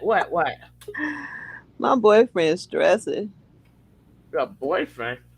My ex, hand holding boyfriend. Okay. Hello? Sorry about that. It's Sorry all about right. that. You know what it is? My card. I was in my room and when I was Trayvon with the guy was talking about the conversation. Now, I'm pretty savvy. I love these technology, and what I did was, and I saw that down there at the bottom of the text when you sent about joining the conversation. So I was sitting there reading, and I just wanted just to get in the conversation. I hear a lot of stuff, and I just wanted to give my intake on stuff, Yeah, but now you have to come up more often and get part of the conversation because we like to hear men's point of view. I appreciate it. Thank you. And I love to be there on that platform to give my opinions and views on where I become at 55, with my shortcomings and where I become, And my thing is, like let me see something. He's 16 and I was with him for 12 years. And he had a daughter, and he told me, he said, well, you know what? I do my daughter because when I was with you, how you interact with the young girl, how you did everything. And I watched you how you did, because he never had a daddy. He had a daddy, but he had a father, but he didn't have a dad. You know what I'm saying? He fathered him, but that's it. And we got a lot of fathers, but not father. Yeah, that's the problem. Then know, you got the weekend dads and the every other weekend dads. that don't So, you, and you need then to be there. You need to help and what's that? cultivate that. Man, Be there when he make mistakes, and you could be there. Not that fly by night guy. You know what I'm saying? yeah. Just or the face. Don't forget the Facebook dads, the IG dad. They ain't never seen no kids. They went and took the picture off the mama page, and I put it on their page. My son, You know, my daughter. See me? I will blow a gasket, right? I'm a, I will blow a gasket. Sugar Love, did you get my thing I sent you this morning? I replied. No, on your Gmail. I replied. I'm like, how the heck did he? I said, how the heck did he get that? It's on the bottom. Yeah, I told you I'm a searcher, baby. I put it there. Love. Listen, Mr. Lion. I know you better than what you think, okay? Well, but you know what? Let me tell you. You know, it's just like most of us are you know what I'm gonna do? I'm gonna send you this video I sent him, and he didn't. Me and my sister talked a lot, despite what took place, and she said maybe so she gave me a different intake on how she viewed it, because it's like I've been in this life for 12 years, consistent, and he runs stuff by me about relationships. I say, man, don't do this, man, and I don't tell him what to do. I just give him my analogy of it, and then because I'm not his dad. And then when it happened, he said, man, it happened just like you said it was going to happen. So I just said, I told you so. I said, oh, okay. Yeah, we do that all the time. I don't do that. I don't do that. No, but you do have it. You have an insight. That's your Leo. That's your Leo. Do matter. But a lot of people, you got to remember too, a lot of people, Leo not for everybody, first of all, because they don't know how, they see how, we like two different people sometimes, right? So we love to be loving, we love to put you on top of the clouds, but sometimes when we're going through something, people don't understand that's the time to go through it with us, then we will appreciate you more, or we'll cut you off. But we have certain, we fixed by nature. So we really once we make a decision on something we barely bend. It's like, this is like even our routine. Like if you like to stay in your house and that's your routine, that's what it's going to be. Unless you have to change it's like something everything that needs to be done. You're going to hear what people say. Now you might not hear it immediately, but it'll stay stuck in your head. But we have to be in control of us. So that's where a lot of us, that's where we're messed up when you were younger, because you wasn't in control of yourself. So that's what made a domino effect to everything that went on from your insecurities or whatever. Because because you said mommy wasn't in control of you, right? No. She was controlling. Right, she was in control. Well, look, Sugar Love, it was like this. Now, my mama, at 7 years old, she fixed this plate, a man-sized plate. Mama, I can't eat all this food. Hit me in my head with her fist, and that shit knocked me out on the floor. And I'm getting up eating up. Now, I'm already full. I'm eating till my stomach is so tight that I can't breathe. That just confirmed what I said, because we must be in control of ourselves. But once somebody's in control of us, that starts a domino effect. We have to get back into ourselves. Just like my mother, things had to be a certain way. And I'm like, that's not my way, but we can't say nothing. You know what I'm saying? Well, so I'm saying, Sugar Love, it's just like this. So when I took the initiative and left when I was 22, now, all them years dormanted on the control, you just once you decide to leave, you still been like slavery. You've been under control in that situation, that environment for so long. You got to get your normal. You got to try to figure out how. Right. Yeah. So no, like I said though, no, it ain't that I want to be where I'm at. It's my legs. My legs are bold. My legs are bold because when I was 16, I weighed that all this weight contributed to I couldn't carry all this weight, and I started walking on the side, and I had issues with my legs. So basically, I got one of the legs straight when I was younger, but I ran out of time. I couldn't afford to do the other leg. So the thing was, I kept my weight. You know, I was at my biggest. I was like at 60 weights, and when I got to my small, I was at 36 weights. So for 10 years, I kept myself gym, eating. That's what I'm saying. Gym work, loving my, and then when you try to implement a relationship, you don't know how to have a relationship, and then you put the sex in it, you compromise what it is, because you already lacking what you don't already have, but you're going to compromise yourself because you live in carnal, you're living in the flesh. You see what I'm saying? So, and after the years, it went on and on. So like I said, and I gravitate to the word of understanding, the process of what I've been through and all this stuff, and then you get to a better place and where you don't, the tendencies of your anger, you get anger management. See, because like I said, just like Told you. So here's a person at 35, and so like if you had anger management at 8, now you're 35. Now you're out of control. So nobody, you got all these, you're narcissist and you're a psychopath, because it's just like, I remember Charmin said this. She said, look, all right, one of my friends, his daughters, he's from Mississippi, and he thought it was funny. She was 8 years old, running around here talking about, fuck you. They laughing. Now at 35, fuck, it ain't the same. It's not the same. The daughter's telling the mother, telling the parent, fuck you, fuck. You didn't correct the behavior. It was lost my mind. I lost my mind. Brooklyn would spend time for Brooklyn to wake up, right? Brooklyn woke up. Because my daughter, she's something else. Her mouth is reckless, but she has never disrespected me ever. But that girl mouth, I be like, leave that girl alone. But she's never, because she know don't leave. No, but the thing is, like, what is like my life consists of humanity. My life consists of that's why I always, people like, why you say that? Because people like that exist. Everybody don't have to be, I say, whatever God told you, whatever job God assigned you to do, that's your job. So even if it might not measure to some people, but I guarantee you, the kids that came through me are now doctors. Some are lawyers, some are police, some in jail, some is in jail, and then but you can't win them all. But that's my reward that I've saved. Yeah, definitely. I'm just saying, I didn't mean to be a negative. But to some people, it's like, oh gosh, But I don't care. That's the job, because God knows how I am with people. He knows how I am with kids, so He know I got a way of reaching them. Yeah. So I can't measure.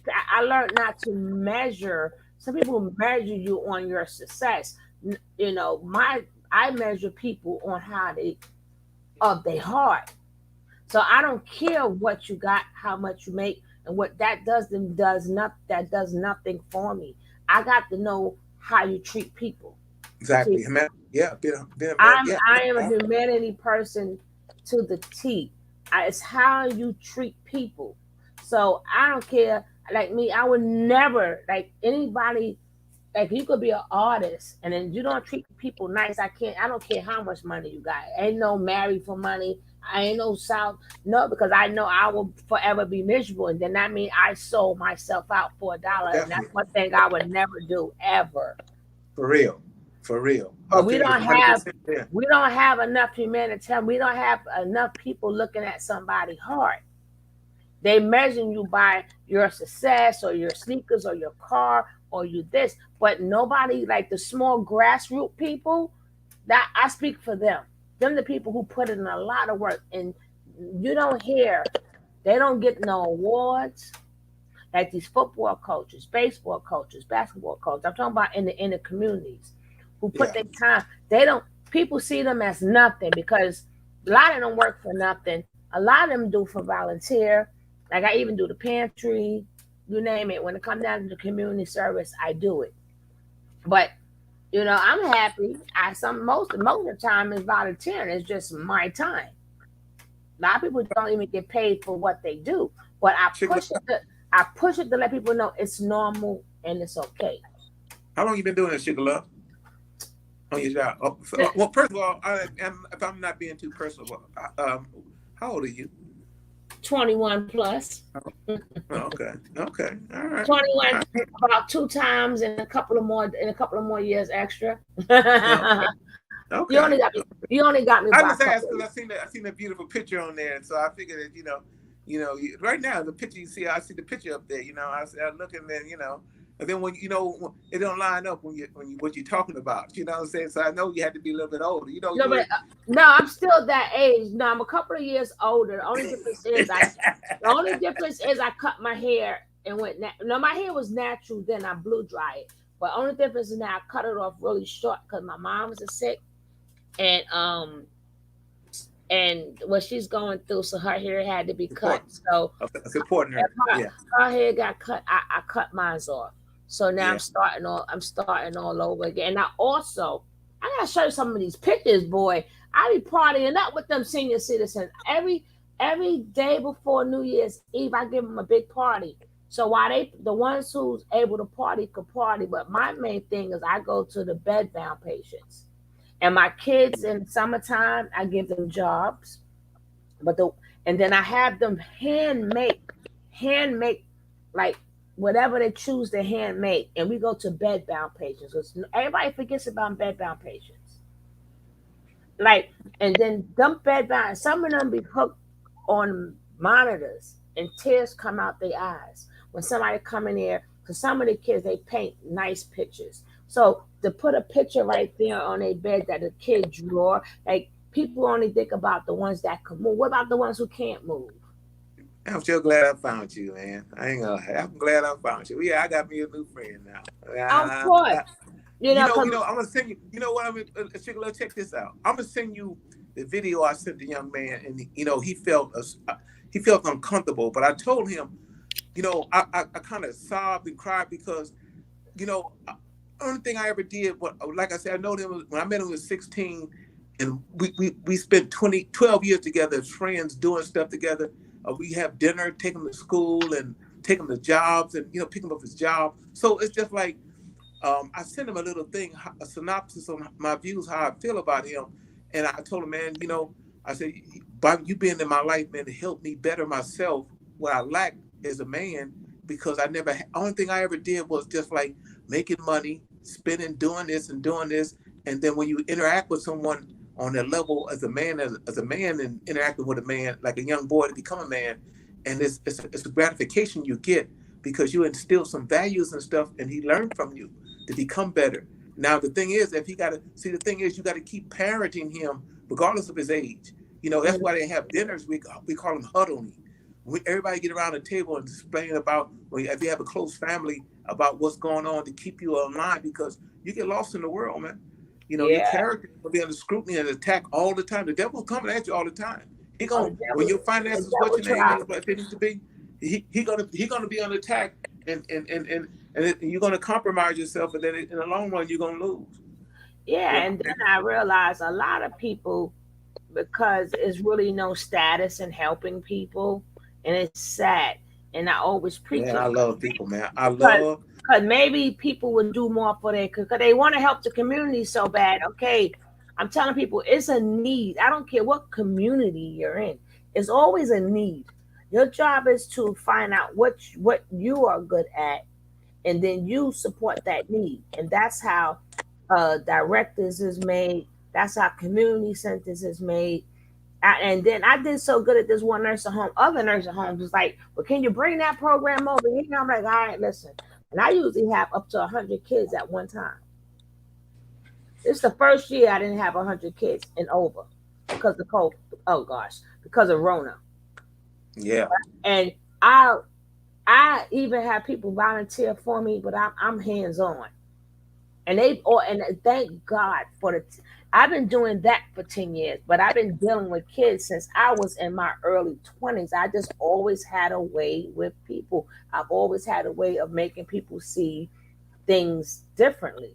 Yeah, no, I see, I see already. I got it. Super Chad. I said that man sure know how to shut me up. I ain't had nobody shut.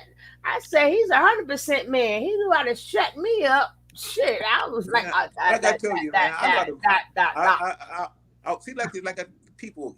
I watch you from afar to see how you move and how you are. You know, you kind of rough around the edges, but you know, on this platform and you interact with certain, you know, you just keeping it real for people to understand. You know what I'm saying? Because of what a level you're at. You know, I believe if you was in the office, you know, where you have to conduct yourself a certain way, but you on a real level where the ground zero, where people can relate to you and understand you, and I get you.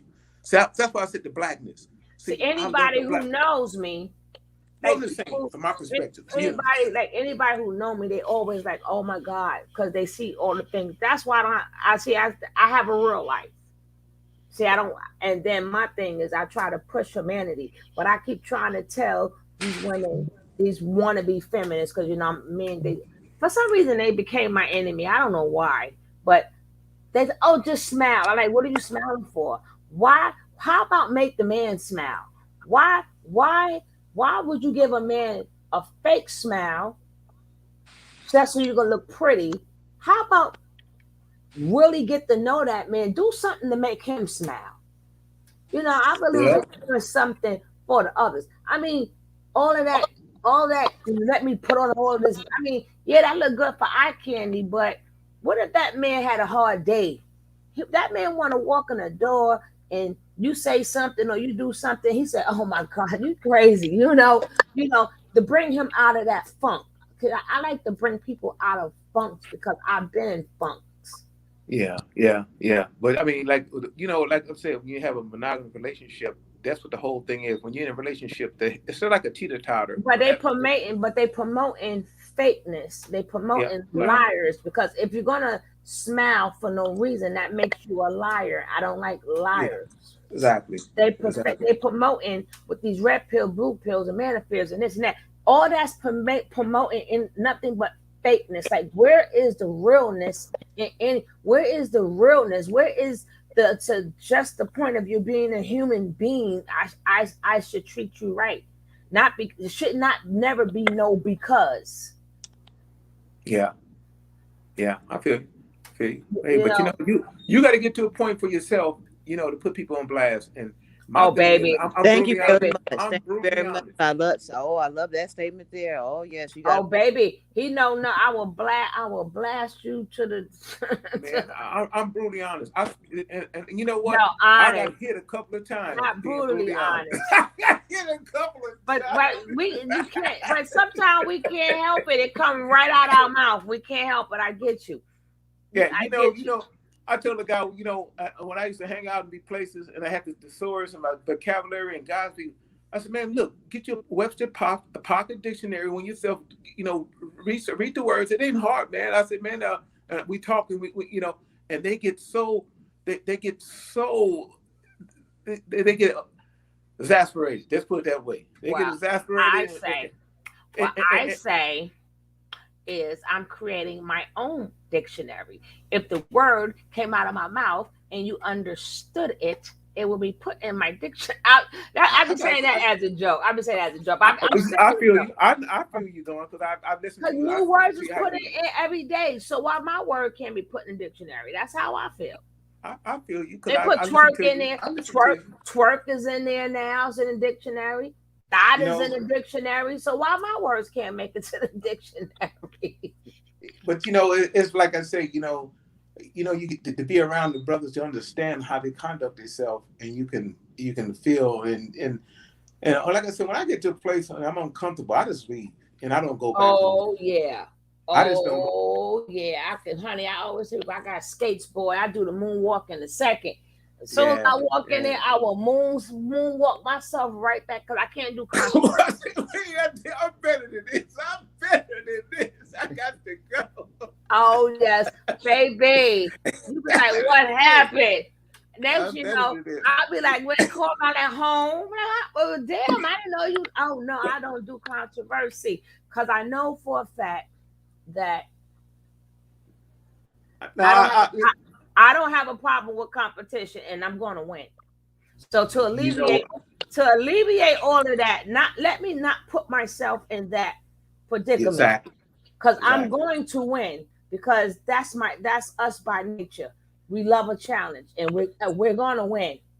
And it's not over. Right there. And it's not over until we say it's over.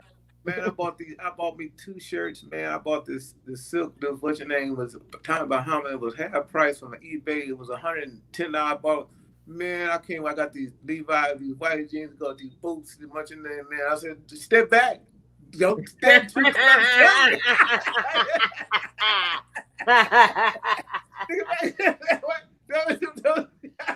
I love me, man. I love me. I know, and I'm glad you smile. I'm glad through all of this. I'm glad you smiling. Hey, man. I'm glad you laughing. I'm glad you joking. I'm glad you up here, and I'm glad you people don't usually shut me up. You don't shut me up, right? I don't keep shutting you up. I'm gonna do a drive-by all the time. I said this man is 100% man, because a lot of people, because ain't nobody shut me up like that. Well, I said I'm gonna be I'll be a good girl now. You know what? You my therapist. You was my therapist. So I pay my therapist. You know what? You know what my thing is? Loyalty. See, with loyalty, you get rewarded. I'm a lioness. I'm a lioness. Do I need to say more? Hey, man, I tell people all the time, man, I like you said about kids, man, I love kids to help better themselves. I said, a lot of in my community and stuff, I be places and kids that need help, and I buy them clothes. And they food. Need your book. No, they need your book. Because you keep waiting. It might just don't indulge. Now you wanted to be my friend, so this is what I do to my friends, right? So this is what I do to my friends. I see your strength right there, and your story is really inspirational. And I think that there's a lot of kids that's going through that, and I think a lot that will help somebody who, knowing that you have a lot of kids that was chubby, was big, was ostracized, was probably not getting abused by a mom now, but you will help the ones who mother come from them parts of town and let them understand, hey, my mother's born in the 40s, all she received was whippings. That's all she knew how to do was whippings. She got knocked in the head. She knocked us in the head. But this is what happened because of that. So, but you got 2 books. You already got 2 books. But Sugar Love is just like I was saying. I didn't know the way she had a rough life because she was born in 1940. What Black women had to endure, they had to endure a lot, going through the racism and how white people treated us. And then, see, that's the thing about that. By a man looking at a white man emasculating his wife, his woman, and he couldn't do nothing about it. Mm-hmm. And then all of a sudden, now he's in the role where he's seeing this white man do it work. So he used that same philosophy. It worked on the woman. So I'm going to use that same thing because he don't know how to have a relationship with that. So he knows his brute strength and his abuse will get the job done, But, it was just like, my thing is about having that mother with that nourishing at an early age. Because I'm going to tell you, I still remember at 5, the relationship I did have with my mom. So, but when I got 6 or 7, it all went haywire. But I'm gonna tell you, it was just like, I saw her first cry when she was 5. When I was 5 years old, and I grabbed her and I hugged. I said, "Mama, don't cry. I love you, Mama. Don't cry," like that. I said, "When I get big enough, I'm gonna take care of you," And I was able to do that. But the thing was, I was a kid. I knew about the value of $1 because my sister, we was to stay, and we had these long blocks. And I was always trying to figure out how to make money. I used to get my sister out of bed. I said, she was 6 years old, and I was 5, and she was like, I said, get up. I said, where you going, White? I said, I'm going to make some money. Where you going? I go down there to the neighbors and ring the doorbell. I said, can I put your trash out to make some money? I was 5 years old. Mm-hmm. I was hustling then. I knew, and I had a pink. I love to count. That's why I do numbers. And I would count that money. I had $80. I knew how to count and subtract. And I had this jar. I had $80 in there. And every day I'd count it. So I went into my jar one day to get it, and $20 was gone. So I grabbed my jar and ran into my mom. I said, Mama, somebody got my money. I had $80 in there. And then she said, Wayne, I got your money. I fell out. She said, Wayne, I needed the money. I was crying. I said, I just gave it a whole jar. I gave it a whole jar. So you knew you was gonna, but I see 2 books in your future. I see one as your childhood, then I see one with the struggles. You might got 3 books. Man, I tell you, man, I tell you, man, it's been amazing. Like I said, my thing is comparison. When you have something to compare it to, because me and Paula and her husband, now her husband, he's from Utah, and he's the surgeon, you know, and I've been in their home and stuff, and over the years, he come to love me and to respect me, and you know, he already respect me because I'm in this home, but he opened up and tell me how he feel about what's going on, and very candid. And he tells me how he felt, and he shook my hand. He said, you know what, Wayne? I had a whole different mindset about how I view Black people until I met you. You changed my whole perspective, how you are as a man, how you conduct yourself. And his wife, and you know, I'm at the house. We sitting there on this patio in Bel Air, looking at the reservoir. His wife cooking for. I was about 35. I was 35. And no, don't let me lie. It wasn't no 35. I was 20-something. 35 was later, but I was at their house all the time. But my thing is how she conduct herself to me all the time. But I talked to her. We talked. I said, look, I love you like you my mom's, but see, you don't know our struggles.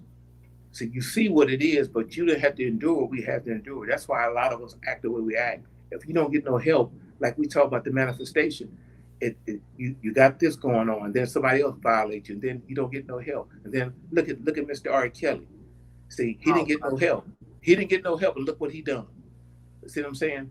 And that's what happens. And you know, you live in the flesh, and then you don't have no compassion for the other person. All you think about yourself. You think about yourself in the flesh. You don't care about that woman in flesh name. That's what I'm saying. That's what I'm talking about. Monogamous relationship. I expressed that with the young. I said, look, she think, no, I'm not. I'm trying to show you different. Because like I said, if I'm not giving you the business like you want to, then I'm going to be compromised because you going to keep me just for your financial gratification. You're not caring about me like that. You know what I'm saying? So why I want to have sex with you? Because I don't like what's going on with your characteristics. Who you are. That's because you didn't listen to Heavy D. Well, you know, he said, I ain't got nothing but love for you, baby. I ain't got nothing but love for you, baby. Yeah, I feel you, but you know, that song. When I heard that song, it's a lot of little quotes Heavy D put in his songs that I still live by till today. But that ain't got nothing but love. I thought, man, I'm the wrong person to use because I ain't got nothing but love for you, baby. And I'm not talking about intercourse, but I'm talking about I'm talking about this care. But it took for me hearing like, and then I'm from that old school, that northern soul, and then that southern soul. So it was a lot of Jews in them songs back. It was a lot of Jews. Like one of my favorite songs, and I'm glad I heard it when I was younger. And that was that song by Percy Sledge. And it always stayed with me. But take time to know her. Please don't rush into these things. Take time to know her. It's not an overnight thing. And then he goes at the end, he said, but I didn't listen to mama. And I went straight to the church. Basically, she cleaned them out for everything. But then I always said, so that always made me say, you know what? Don't rush. Because it's certain songs, and then like certain songs like with the Betty Wright, but like you know my favorite artist. Excuse, I didn't cut you off. I listened to your thing on that when you was talking about how the songs talking about how you should conduct yourself and how man should do this. And I heard that, you know, but you know, Miles Monroe said the same thing about, you know, like, oh girl, like you are the sunshine of my life, right? So if I'm the sunshine of your life, where was you at before I got there? Right? So if you leave me, I'm gonna be in darkness, huh? So you are the sunshine of my life. I always want to be now. Okay, now, all right. So And before you came into my life, I was in the darkness. So if you leave, I'm gonna be miserable again, right? That's defective thinking. That's the thing. The medium. See, they want control of the medium. That's the devil. See, the host, he needs somewhere. He need a body. See, he's in the air. That's why they got. That's why the white people wanted to keep the medium to control the airway. When they rap songs about killing black, you never hear them about killing white people, do you? You never hear them rapping about killing white people. No, you're not gonna never hear that. You ain't never heard it. And you ain't never heard Eminem saying like that. But that's not what hip hop meant when it first came out. I'm just saying though, you hear some of them songs. That's rap. That's rap music. Yeah, but I'm just saying rap. Though. I'm just saying about the medium. You know what I'm saying? I feel what you're saying, but I'm just saying. Yeah, but what I'm saying is it's still different because even a lot. Okay, shit. If we ain't learned nothing else, men should have learned it's cheaper to keep her. You know what I'm saying? I'm saying since little, it's just I'm not talking about the whole song, but like certain things. If we would have had that now in these generations, maybe it would be less men. No, let me back up. If I'm in a relationship and it's going bad, and I'm not going to be miserable, I'm gonna cut my losses. I don't care what it costs, because if I'm still there and I got to pay and I'm unhappy, what difference does it make? No, but you understood what he was saying. He's basically keeper. No, but he was saying you ain't had no business getting with her, but being that you did get with her, he's basically wasn't saying keep the woman. He was basically saying she's gonna take half of the. I don't care. I don't care. I don't care. I don't care. Well, if we was married, I only get married once. You know so you're going to be miserable because we married forever to death. Yeah, for real. But look, my thing is just like this. If we in the business, if say like we start at ground zero, and we built and milled the business and make a certain amount of money, and then we got to a point where things weren't going right, and I'm gonna look at the good times, and if she don't want to be in there with me no more, I'm gonna give her the pass. So much name. She's entitled to wherever it is because she helped build that. I won't take nothing away from that, and I'm gonna wish her well because that's who I am. All my relationships I've been in, all the girls I've been involved with, they come back because I treat them so well. I treat them like I treat my moms and stuff, and to the degree when I left and was able still to take care of her when I went to name. It's just like she's been broken and she had issues going on. I had one girl I was so crazy about. She said, "Wayne, you know what? I'm so messed up. I don't even know where to start at." She was honest, and it's just like till she met me, nobody would treat her the way I treated her, I pick up her son, I pick up, take his kids and doing this and make sure the bills and, I was at home, I'd be at the house. If I wasn't at work, at home, at the gym, at their house, I wasn't no street guy. I'm pretty solid and I mean, that's who I can't speak for nobody else, but So Mama did do something right now. Oh yeah. No. Don't get it wrong. It was just like how she expressed herself. Oh. Yeah. I had a decent, but like I said, like she didn't, my stepfather, he come in there, and I was 8 years old. I was standing at the door. He come in there drunk. Now he knowing that my mother don't like that. Now I'm standing at the back door. I'm looking, and he come to the door, and I got my arms crossed, and I'm 8 years old. I said, "Oh, he gonna get his ass whooped." I said, I told myself, wait. I said, why did he do this? I'm asking. I'm not talking to myself, and sure enough, my mother a big woman, and she's a big woman, and she hit like Ray Lewis. Man, I ain't gonna lie to you. Man, she beat up men too. Jesus. Wait. So she grabbed him by his collar and he dragged him on the floor. And then she hit him in the head with a hammer and blood went everywhere. Oh God. Yeah, wait. So she grabbed him by his collar and she threw him on the floor. Now she got this butcher knife. I'm screaming and hollering, "Mama, don't kill him. Don't hurt him, Mom. Don't hurt him." I'm hollering and screaming. I don't know who to cheer for. You know what I'm saying? She got this knife, and when she get mad, her eyes get big like silver dollars. And I know it's on and popping in. You can't say nothing because she dropped her head and she charged him. But my father did that to her because he used to beat my mom, and he left her. He cut my mom up so bad, left her for dead. Because it was just like when I was about 7 to 8.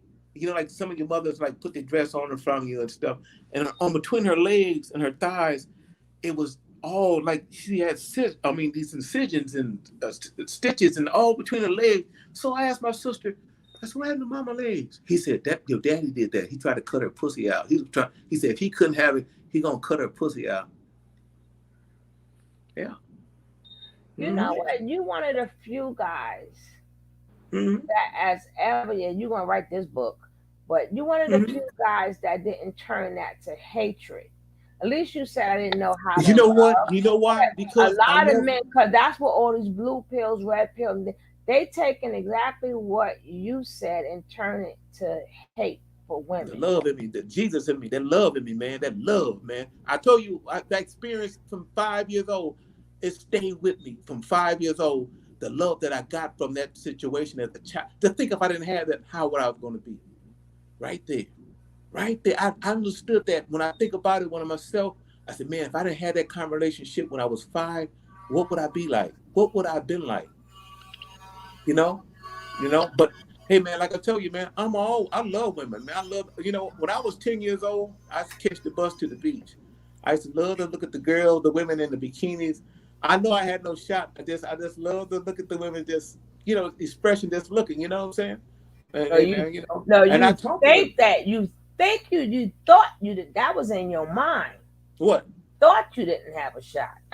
Well, no, I was 10. When at that age when I was going on, no. But you still. Now, I know I'm the king. I'm the king now. I told you, king. You are the king. You are the king. You are the king. But you thought you didn't have a shot. But you don't know for sure. Because remember, I work with kids now. I hear this all the time. But you already counted yourself out because you think I was big. I knew that. I mean, but so don't say you didn't have a shot. But say you know what? It was say my you thinking. didn't shoot your shot. No, it was what I've been through, and then how I perceived, the perception I viewed myself. Right, that was you, but that doesn't mean you didn't have a shot. You just didn't shoot your shot. But the thing is, every time I turned around, it was something that confirmed my perception of me. Whenever something that's negative towards you, how you view yourself, right? It's easy for you to confirm that and say no, and then when you get the courage up, and then something come up, and then it push you back in that same space because your perception. My thing is, it's just like this where I'm at now. I want to be in a relationship. But the quality and material, it's just from my perspective. My finances not like I want them to be, and what's going on with me physically. But the thing is, it's hard for me because of the roles have changed so much. Now, if you meet me, a successful woman, if she meet a man, and he conduct himself where she perceived how he should be, she would relinquish that role and let him be the man. See, because if a woman's got all the money in her or like, say like Oprah, say like this, not on that level, but I'm just saying though, if I met Oprah and how I conduct myself and my stability and my finances as a man, and she's like what she like, now she gonna let me be the lead, the head. You know what I'm saying? Because it's hard for a woman to fall back because she's been that man and woman all her life. That's why I tell my sister, she's hard for her. She always come and try to tell me, don't do that, friend. Don't do that. You need this. I don't need nothing. Don't do that. She's been in that role all her life, and she don't know how to be nothing else. Yeah. She go in there and she can't help that. Majority of women can't help that because there's never been no man, so she have to make everything happen. She had to get a degree. She had to do this. So she's always grinding. So if this man come in her life, if he's that kind of man, if he is, but she don't know how to fall back because she never had. She had to. She had to become this woman. She had to get this. You feel what I'm saying? I feel what you're saying, but I also said in a previous one, sometimes that's because that's what God wanted her to do. Sometimes you have an assignment. And a lot of men have to understand, if you're the head, God is the head of you. So certain things, just like, let's say a woman wanted to be a lawyer, right? I mean, she didn't want to be a lawyer, but God wanted her to be the lawyer, right? So he's going to make sure she's able to retain, like when she go to school, or retain information. She's going to know how to debate. She's going to know how to, so a lot of men may think it as, call it masculine, but God said for this, some certain cases is going to come up, and only you is going to be able to help these people out. See, you're remember your assignment is written before you're born. Oh, definitely. Yeah. So if your Agreed. assignment is written for, that's like me. Like between June, July, and August, and half of September, I worked 7 days a week. That's how dedicated I was to my kids. Because they had to work, then I had movie night, then I did events. So for that whole summertime is locked. So a man will probably say, "Oh, so men knew that that's my assignment." So what they did when they came off, they came out there. But not no man of mine, but I'm just saying that men used to come on down, and instead of saying don't do this, they joined. They hey, the men started talking to the boys, and now even though we're not together now, we're just talking. But now God put them in my life to show them, because they didn't even know they was able to help a child. They didn't know what their presence meant. So all of that came through me, and a lot of when them kids was telling them thank you, or them kids was looking forward to seeing them on certain days. So sometimes it may seem like we're masculine, but it's not like we're masculine. That's the assignment. Like God, some assignments is for you to stay home and raise the baby. Yeah. Some assignments, so you see, I'm not talking about the super Miss Independent. I'm not talking about them. Who I got my own this, and I'm not referring to them. Let's just make that disclaimer. I'm talking about people like a doctor. Like he gave you that assignment because certain things, certain people, I want you to help them. So, and if maybe he knew a man, that man, for whatever that man or woman has, she was going to be able to help them. That's why he put it in her to do it. Remember, all that's because everybody can't do what everybody do. So if you're able to do it, that's your assignment. Yeah, we all have assignments. Right. So some men gotta remember that's not math. That's your assignment. And then I always tell people, like when it was like, and it just disturbs my heart to the teeth. When they talk about the black men, and then you hear the women talk about, they talk about the black women, or if I hear women talk about the black men, I said, if God sends somebody to you, that is your job to help. I don't care if they're boy or girl. You're not supposed to pick and choose who God sent to you to help with. Yeah. But a lot of them, I only deal with the boys because this is happening with boys. And then God sent that girl to you, or I only deal with females. The females is going, no, absolutely. I have no more. You're not of God then. You're not of God. Yeah, You don't turn down nobody who come to you for help or a slice of bread. I'm not necessarily saying a slice of bread, but if you're able to, if somebody's hungry, you feed them. If somebody don't have no socks, like I even collect socks and gloves and stuff because New York is cold in the winter. Yeah, my mom used to do that. That's where I got that from. When I was 7 years old, and our neighbors, where we resided at while I was a kid, adolescent, and the moms wouldn't come home, so it was like us. It'd be about 8 of us, the neighbors' kids, all of it together, and it left an everlasting impact on me. And I do that today. I know kids and stuff, and I always advocate that. You know what I'm saying? It's just you don't pick and choose, especially when it comes down to a child, and they come to you. Well, I only help males. I'm like, well, who does that? You're not a God. But the society will be coming now, man. You got to be very careful because of all the funneling and the inappropriate behaviors, and man, it's just. No, I'm not. I mean, if they wanted to just talk, believe me, I deal with kids, and I will tell you, you will never win against a child. The child is always right. Well, no, I'm just saying about even if they lying. Even if they lying, they always right. So you have to know how to deal with them, and it always got to be public. Yeah, I find myself, it depends on what gender, you know, I don't want to be left alone with if it's not my immediate family, kids, and Uh-huh. I don't put myself in a compromised position because Mm-mm. it don't look right because the society where we at now. You Like know. I got busted one time, right? Because I'm like, oh, you know, you're my favorite, and now you know you're my favorite, right? So one day I forgot that some kids was in the park, and I also do free lunch and breakfast, right? For the Okay. kids to come. So I said to the boy, now you know you my favorite. Three kids turned around and said, you told us the same thing. I said, damn it, I done got caught. But I'm glad that happened because they all knew one could never say, oh, she think I'm special.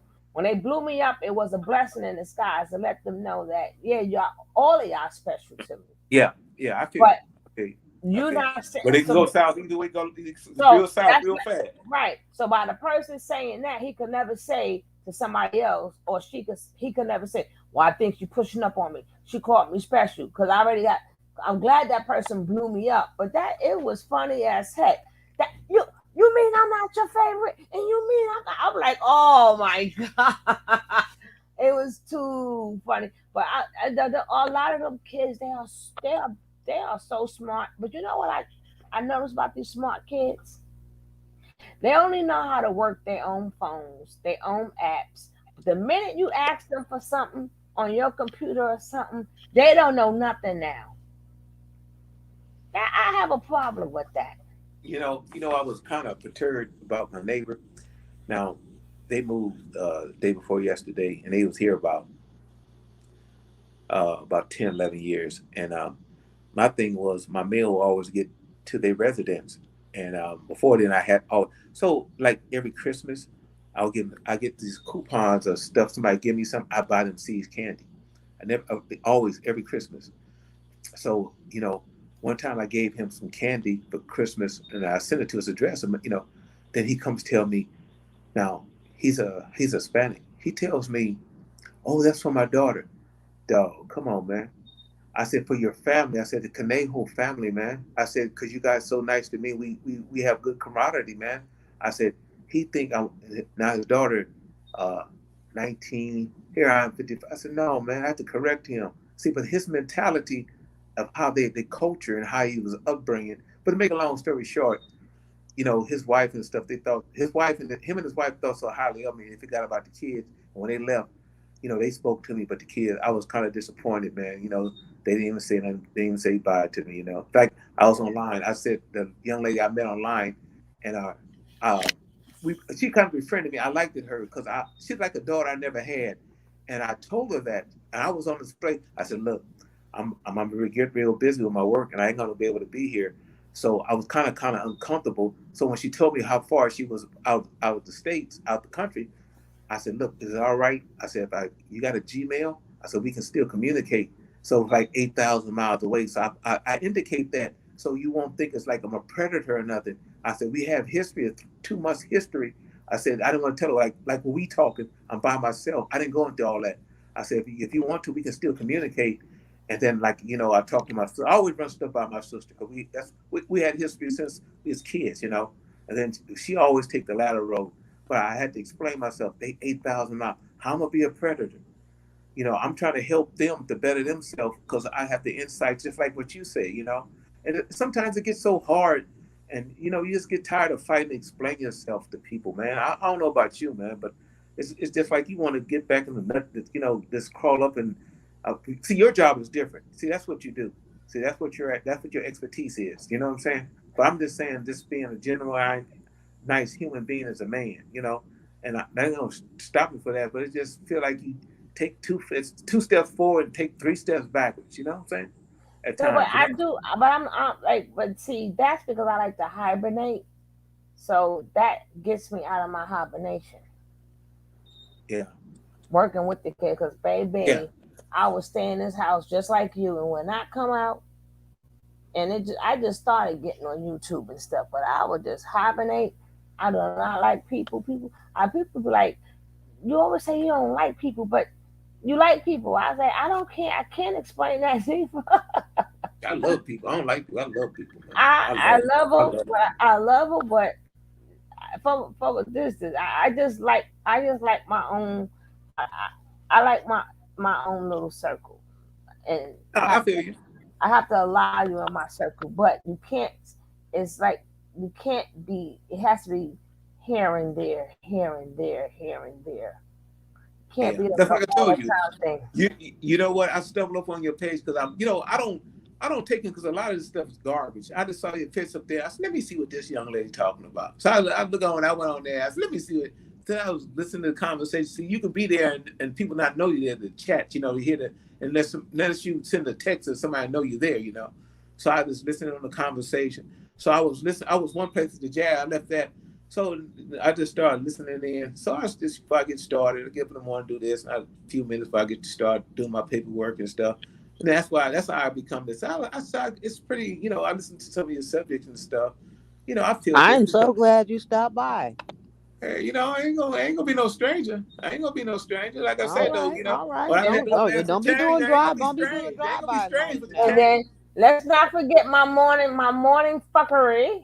But I do that because I find things that's funny because I want people to start their day off with a smile.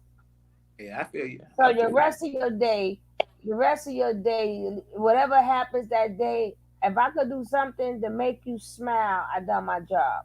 So I always try to find like different comedians or something on my shishi or my puppets or whatever. So that's my morning fuckery. But it's really, I was listening to one guy there, and he was so toxic. I had to get off there. The one was talking with the guy sitting in the chair, and these men. I said, "That's what's wrong." See, they get the wrong perception. Wait, which one? The light skinned one or the dark skinned one? Both of them. No, the light skinned one is only doing a parody of Kevin Samuels. That's a parody. It's not real. Oh, I don't know, man. But it's content. Right. The contents. Definitely got the content. Yeah, but he's doing a parody of Kevin Samuels. Oh, okay. But I don't like it. It was amusing to me. It offended me because but most of the people that call some is real, but most of them is his people. Oh, okay. But I'm just saying though, I just don't like how they degrade. I don't like people degrading women. I can't stand it. I don't like it, and the dark skinned one, the real Kevin Samuels. He basically the parodies we have because he don't break character at all. And what you're not gonna do at the end of the day, he had me crack up. Is talk about my grandmother. You're gonna bring my grandmother, but that's Avion Crawford. Yeah. Another one I listen to Cynthia G. I listen to her contents too because she's right on point. See, the truth is the truth. The truth will set you free. That's the life. But only thing I don't agree with her is the genocide stuff. Talking about don't have them. How about don't have no man's baby, period, unless you're ready. Shouldn't matter what sex it is. Yeah, I know. I saw that. I saw some of that, and that was true with that too. But he's a broken man because he hasn't been raised right.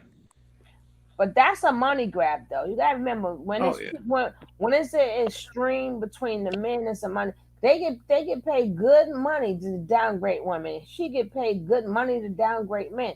So uplift each other. Come on, man. Well, we losing, man. We ain't winning no more. We losing bad, man. But that's why I stay on my page. Man, we losing bad. I get tired. I just look at that. I can't stomach it no more. I just turn it off. And that's what I like about. See, I don't even have. I cut my cable off 2 years ago. I could afford it, but my thing is only take in contents what I want to take in. Mm-hmm. I'm not paying to watch some reruns over and over every month and paying $100 and some. Well, I go to YouTube. If I don't I look at the subject. I don't want to look at that. Turn that. I can program CNN to the topics that's relevant to what I need to know. All the rest, and then I look at and then I'm through with it. Other than that, I'm right back to work. Now I got a plane because I'm coming to Brooklyn. Brooklyn in the house, without a doubt. That's what the other people be talking about. Yeah. Let me tell you about Hams. Hams, she was hustling me at first, but she was the only child, and I communicated with her for 4 years, and I spent like $2,000 sending her money to help her out. So she was the only child. Check this out. She's the only child, and she knew my birthday. And her birthday November 19th, and one day I was sitting here and the doorbell rang and she sent me a box of fruit for my birthday. I never forget. And you know, it was so. And she said, Wayne, uh, and when her mother had died and she was by herself and she was getting to take advantage. I know she was, but she got some money. She got some money. She called me and she sent me a letter. Wayne, I got a whole bunch of money. I wanna make sure you all right. I said, no, baby, I'm good. Just you be okay. I served my purpose. You helped me immensely where I need to be at what I was dealing with. So, you know, so she don't call me off. She said, Wayne, I'm not gonna be communicating. I got all this money. Now I'm gonna be able to do the stuff I wasn't able to do and live my life, you know, because I think Hamp's 39, 40 now. But I met her 4 years, you know, but she's an excellent person. And she, like I said, man, I never forget. She sent me a fruit basket for my birthday from Ghana. Yeah. Oh. Yeah, yeah. And she said, I can show you this letter she sent me. And I took her, what's your name? And she showed me, she told me she sent a letter, she's getting this money that she had her mama allocate for her. And she didn't know she had it. And she called and told me, and she sent me a letter. I want to help you because I got this money and you're always there for me. I'm a man. I don't take money from women, man. I don't do that, man. I don't do that, man. I can't do it, man. And you said that other lady name is Shama? No, her name was Hamps. No, the one you watch on YouTube. Little Charmin. You'll see it on YouTube, and she had excellent content. Man, Little Charmin. You know what? I'll Google it. I'll send you some things to your Gmail. I'll send you some stuff because she helped me immensely. I'm telling you, man. She'll come on a show one day. Well, she has a thing, a subject like what you do, and she got the thing. She's real good. She's real good. No, but I'm gonna check her out. Maybe one day she'll come on a show. Okay. Yeah, man. I'm telling you, man. I mean, she helps me immensely because when she explains stuff about what happens to you as a child and what you didn't get and this and that, and just like a narcissist, and her whole thing is about narcissists. She said just like, if you know, a person like the girl I was dealing with, it's like deflecting. You can call them on something, and they're so broken up. Narcissist. She said like just like the metrics. You know, when you remember the metric when they hit them and it all the different pieces. This whole channel, I do narcissism, and then this whole channel I do narcissism, and I saw that lady was on the Romney. Right, and then I always put I make sure I say what I say, then I make sure I end it or start it with a professional. Yeah. But you know, it's just like, I mean, cut you off. But you know, just like when you see the movie The Matrix, when the people get broken up a little fragment, they come back together. She gave you an analogy of how when you've been so broken up, and when you was at adolescent, and then you become adult, you so fragment that you it's just like when your parents, like you elevating first grade, fifth, second, you know, when you pass this certain requirements, you go to fifth grade and so on. It's just like you didn't pass the intermediate to go to different levels, and all that's missing, and then you constantly fragmentize, and you all this pain and hurt, and somebody confront you, and you don't have no normal. So if you could try to, if you at 30 something, and then how do you fix that? Because you so defragment, it's just like a computer. You know, when you went back in the day when you had the fragments, when you used to clean the system and you showed up the things like that, you're so broken up, it's so easy for you to fall back in them old ways because you never had no normal. And you know, and that's what happened when I confronted her, because she come in one day and the guy was put my opto fiber in there, and I had talked to her, and she was discussing about the incident with a guy in Vegas brandishing a pistol and a pregnant woman, and this guy was an enormous black guy, a little Mexican guy. And I said, she said, what you think? She asked my opinion. I said, he could have did. Oh, she started hollering and screaming and, that's what's wrong with you, black men. You don't take us. And the guy, we look at each other, and that's my opinion. Because I didn't agree to her, disagree because I didn't agree with her. If I'd agreed with her, it would have been fine. But my thing was, he was so bigger and so oversized, he didn't need to brandish his gun and show. He said, I got a pistol, get back. A little bitty guy like that, you could have hit him, knocked him out. She said that she started hollering and screaming and hollering, ran out my door. And that's when that was December 2 years ago, December the 3rd. And that's when I went online and I Googled it. I put the words in there, and that's when I found her. I searched around and found this lady, and for 6 months I just listened to all her stuff. And I didn't cut the young lady off because she needed me, and I just learned how to deal with her to a degree, you know. And then she said that what they do is they have all these people and they rotate them. You know, they rotate people and to be normal. You know, and when stuff go over here, then they go over here, and that's what. And then she didn't come to me for a while, and then she go over here, and then she come to, hey, like nothing ever happened. I said, no, let me tell you something. No, you can't do me like that, man. You ain't. I worked too hard. Exactly. No, you can't. No. Then when I try to call on it, she don't want to hear it. Then I call her Norsa. Then she sent me a text. Oh, you think this? I don't care what's online. Then she gonna try to defend this. Come on, man. No, you stay over there. You know, no, I'm not gonna. You know, and she's intelligent, but you know, your mom's got a master's. Most narcissists are highly intelligent. Yeah. I noticed that too. But they need to stay away from me. But I make well, you know sure, what it is. But I do that because a lot of narcissism, they are made. Either they got abused or they was the mother, sun, moon, and stars.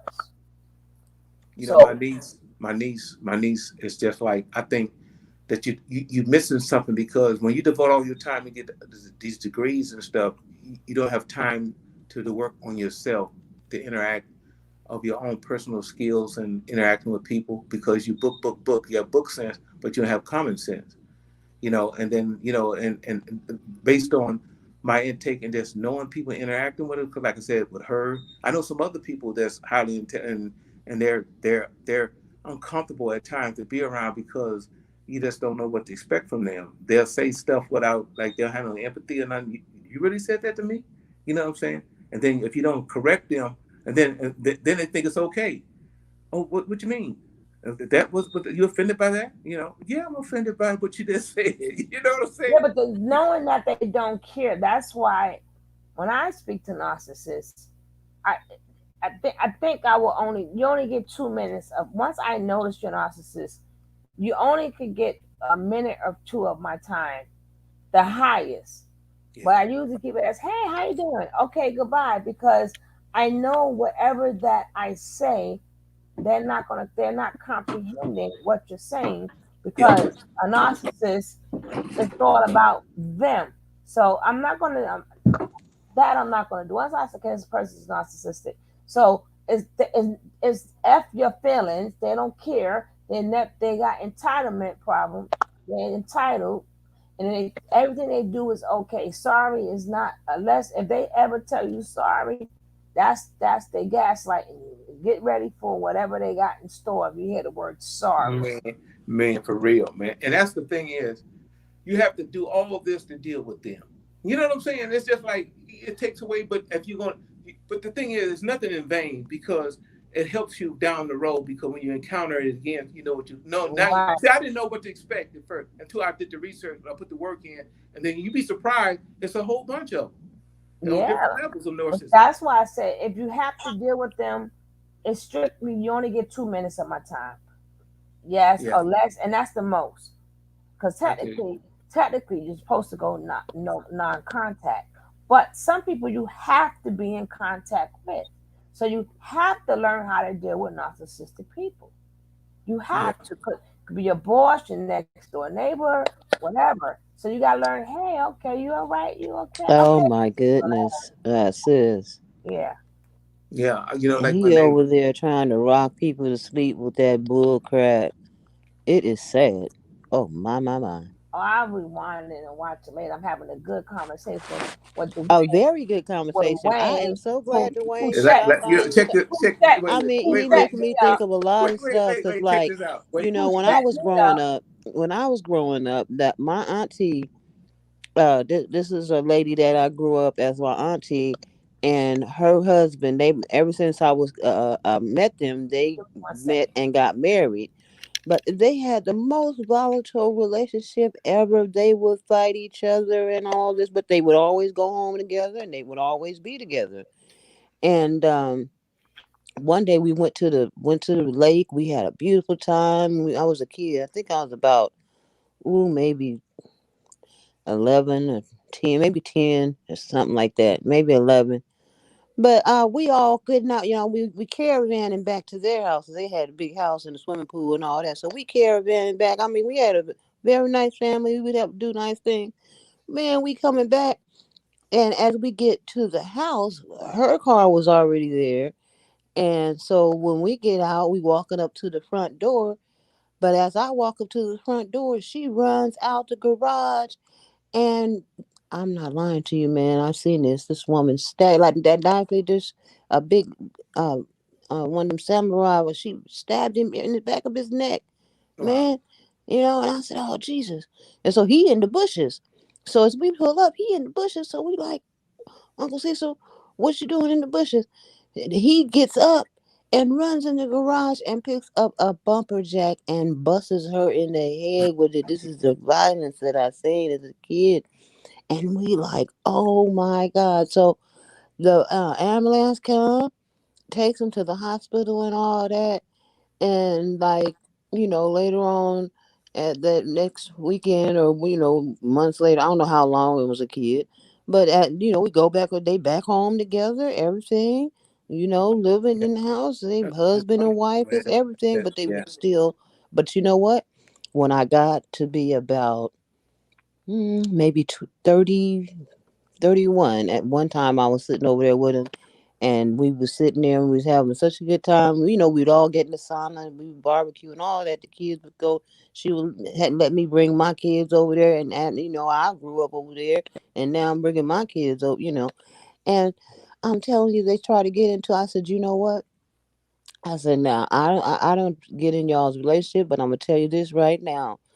If y'all love each other, y'all better stop this fighting, or either y'all need to get a divorce. And that's it, and that's all. And I'm going to say that one time, and I'm the last time I'm going to say it, and I mean it. Y'all get a divorce. But you know what, And they man? both just looked at me, and I got up, I got my kids, and I left.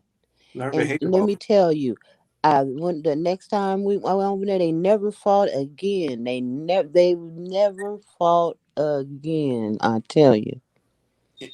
Boss, I mean disrespect, but it's probably in your presence, but it's a learned behavior, and they grow up seeing that. Like I told you, I grew up. Like I tell you, I I I I never could sort a woman. I mean, I guess because I seen my mother, been emasculated, but I just couldn't. It just one. It just ain't in me.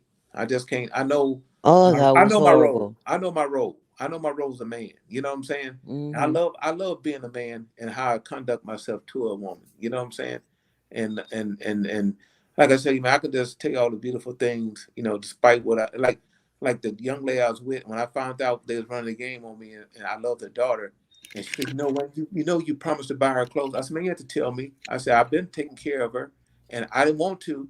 Don't come when I found out that mama and them was hustling me. I said, boy, I was like, I went up in the church then because my spirit was broke because I was the happiest. I was about 40. I was about 40. I was at my happiest, and she loved me unconditionally. You know what I'm saying? And it was a little baby, and we do everything, and then all of a sudden, I would come to find out the mama they was tag teaming, ran the game was so smooth I couldn't see the forest for the trees. So it was just Hmm. like, and I committed myself and I bought the clothes, and I just finally just eased out the equation. And then she come back. I've talked to her. So, but I got better. So we talked. She said, "Now you still mad at me?" No, I'm not mad at you. Excuse me. I said, "If I was mad at you, I wouldn't even have this conversation. I grow to become better." I said, "But I'm not going your way no more." I said, "That's where I was. That's where I was at." I explained that to her and stuff. And then she sent me a picture of her daughter. I'm gonna send you the collage. Sugar Love. I'm gonna say that I got about 30 pictures on there. All them people are meaningful people, and I'm gonna sing the thing with my son. I call him my son because on my birthday he calls me. When you all right?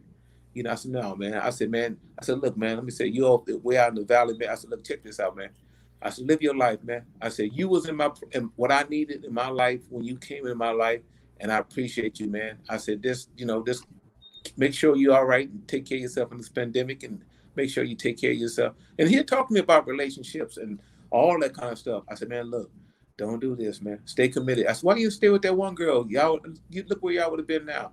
You know, and then you back and forth. I said, come on, man. I said, you got a daughter, your daughter looking at you, man. Come on, we talk and stuff, you know, and I love him, man. I tell him that all the time, and he don't understand it. I said, man, you know, all I ever did was this money, travel, and do this, and then you came in there and you gave me some validation. I'm able to, you know, talk to you freely how I want to be and how I want to be with you and be consistent. And I want you to be the same way, man. So we, you know, so I sent a video and I told him how I feel, man. I cried, man. I ain't gonna lie to you. He couldn't handle it. My sister could. I sent a video. He couldn't handle it. I said, man, I couldn't help it, man, because that's how much he meant to me. You know, he meant that much to me because he the only kid I spent a lot of time. I got keys to his house. Him and his daddy's house. I got keys to their house. I stay at his house, take him to school, just take him to work. You know, getting in trouble at school. Me and his daddy there when he was 16. Now he's 29, man. You know. And I told him, man, he going with this race. I said, look, man. I said, look, when you police stop you, man. I said, this is what's going on. I said, this is what's going for you. And then he gonna tell me. I said, okay. I said, I'm not your daddy, so I don't say that to him. You know, I ain't gonna get in no confrontation. Then if he get to a point, he feeling himself. Now, you know, I love you, but you got to get away from me. Mm-hmm. Yeah. Mm-hmm. Because I ain't nothing been right by you all the time. I always talk good stuff. I took quality contents and stuff. I don't deviate. I'm consistent. I don't lie to you. I tell the truth. He said, Wayne, why you? I said, man, I was with this because my mom did this to me. So I was dealing with this. I was dealing with this girl. She was on drugs. And, you know, I love the body. I know how to love myself more. I took her to the drug crowd, get herself straightened out. And I can't make you stay, but you got to want it for yourself. But you're not going to drag me down. Now, if you need me to support you for toiletry and stuff, and if you're watching that, I'm there for you. But does that give you money? No, I'm not going to do that. I'm not going to do that. So you had to get in the place where I'm at it took me a while to get here, man. And I ain't going to deviate from it now. I worked too hard for this. I worked too hard for mine. Amen. Yeah, because I look at the other black guys. I see guys, and I have guys, my brothers in Mississippi and stuff. He said, man, I want you. And my other guy, he said, man, how did you get there? Can you teach us how to be men? Man, man, it's just like, it's going to be hard because, you know, it's just like when you confess, he said, you're a sinner. He said, you know, when you say giving yourself to God and say, Lord, come into my life, I accept you as my Lord and my Savior. Now, you know, you conform yourself to the way of the world. It's just like being a new creature. It's the same way being man. You have to go understand what it is. And then you have to, once you understand, you got to live by it. You got to be about it. You can't back and forward. You can't be a convenient Christian. I'm going to be Christian today, but I'm going to be a sinner tomorrow. And then I'm going to ask God to forgive me because I know I'm going to sin tomorrow. But no, you know what I'm saying? Exactly. Yeah, you either are, you know. And then once you stay committed, don't grow weary from doing right. And then it's going to reveal yourself when time comes that you're on the right path. Because he's going to show you when you committed yourself, and then he's going to show you his blessings till you've been committed to him. You know what I'm saying? And people, just like we having this conversation and how I acknowledge Sugar Love and she acknowledged us. We get our blessings because we've been so committed to how we treat people and love people. You know? And that's where I see it. You know what I'm saying? And that makes you validate, you know, you're on the right path. You know, you getting your validation. She give me a synopsis, I'm giving her a synopsis, how I view her. I give you a $100 bill and I'm gonna keep giving you money. I don't give a fuck about no fucking money. Oh my God. I make the money. I make the money. Money don't make me.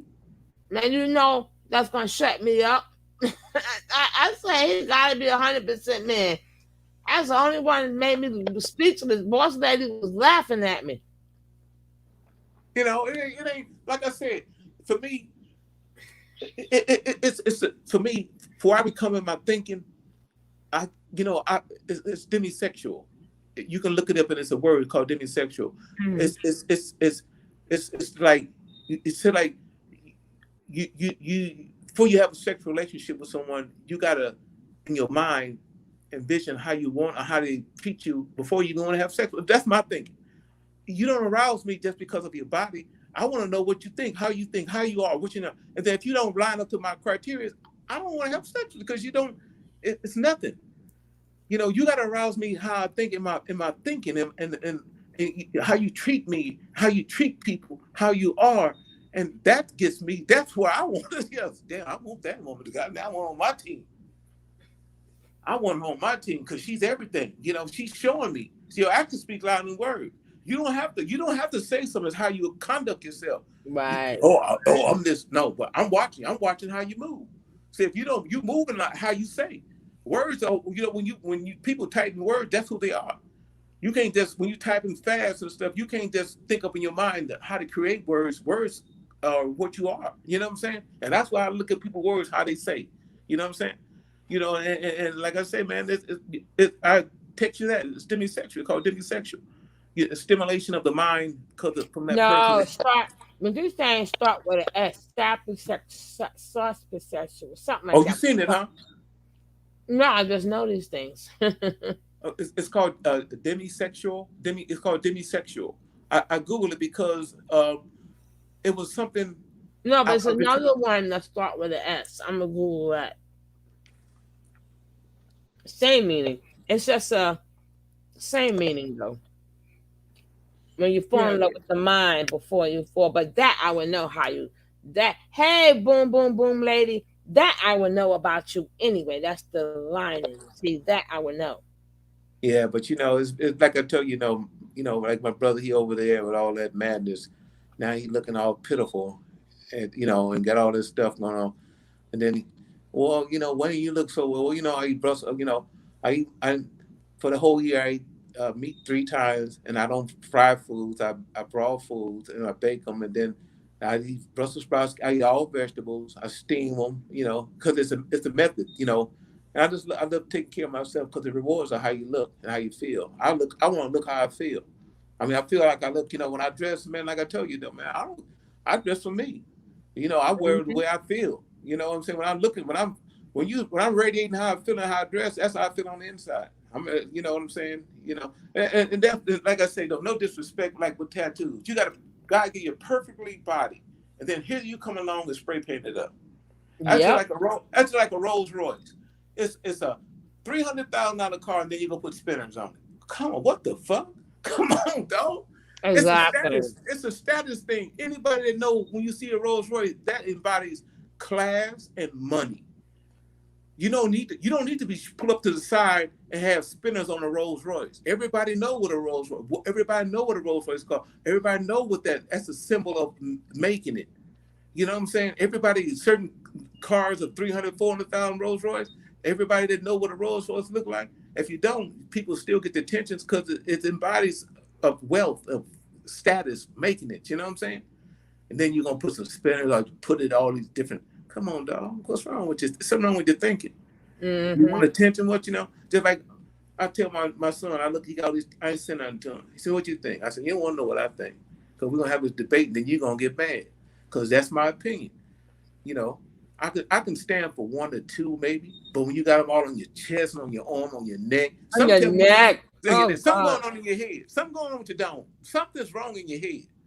You know, especially the teardrops on your eyes. Come on, man. That's ghetto, really ghetto. Somebody asks, what's ghetto? I reside with your name, you know, but I'm not ghetto. It's a mindset. You don't have to reside and be a part of the product of the environment. Is what you think and how you conduct yourself determines where you are. Like I tell my sons, it's not what you've been through, it's how you come out of what you've been through to determine the quality of your life. Amen.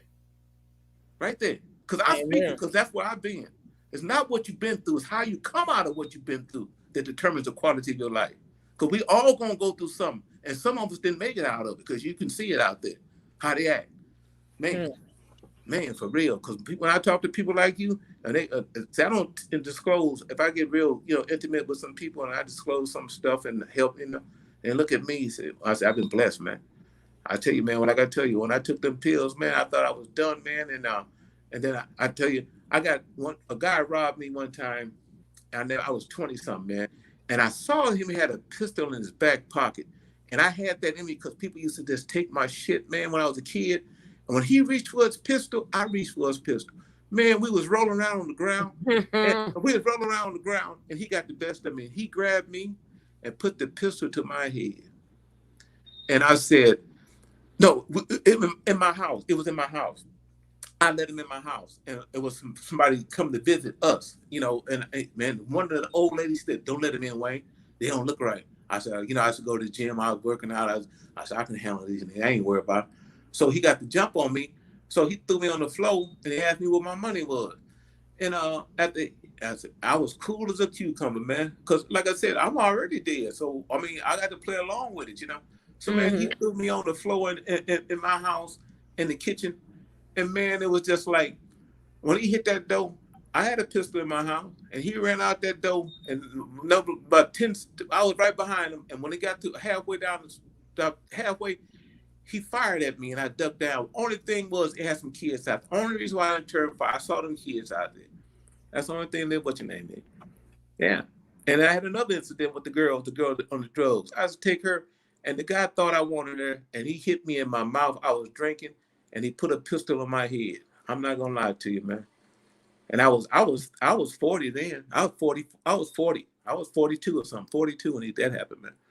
And he put a Glock in my head, man. I would turn around there, man, and man, I tell you, a couple of times, man, and it was God, His grace, man, for real, man. I remember one time I had a gun to my head, right? But you know me, I didn't have that fear. I was like, but wait. Can I just say my last prayer first and tell my kids I love them, right? I don't know. I just have a way. Stuff just comes out of my mouth because I don't have that fear factor. That man said, "Miss, you crazy, bye, or goodbye." I was like, and now I'm gonna lay me. I mixed up all the them prayers you said when you. Oh yeah. I mixed them all up, right? I did a whole remix, right? I did a whole remix. The man still pointing the gun, and I'm like, and I'm gonna lay me down sleeping in it. I did a whole remix. That man looking at me like, I know this. And she telling me to wait. And I'm like, oh, you may not know my kids, but tell them I love them. And wait. But I wasn't doing it to start time. This was just coming out of my mouth. This was just God. He always put something on me to change the narrative.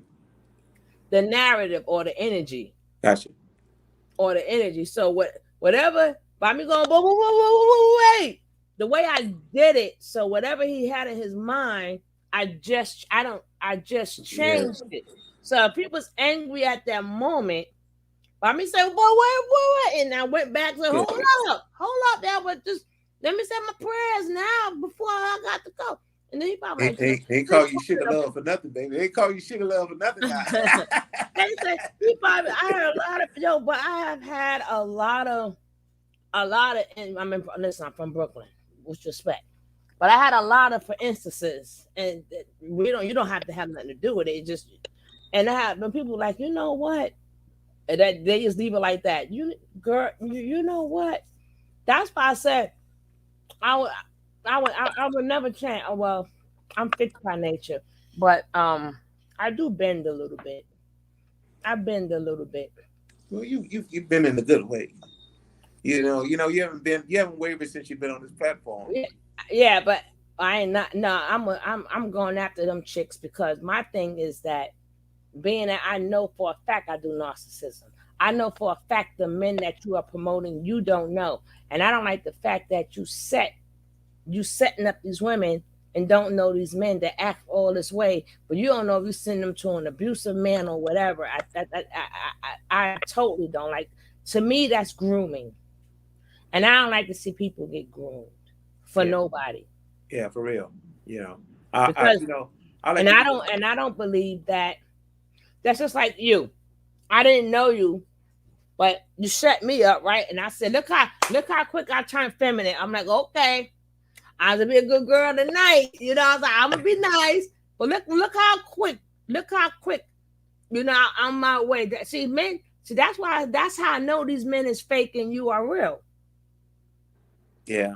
That's how I know they fake and you are real because like I told you, quick I was blah blah blah. I'm like, oops, he shut me up. You know what? The sugar love, like I tell you, I'm by myself most of the time anyway. If I ain't doing my work, because I don't entertain people. See, people know me, No, you can't. No, what do you want? You're not my friend like that. I got my own people that I socialize with, and you want something. That's my perception. You know what I'm saying? Because over the years, how I've been with my money, freely and careless and stuff. But it's okay because this is where I'm at. But my thing is, it's just like when I sing you, and like I said, I have places I go and I might give it depending on what your name. But I've seen you and I gravitate and I liked you. And I said, you know what? And I had the money on my card and stuff. And then I said, you know what? I was gonna put. I said I went back and gave the other 50. I gave the 100. I wasn't tripping on that, man. God gonna bless me, man. I'm gonna get some more. I was tripping. That's all right. I was touched and I was blessed and I was thankful. Man, Very thankful. Yeah, and yeah. I'm gonna let you know. You got a good spirit. I love your spirit. And I was like, then I'm like, dang, now I gotta be a good girl. First, I thought I was gonna be a good girl for the rest of the night. Then I said, damn it, now I gotta be good for a whole 2 days. Man, you might get 3 days out of me now. Y'all see what he done did, damn it. I said, he done did it. Now I gotta twerk nice. I'm gonna see if they gonna follow me. I'm see if they gonna follow me. Let me see if the man gonna stand up. I said, people gonna be thanking him that, oh, she was nice today.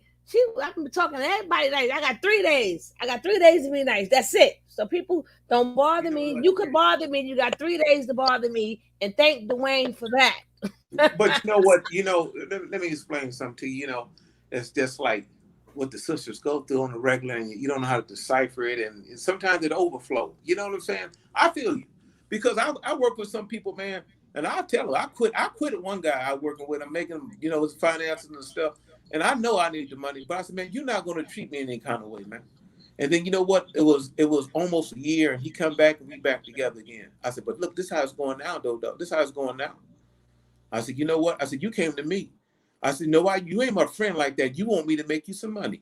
You want this book work to be done right, so you come to me. I said, I acknowledge you. This is what I do. This ain't who I am. But like I say though, you're not gonna disrespect me. You can't talk to me any kind of way. I'm not your kids, so I'm a man. So talk to me, treat me like a man. I would treat you like a man. Are we gonna have the same problem again? I come from the struggle, bro. It ain't like I had a silver spoon in my mouth. I came from the struggle. I come up by working up. Nobody give me nothing. I like that slogan. I come up by working up. I'm gonna steal that.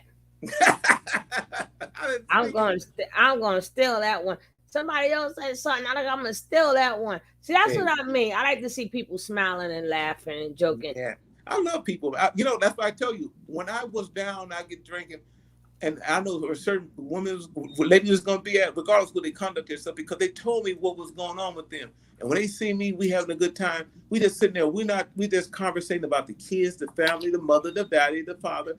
And when I left there, we smiling and we embracing. And when you coming back, Wayne, I might drop the $100 because when we sitting there, if they ain't getting lap dances and stuff, I'm paying them for their time because she's talking to me.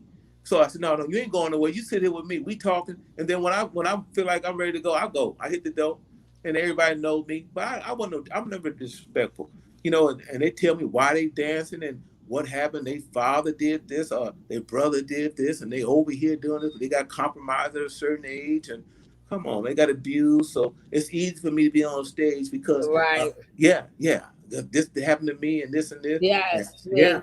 That's why. Well, of course, you're a male version of me, but this is why I said we're gonna need to have these conversations more because my thing is that you don't know people's struggles. Yeah, everybody going through something. That everybody done been there, and that's one thing I preach. If you watch the show, that's one thing I preach the most. Like now, don't get me wrong. Like that lady who let her daughter turn 18. Yes, I tore into her butt. Right, I got into her because I believe in equal opportunity. She's unfit. Yeah, I believe in equal opportunity. And anybody can get it, right? Anybody can get it, right? But I don't just do men, but I'm like people always go like I'm the middle person that's trying to bring everybody together. Yeah, and I'm like, yeah. Somebody said use a man. I already know I'm a humanitarian. That's by default. I know that already. And it's like you try to cut it off, but you can't. Cause even if you try to cut it off, you can't. People are gonna still tell you everything. You gonna still know everything. But one thing about us, we could say we know something about everybody, but we will never relinquish it, or you'll never know who we're talking about. Because people trust us. It's just something in us that they feel compelled to tell us. But Yeah, that's why them people in them clubs was able to tell you that. man. And I that's enjoyed it but immensely, but man. that but that's a beautiful gift. But you know what? It helped me immensely because, like I said, the areas that I lacked in, and I was able to, they're gorgeous and stuff, and we talking, and it helps me my self esteem what was robbed of me because see that's the generational curse. My mom didn't know what she was doing, but like I said, if I didn't take the necessary steps, then I'm gonna be that same person, living that in that role, being that next generation constitution of what's going on. And you got to break the cycle. Now You got that to next you got to question step out. is the next question is, do you look like your dad or you like your No, mom? I look like my mama. I'm my mama. I look like my mama, man. I love Okay. my mama. You know what I'm saying? If you look like I look like my mama, man. I look like my Okay. mama. I look like my mama. And like I told you, I never met my father.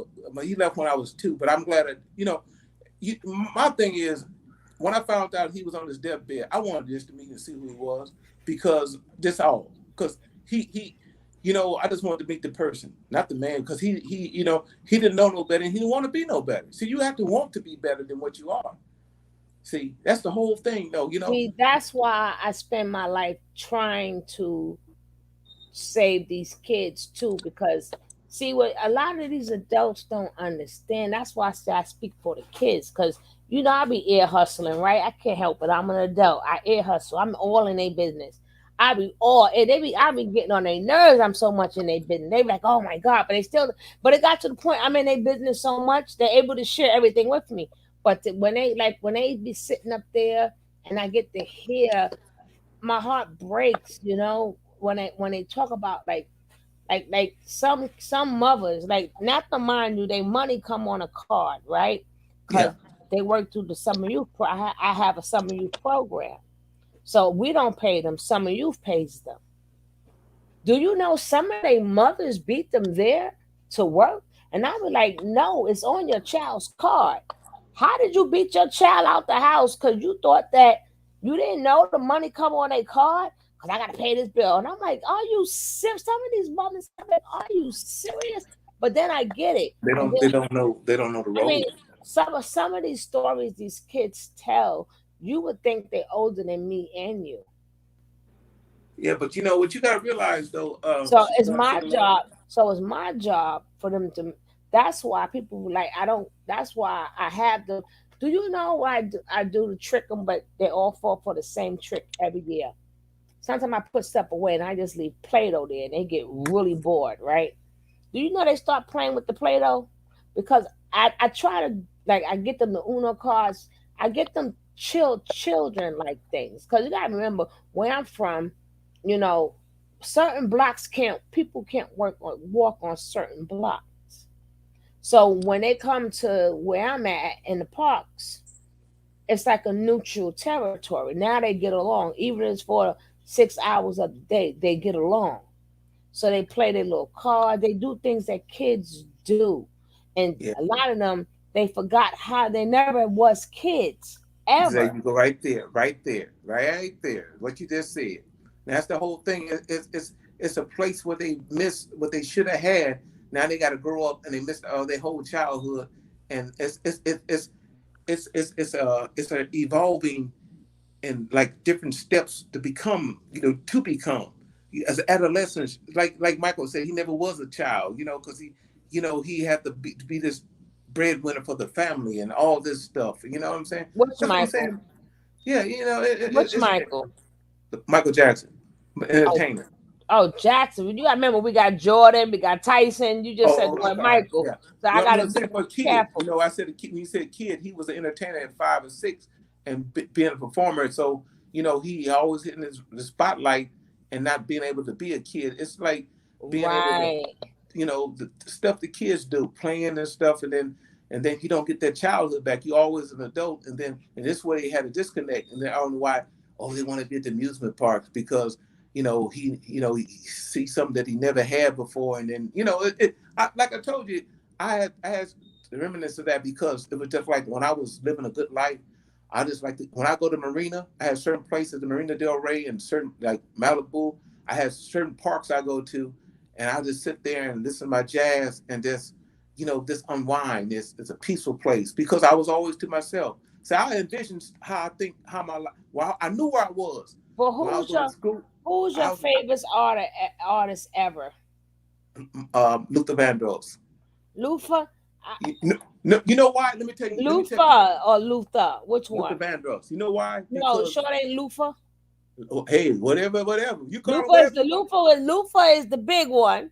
Hey, you know what? The same. The tone was coming out the same barrel. But look, let me tell you what. When I was that kid, I was that fat kid, and I didn't think I was gonna ever love someone and care someone. So I harmonized his music because that's how I envisioned him. If you take a chance on love, you see, it's not a wasted chance if you truly believe. Wait for love, you're gonna get. I had all his songs. I just listened to him all the time because I was that guy harmonizing and thinking about it. You know what I'm saying? Because I didn't think it ever happened to me. And then, when I got involved with the wrong relationship, I felt like that, but I know I wouldn't. All the girls I was involved with, I know I wasn't gonna marry them. That's why I asked you that question. No, I know I wasn't gonna marry them. I was in left field, but I went in far left field. You know what I'm saying? I was in left field, but I know I wasn't gonna marry. Come on, man. I mean, I couldn't help myself. Like I couldn't help it if I wanted to. I couldn't help it. No, I think my favorite one is my favorite one is always gonna be. I mean, I meant to say female and male. My favorite male artist is just I've seen this man 5 times, and that would be Smokey, right? And his falsetto is unbelievable. But who's that? Who's the artist? Robinson is Smokey. Oh yeah, yeah. Smokey. I love Smokey too. I love Smokey too. That'd be my first play. Night and Day. I love that song called Night and Day. How can you be Night and Day? I love that song. No, but I love all his songs. You got to dance to keep from crying. Oh yeah, and that song it always puts me in a good any of his songs actually. Yeah. Any of his songs put me in that because his falsetto is unmatched. Everybody tries, but they ain't messing with his. Only person who could sort of kind of have messed with his falsetto would be but he passed away though. But that was one of the Barges, James Barge. Yeah, I love some of these songs. A lot of people tried to do that falsetto a full song. Maxwell tried, everybody tried, but I don't know. Yeah, the Barge was and then people start coming in now. Baby, look at my boom, boom, boom. And don't forget to check out Information Man. If you don't know Information Man, check him out. His topics are very good. He's more like a news person. Information Man? Yeah. On YouTube, huh? Yeah, Information Man. You'll see, here he is right here. But he has great topics. Oh, okay. Information Man show. And you know to check me out. Cause I was getting all jealous and stuff. I been telling boyfriend. I done got you beamed up, baby. You know I'm beaming you up already, baby. You're in the lockbox. I got you in the lockbox. Yeah. If you got a cash app, send it to the cash app. Cause YouTube rob you. And I don't want to say that but send it to the cash app. YouTube robs you. YouTube take over 40%. No kidding. Mm-hmm. Send it to the kid. If you got a cash app, send it to the cash app. Okay. Yeah, I'll tell. Like I said, I'm constantly learning. I'm a layman. You know what I'm saying? But you keep evolving. You keep evolving, and you'll get there. So like I said, but I'm glad that you're freely able to speak. So when we do because I like to do certain topics where, especially if I'm going in on a man, I'm like beam up, handle that. Because I believe in letting a man be a man now. I know you know how to shut me up, but it wasn't the money that shut me up. It was your gesture. Okay. Because Okay. it could have been $1, but it was your gesture. Like if some people do, a lot of people do stuff. See, I care about people's gestures, and that's what I like. Oh, now I got because of you. You got a lot of new friends because I'm gonna be nice for. I said 3 days, but I'm counting today as a day. This is one. Today is counted You as a good. day. You good. So You good. I don't see you. now I'm talking I about the mean, people. I'm gonna be nice. I mean, I'm no, gonna wake up. I'm gonna wake up. Good morning, son. How are you doing? He go like, Ma. And I'm talking to everybody. Good morning, morning. I gotta find. I was trying to tell him on the first one. Yeah, no, he got it. He got it. And then now I know he's a king. He got a lot of knowledge that's out there. He can help a lot of people because we natural born teachers, right? Oh yeah, I feel you. We are feel you. natural born. Oh, Yeah. James, your dad. No, don't be coming in here talking about no house is not a home. That's his favorite one. You late for class, James? Naughty. I forgot. I gotta be nice for 3 days. I gotta be nice for 3 days. Hey, James. Some of them songs, like I said, once I grow to become better, I don't listen to them because it's just like because it comforted me where I was at, but once you become better in love and respecting, I mean, it's for me, from my perspective, you know what I'm saying? I just listen to a lot of jazz because I can envision stuff, you know what I'm saying? I like jazz too. I listen to jazz every day. I listen to jazz every day. I love my jazz, but my favorite setting girl, I think I was meant to be born in the 1930s, actually. I wasn't supposed to be 70s baby. I was supposed to be, the 80s baby. The 90s baby. No, the whole crew. Like I love Cab Calloway. I love that. I love that whole. I love that Luz. I love that whole era. Yeah. Okay. That whole era. Man. I mean, they was doing it back then, man. And let me tell you, they stuff, man. I made my son watch the Nicholas Brothers, right? Yeah, man. No lie. And then he went into school, and they were showing him the Nicholas Brothers. He was like, you need to play this one. This one is better than that. And teacher was like, well, how do you know? He don't do that no more. But I used to always, because I always say, I pick up on people's emotions and stuff like that, and exactly what they was feeling. But that whole era, it's just that. But you know what? It was a way of life. It was a way of life. Yeah, and you can feel like it was a way feel of life. the depression and the sadness of I have to perform, but I can't walk through the door. Yeah, I gotta go.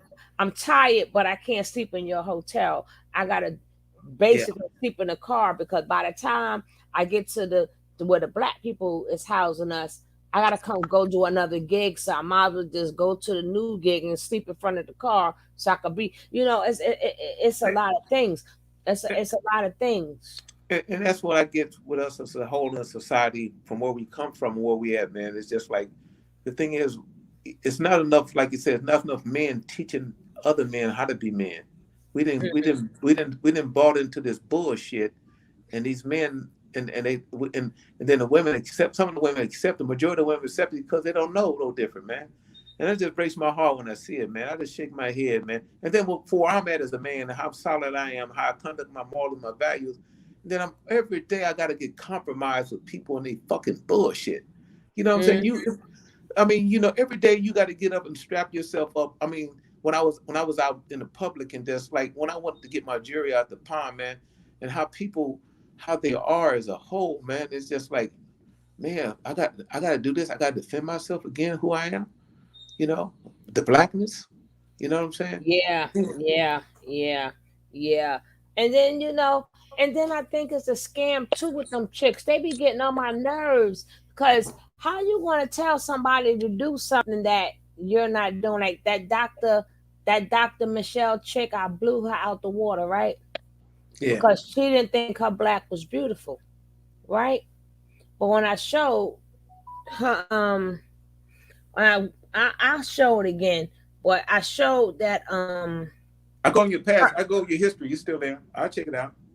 No, but All your stuff, your sometimes content. no, but I go into other content. I'll go into other content, so sometimes you're not gonna catch the title. But she started out 10 years ago as she was regular natural, but her black wasn't pretty no more. Now she's Dr. Michelle Leaf or Loaf or whatever. But Yeah, for real. I showed how she started out. All of y'all bosses. So stop acting like y'all. You got a YouTube channel, you're a boss. So stop acting like women. And then you got merchandise. Then so how you gonna tell somebody to sit home and look pretty when you don't? How you gonna have all these videos and you talking about how we supposed to be with a man, but you got a YouTube channel, don't you? You get money from all these men, don't you? Yeah. I'm like, stop it. I hate the hypocrisy and stuff. Because people listen to this grooming crap. Yeah. And then these men, sometimes these men gotta be tested. And I would definitely test you. I would see what you made of until you shut me up. Like you gonna know how to shut me up.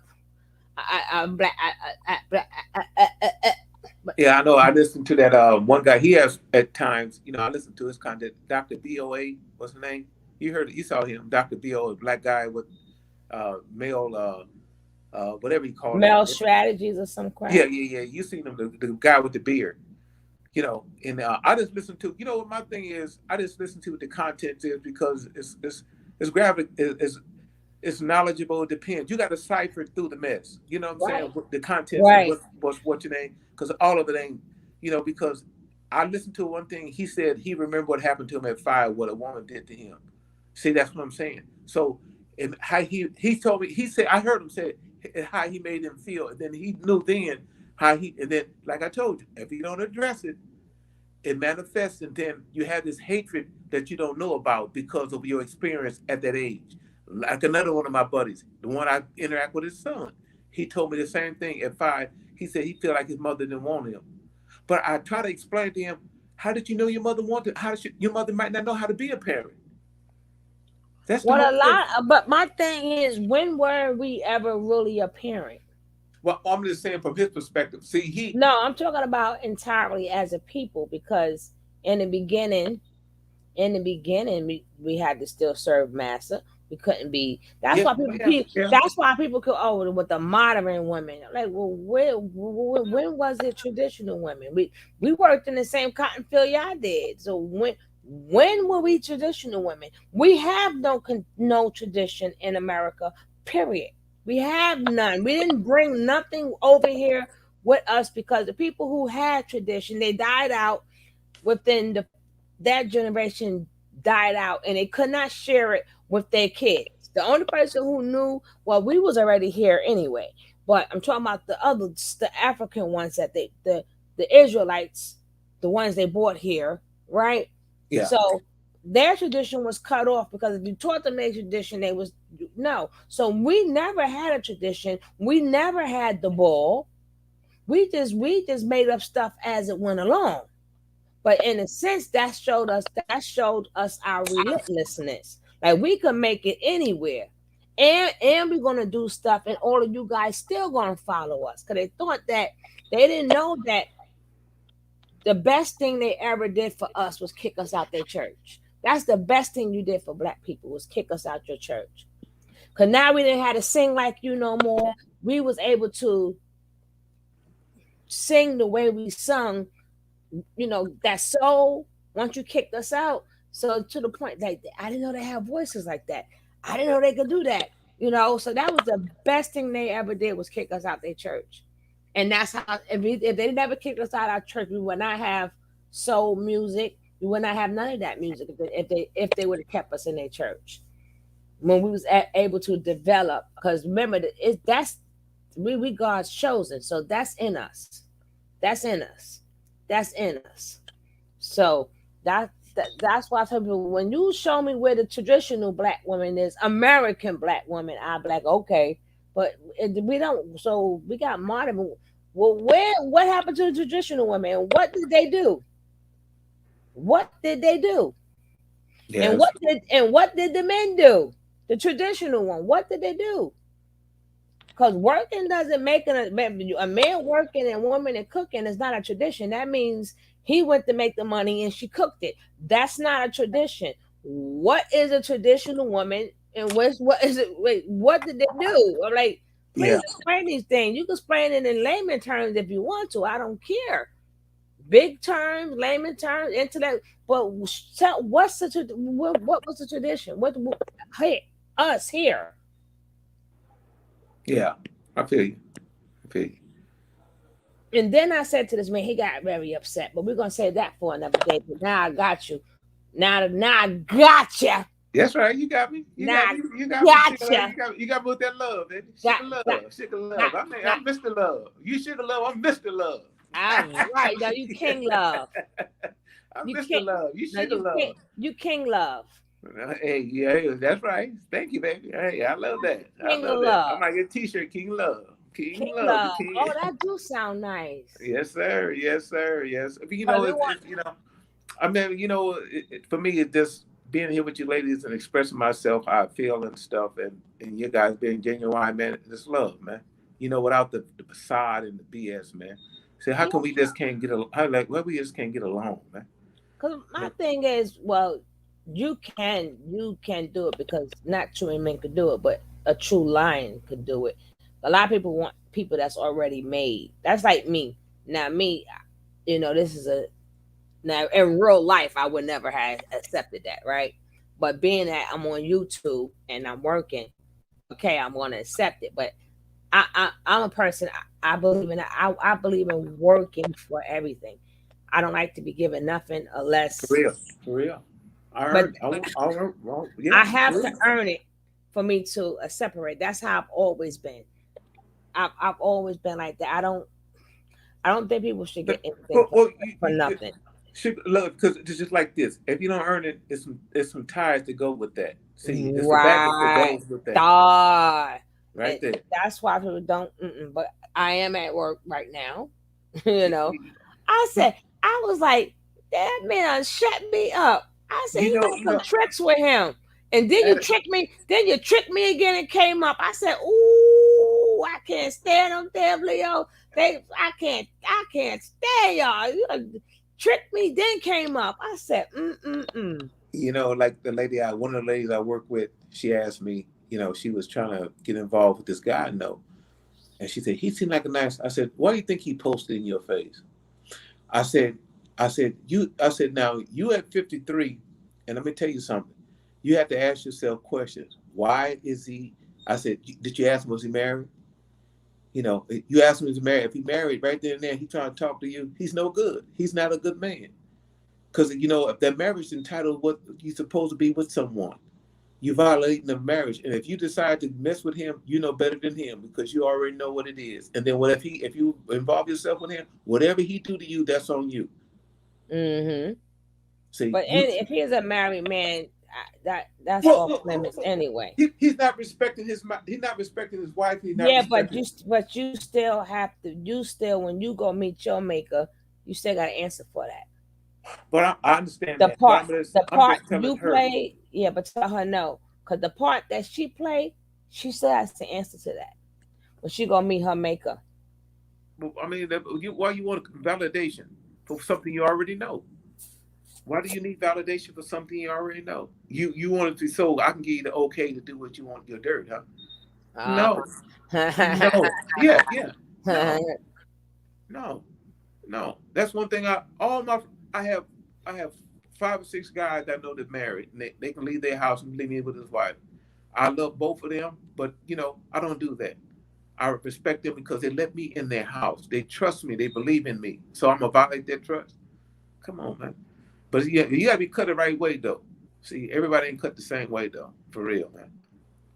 It all starts from your morals and your values and stuff, man. People don't know. Maybe we cut from a different cloth. Because I'm like, especially with the drama and the beef and everything else. But yeah, for real. I gotta get some beauty sleep. But don't forget our morning. Don't forget our morning fuckery. And then he be like, I got that guy, and I'm like, bah.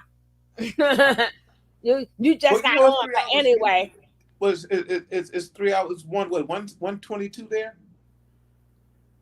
3 Yeah. hours difference. Yeah. Yeah. It's 9:24 here. I'm right behind you. When I'm going, because I was in the room going to bed because I get up early in the morning. And I ain't going to bed. I was gonna go probably lay down and watch a movie.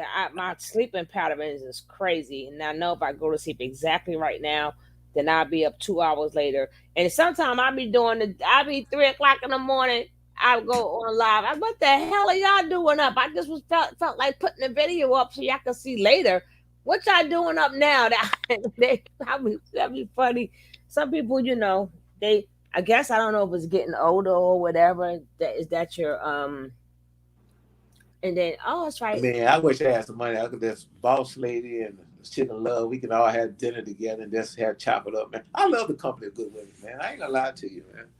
Oh yeah, boss lady, we have you cracking up. Yeah, cracking up. Yes, sir, man. I kept my poor chat on here forever. Hopefully you enjoyed. I'm hoping you guys enjoyed. Okay. I call everybody compare my co-host. Hopefully all you guys enjoyed my co-host, because sometimes my co-host just don't know this yet. So sometimes he's gonna hit me up on the email, and he's gonna pick a topic, and he's gonna run the show. Okay. I'll still check it out, but when I get off here, I'm gonna send you that video of my son. Call my son, okay? All right, but sometimes pick a subject that you really want to talk about. Okay, I got you. Because I want this an equal opportunity a station. Okay, station. So, but it got to stay on the topic, and so we got men in here. I know they get tired of me all the time, and we had it like that before. But that's another whole entire story. But God is still good. But anyway, guys, I will see you. I'm probably see you guys probably 3 or 4 o'clock in the morning. So, because my sleeping patterns is terrible. But thank you. All right, Sugar Love, boss thank you. lady, the boss. Miss Rose, I ain't call you Miss Rose. You the boss. That's probably true about Thank you, guys. I appreciate you. Love you guys. And we appreciate you. Thank you so much. Okay, boss lady, Sugar love me. Everybody always make up a song with that name. That's crazy. Sugar Love, I love that. Thank you. I'm gonna send you to the contest. All right, bye. All right, then. I'm heading off, guys. I'm clicking off. All right, bye. Peace to hair grease. Don't say bye. See you later. See you later. That's right. Later, alligator. At the wild crocodile. All right. All right.